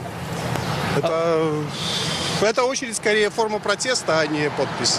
Ну и, соответственно, и подпись, но подпись не за кого-нибудь, а против самого, сами знаете кого. Потому что он уже, наверное, в Беларуси очень мало людей, кому он не надоел. Вот. Вы збираетесь за когось конкретного одного подписываться, ці ось тут уже як минимум за 3-4 кандидатов збираются? За всех, кроме него. Ну, конечно, помимо там Гайдукевича и разных таких, уж простите, шестерок, потому что, ну, эти люди даже говорить не о чем.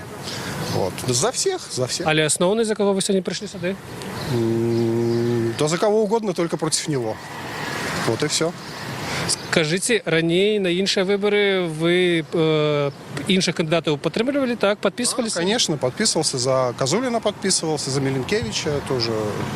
И в выборах, ну, в последнее время не ходил, но на площадь, конечно, ходил, потому что жить невозможно в этой стране. Наколькі вось ваши адчуванні будуць адрознівацца гэтыя выборы ад тых, на якія вы раней хадзілі? Прэзідэнцкія выборы, я маю на увазе, конечно. На фоне всей этой инфекции коронавирусной и от того, что люди сейчас большинство потеряли работу, то они будут очень злые. И я думаю, что власть Лукашенко вряд ли сможет удержаться. Потому что, ну, люди очень злые. Очень-очень злые. То бок, вы думаете, что нешта насамрэч можа змяніцца ўжо ў гэтую восень? Искренне надеюсь. Искренне. Дай-то Бог, чтобы именно было так. Добре, дякую, великий.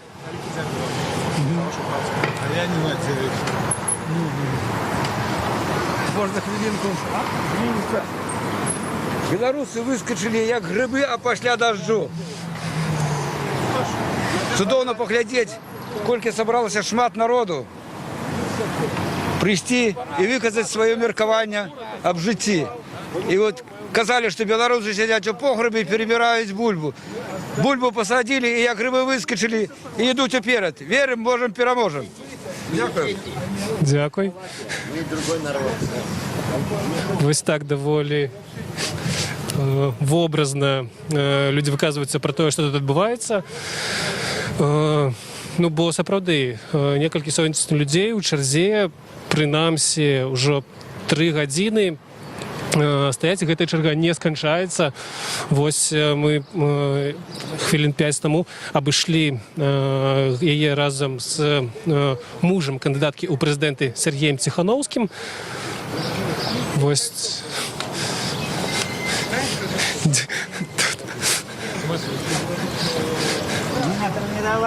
Скажите, что это такое отбывается?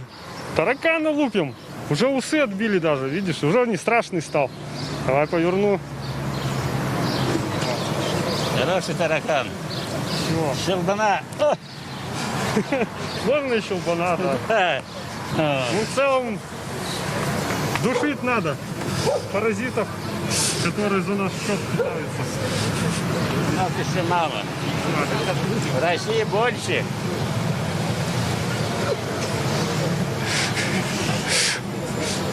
Доволі оригінально. Вось мы уже бачили, что там были уже тапки с тараканами, а вось тут человек. Чего это? Добрый день. Добрый день. Скажите, вы ведаете, что тут отбывается? Нет. А вы, ну, куда пришли? Идите? А я вообще-то ходила за покупками, за обувью, в магазин, по своим делам. Знаю, что здесь делается. Не ведаеце, што адбываецца? Не ведаю. Тут збіраюць подпісы за вылучэнне кандыдатаў у прэзідэнты. Ну, что-то я такое, да. А скажыце, што вы ведаеце ўвогуле пра выбары ў Беларусі? Ну, выборы как выборы. Ведаеце кандыдатаў, якія будуць балатавацца? Нет, еще не ведаю. Пойду сейчас изучать. А ёсць нейкія людзі, за якіх вы раней хацелі б прагаласаваць у якасці прэзідэнта? Ну, есть, но это моя тайна. Таямніца ваша? Тайница. Все, спасибо. Дзякуй. Вось нарэшце сустрэлі людзей выпадковых, якія не ведаюць, што тут адбываецца. І вось гэта кабета пойдзе вывучаць ужывую кандыдатаў, за якіх збіраюць подпісы сёння. Вось пакуль мы хадзілі, за 10 хвілін ужо і каля Валеры Цапкалы з'явілася невялікая група людзей. Так, давайте, было б добра знайсці кагосьці, хто таксама за Цапкалу прыйшоў адмыслова падпісацца.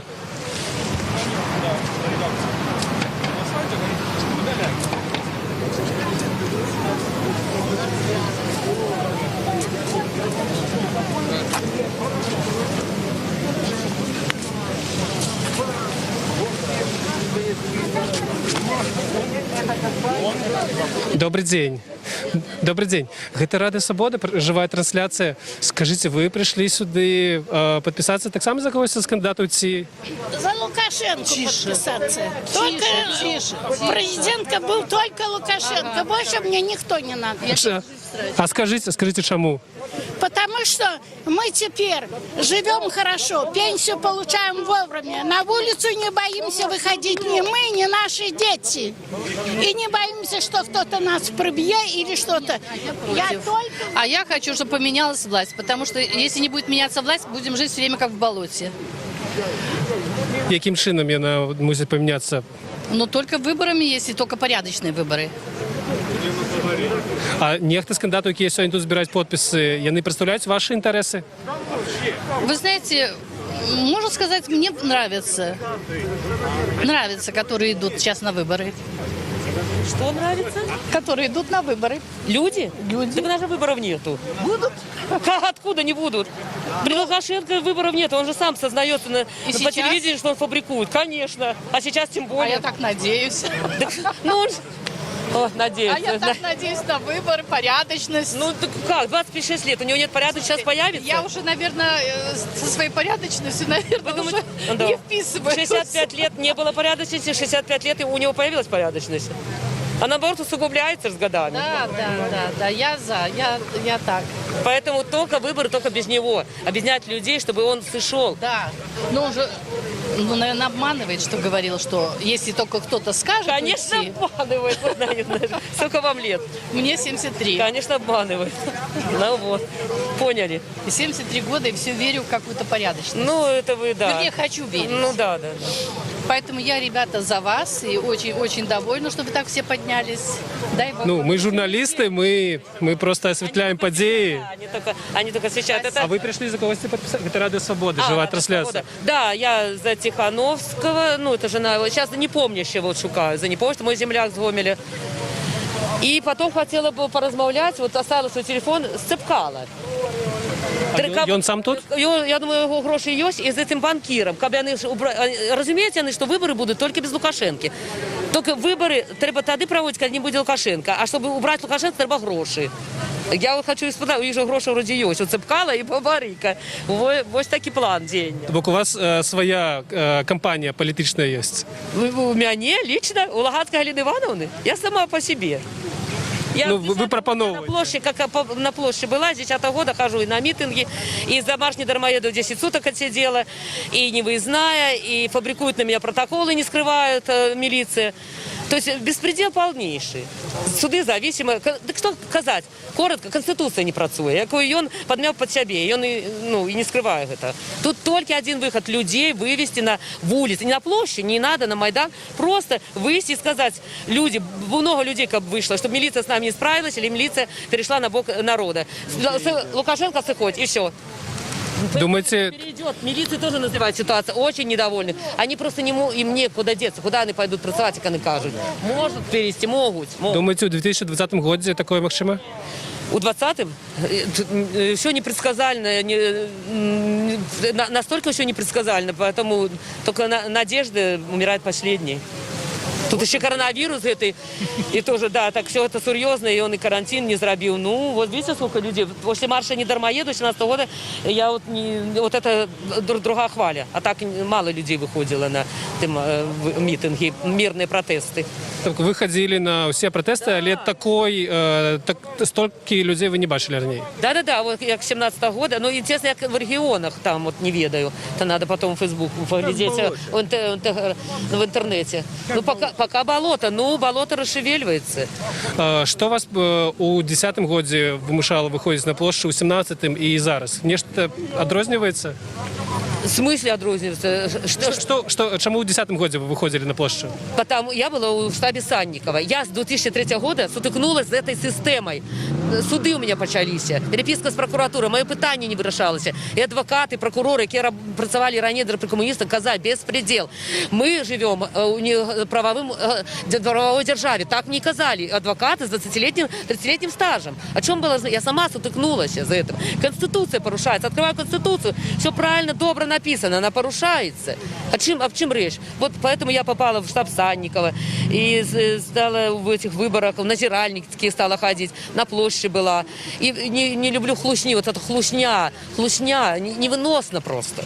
Ну, что сказать, он хворый, у Ладя хворый на психику человек.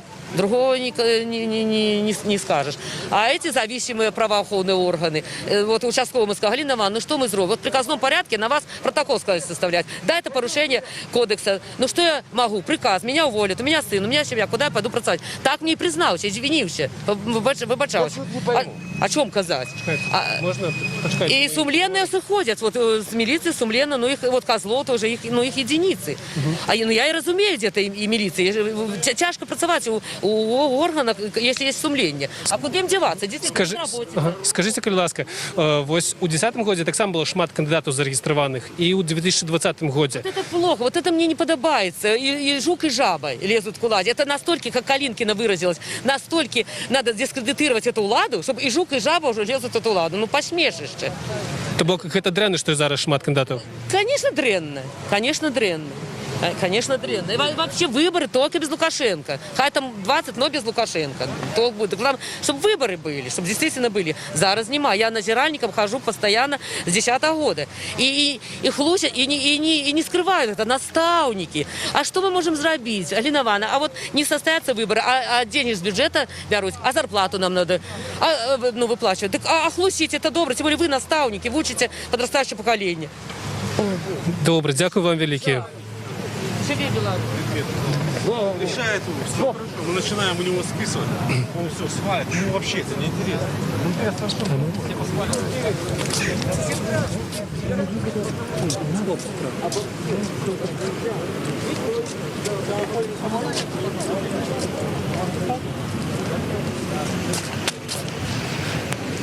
Так, нагадаю, ми просто у живої трансляції. Ось, так.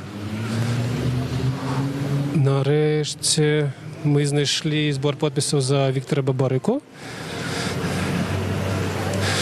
Ось тут так трошки не зовсім зауважно. 5 чоловік у черзі. Так, це...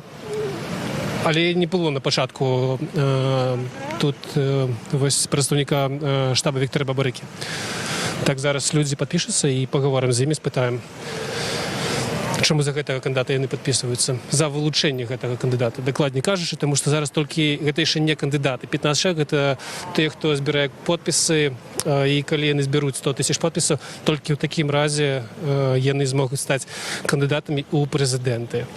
А тепер да, ось їх 15 чоловік серед 50, які першопочатково вилучалися.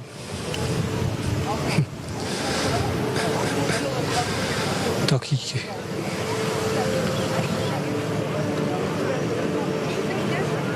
Вось роўна гадзіну таму я сюды прыехаў на плошчу перад Камароўскім рынкам, і за гэты час асабліва нічога не змянілася. Усё так жа стаяць сотні людзей у чарзе. Найперш яны падпісваюцца за Святлану Ціхановскую, разам з якой тут знаходіцца Сергей Ціхановскі, папулярны ў Беларусі блогер з назвай YouTube-канала «Краіна для жыцця». Сам ён не змог зарэгістравацца, бо ў гэты час адбываў пакаранне. Вось. А ягоную жонку зарэгістравалі, і яны вось змаглі сабраць такую вялікую колькасць людзей. Таксама тут збіраюць подпісы за Статкевіча, за Кавалькову непомнішых. Пазней ужо праз 2 гадзіны з'явіліся прадстаўнікі Валерія Цапкалы, і зараз мы знайшлі Радыё Свабода. Радио Свобода. Радио Свобода. А можно пару слов сказать? Да, коли ласка. Надо будет смонтировать. Не, это живая трансляция, мы в прямом эфире. В прямом эфире вообще супер. Всем привет. Стоп таракан. Не будем жалеть тапков. Хотя новые тапки жалко. Идя сюда, значит, я вот уже подписал за кандидата Тихановская, подписался за нее. И что хотел сказать, вот предупредить людей, что в дальнейшем возможны провокации со стороны власть имущих.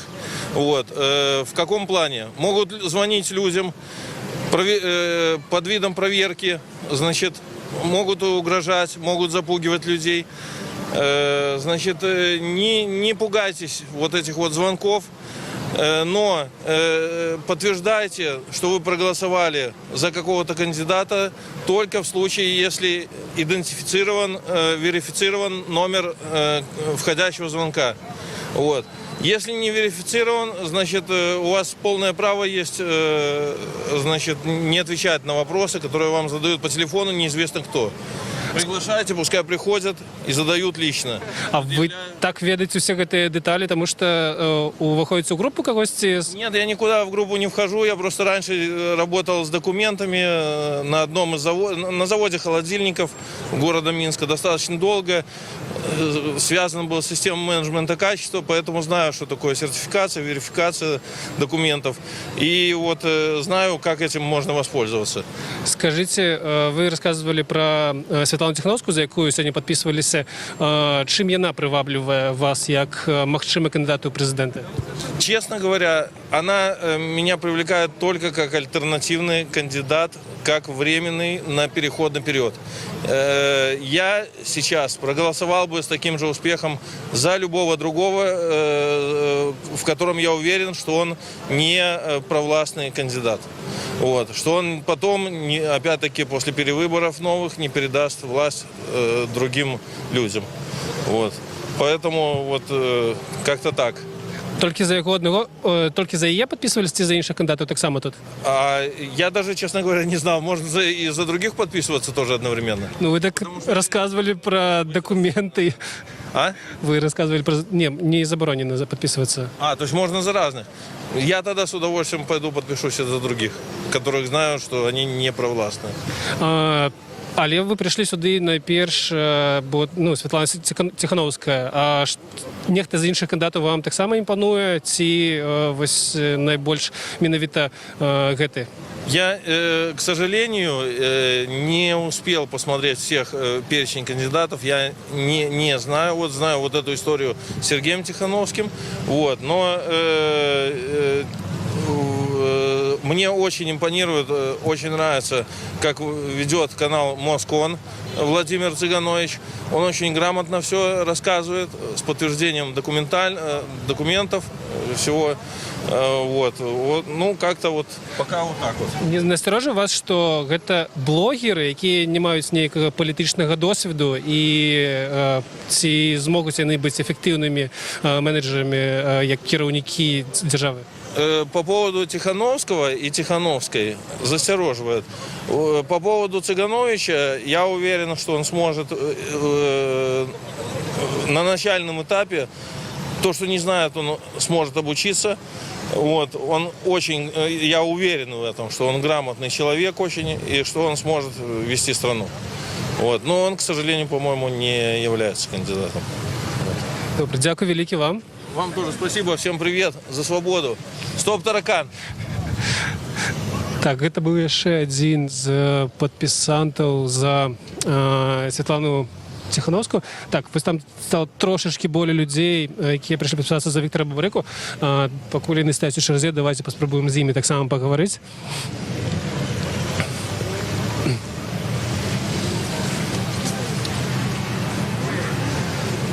Добрый день.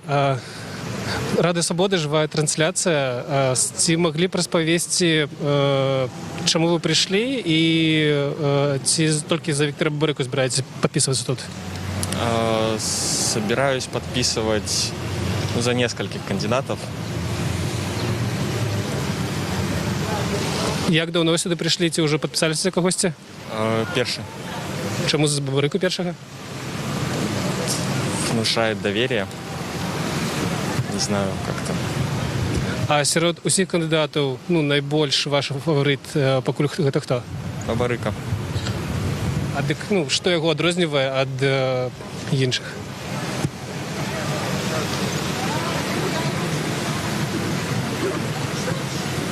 Не знаю, как-то внушает доверие. Вот. Добре, дякую велике.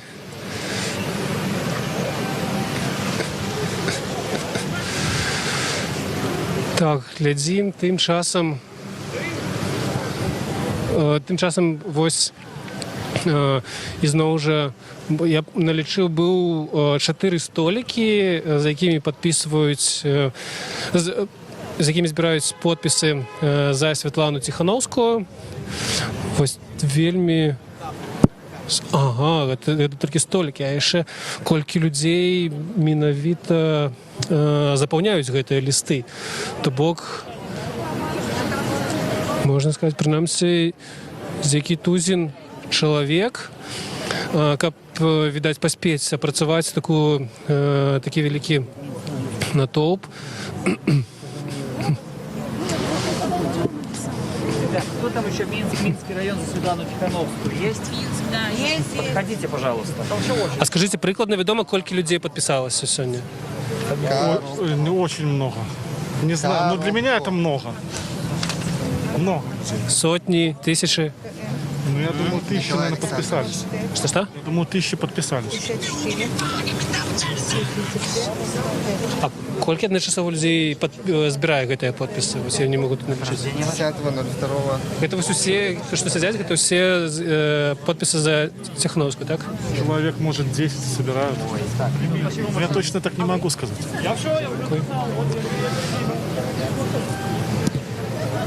Так, тут не становится... Людей не становится менее или не нашмат. Можна бачыць, што ізноў жа гэтая чарга ідзе туды далей у бок метро Якуба Коласа. Шмат людзей прыйшлі з тапкамі.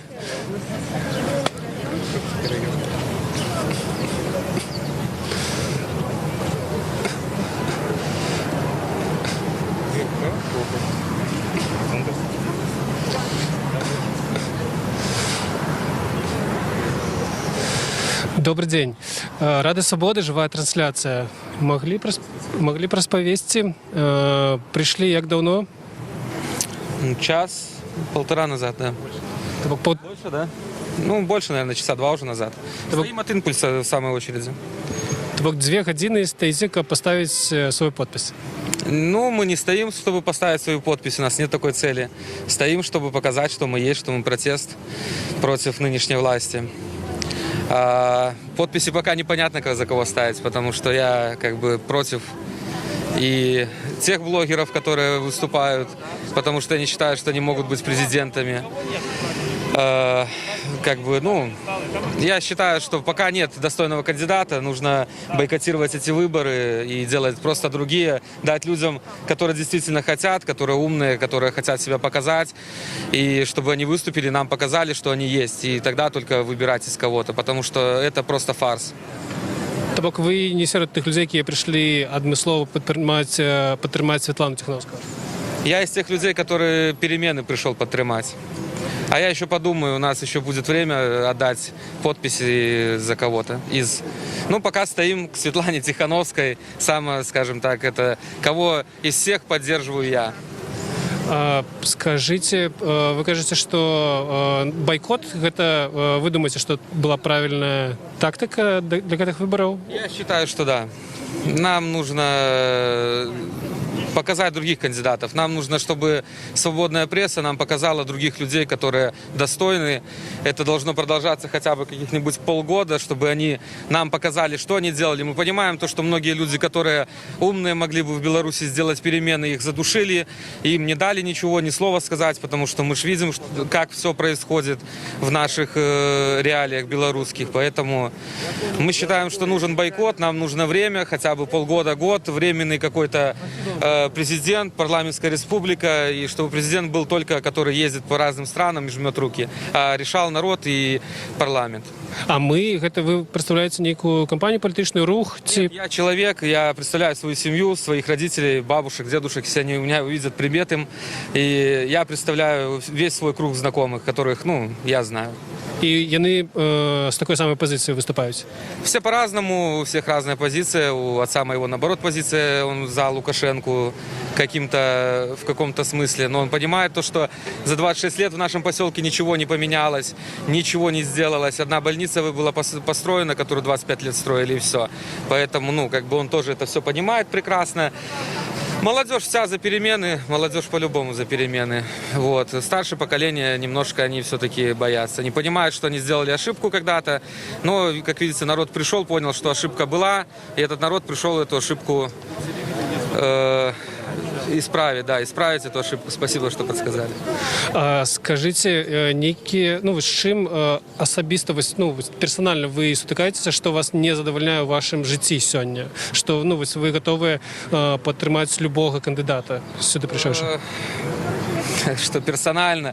Ну, в принципе, эта жизнь нормальная, как бы хватает, но не можем построиться, допустим, как раньше было для сельской местности, были кредиты человеческие по 2%, как бы, ну, это убрали, этого нет, теперь всех гонят в город, в Минске застраивают, здесь какие-то районы непонятно для кого, здесь квартир больше, чем жителей во всей Республике Беларусь, как будто всех хотят согнать именно сюда. Деревни все развалили, мы как бы не хотим в большой город ехать, мы хотим жить, ну, в маленьком поселке, дом построить, поэтому, ну, я считаю, что это было неправильно. Я работал и на государственных организациях, понимаю, как эта вся система построена, то, что, ну, люди просто завязаны на том, что не могут ни слова сказать, ни какую-то инициативу проявить, поэтому у нас и нет инициативных людей, которые нам бы показали, что, ну, могут какие-то перемены нам предложить, потому что не все там юристы, не все адвокаты, не все знают все законы, у всех людей есть понимание, как сделать, но нам нужен человек, который нас организует и,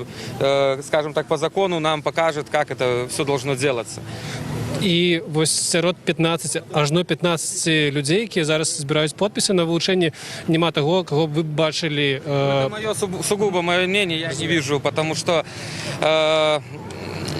с одной стороны, богатые люди, скажем так, ну, я не буду, скажем так, уже обсуждать мои мысли, но я не вижу, кого можно выступить, потому что я считаю, что нужно все-таки бойкот и еще полгода, год какого-нибудь исполняющего обязанности, и потом только уже, чтобы народ посмотрел, и по всем госканалам, чтобы этих людей показали, а не то, что происходит сейчас, что по госканалам не показывают ничего. Дякую велике вам. І вам дякую. Ось розмовляли з одним з рідких людей, які не прийшли сюди підписатися за Світлану Тихановскую, а вот этот человек, его позиция была просто это как шанец выйти на улицу и показать, что люди не одинокие у своим протесте. То бок, як і на минулых выборах выкарыстоўваюцца вось гэты этап збору подпісаў кандыдаты ў прэзідэнты, каб просто магчымасць афіцыйную пагаварыць з людзьмі на вуліцы і праводзіць фактычна пікеты ў сваю падтрымку.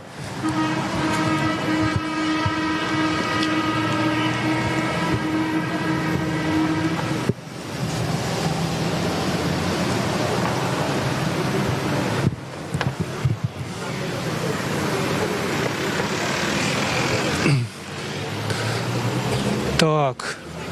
Вось, до речі, так. Пройшло 3 години і черга зменшилася. Можна нарешті сказати, що большасць людей, які хотели подписаться за одного з 5, коли я не помиляюся. Так, Статкевич, Непомощик, Ковалькова, Тихановская, Бабарик і Цапкала. 6 чоловік, 6 потенційних кандидатів у президенти збирають підписи сьогодні на Комаровському ринку. І тут, напевно, каля сотні чоловік засталося, хоча на самому початку, коли тільки з'явилися пікети, люди стояли від самого метро, то бок на кілька сотень метрів ця черга була розтягнута. Я хотел бы дать вам интервью. Вот я подходил к Сергею и говорю, есть такая позитивная волна.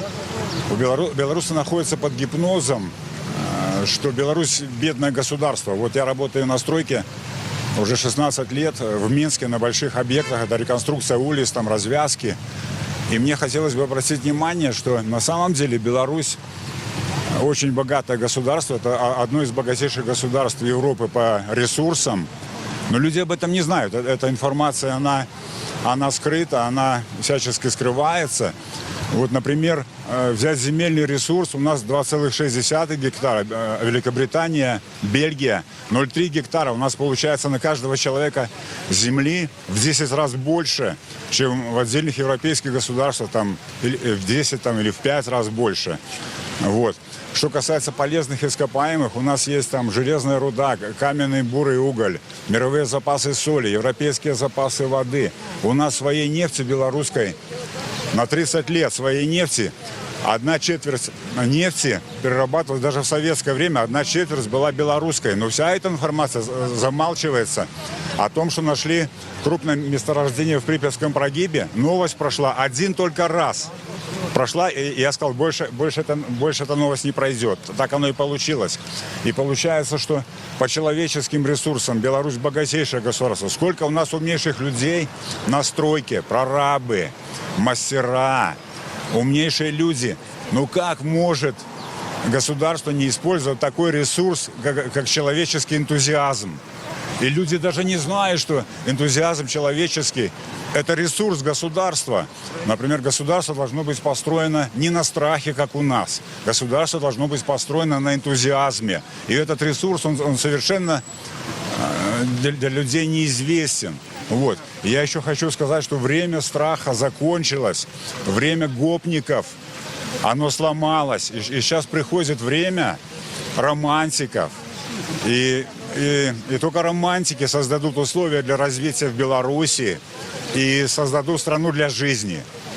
Вот. Я уверен, что этот момент сегодняшний, это исторический момент, это начало перемен.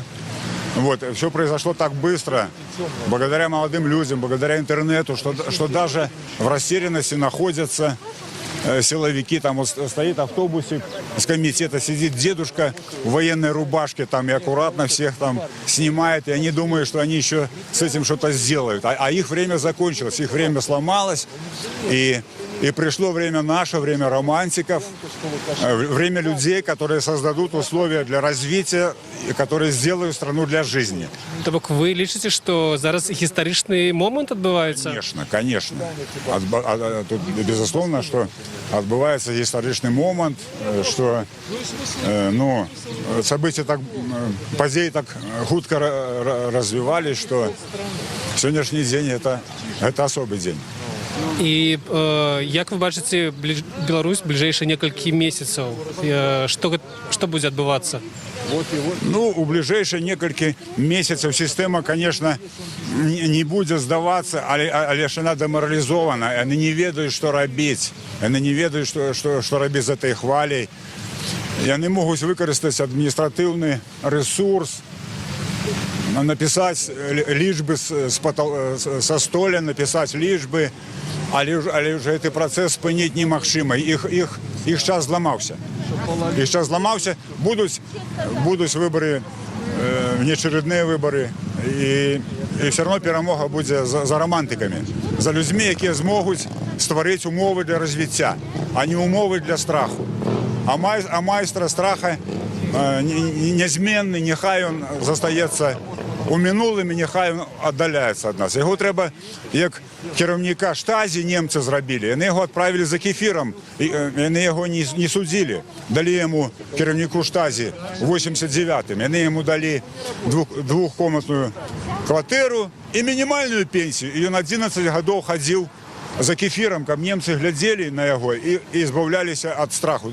Те саме, я лічу, треба зробити і з незмінним. Добре, дякую велике вам за ваше міркування. Так, у нас не шмат часу засталося, вже технічно ми не зможемо притягувати більше. Зараз, напевно, підійдемо ще до черги, яка в наших вачах зменшається. Вельми хутка.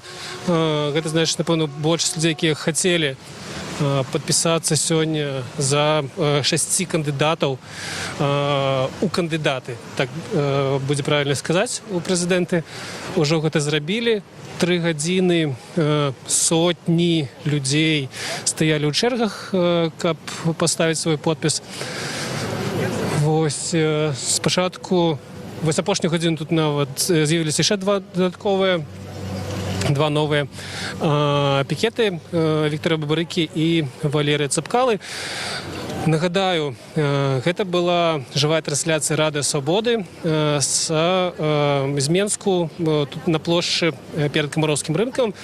Кандыдаты у прэзідэнты збіралі подпісы ў сваю падтрымку для вылучэння, каб іх зарэгістравалі ўжо ў якасці сапраўдных кандыдатаў.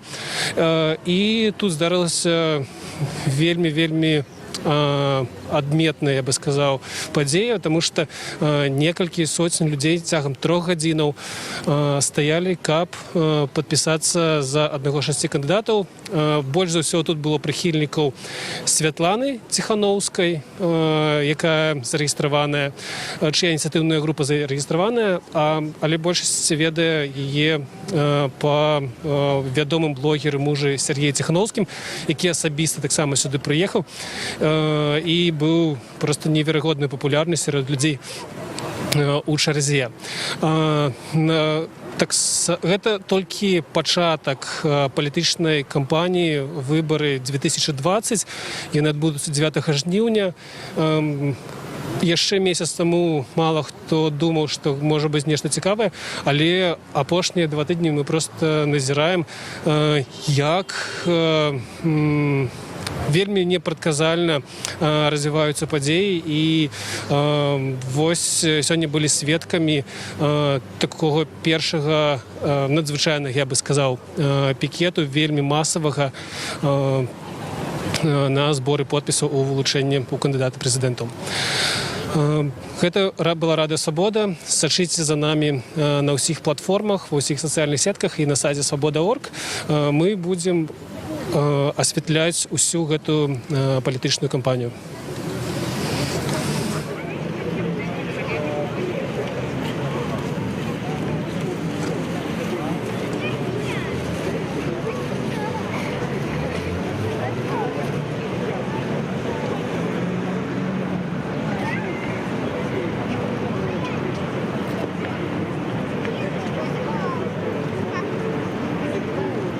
На піку було, і кілька у Білсату було.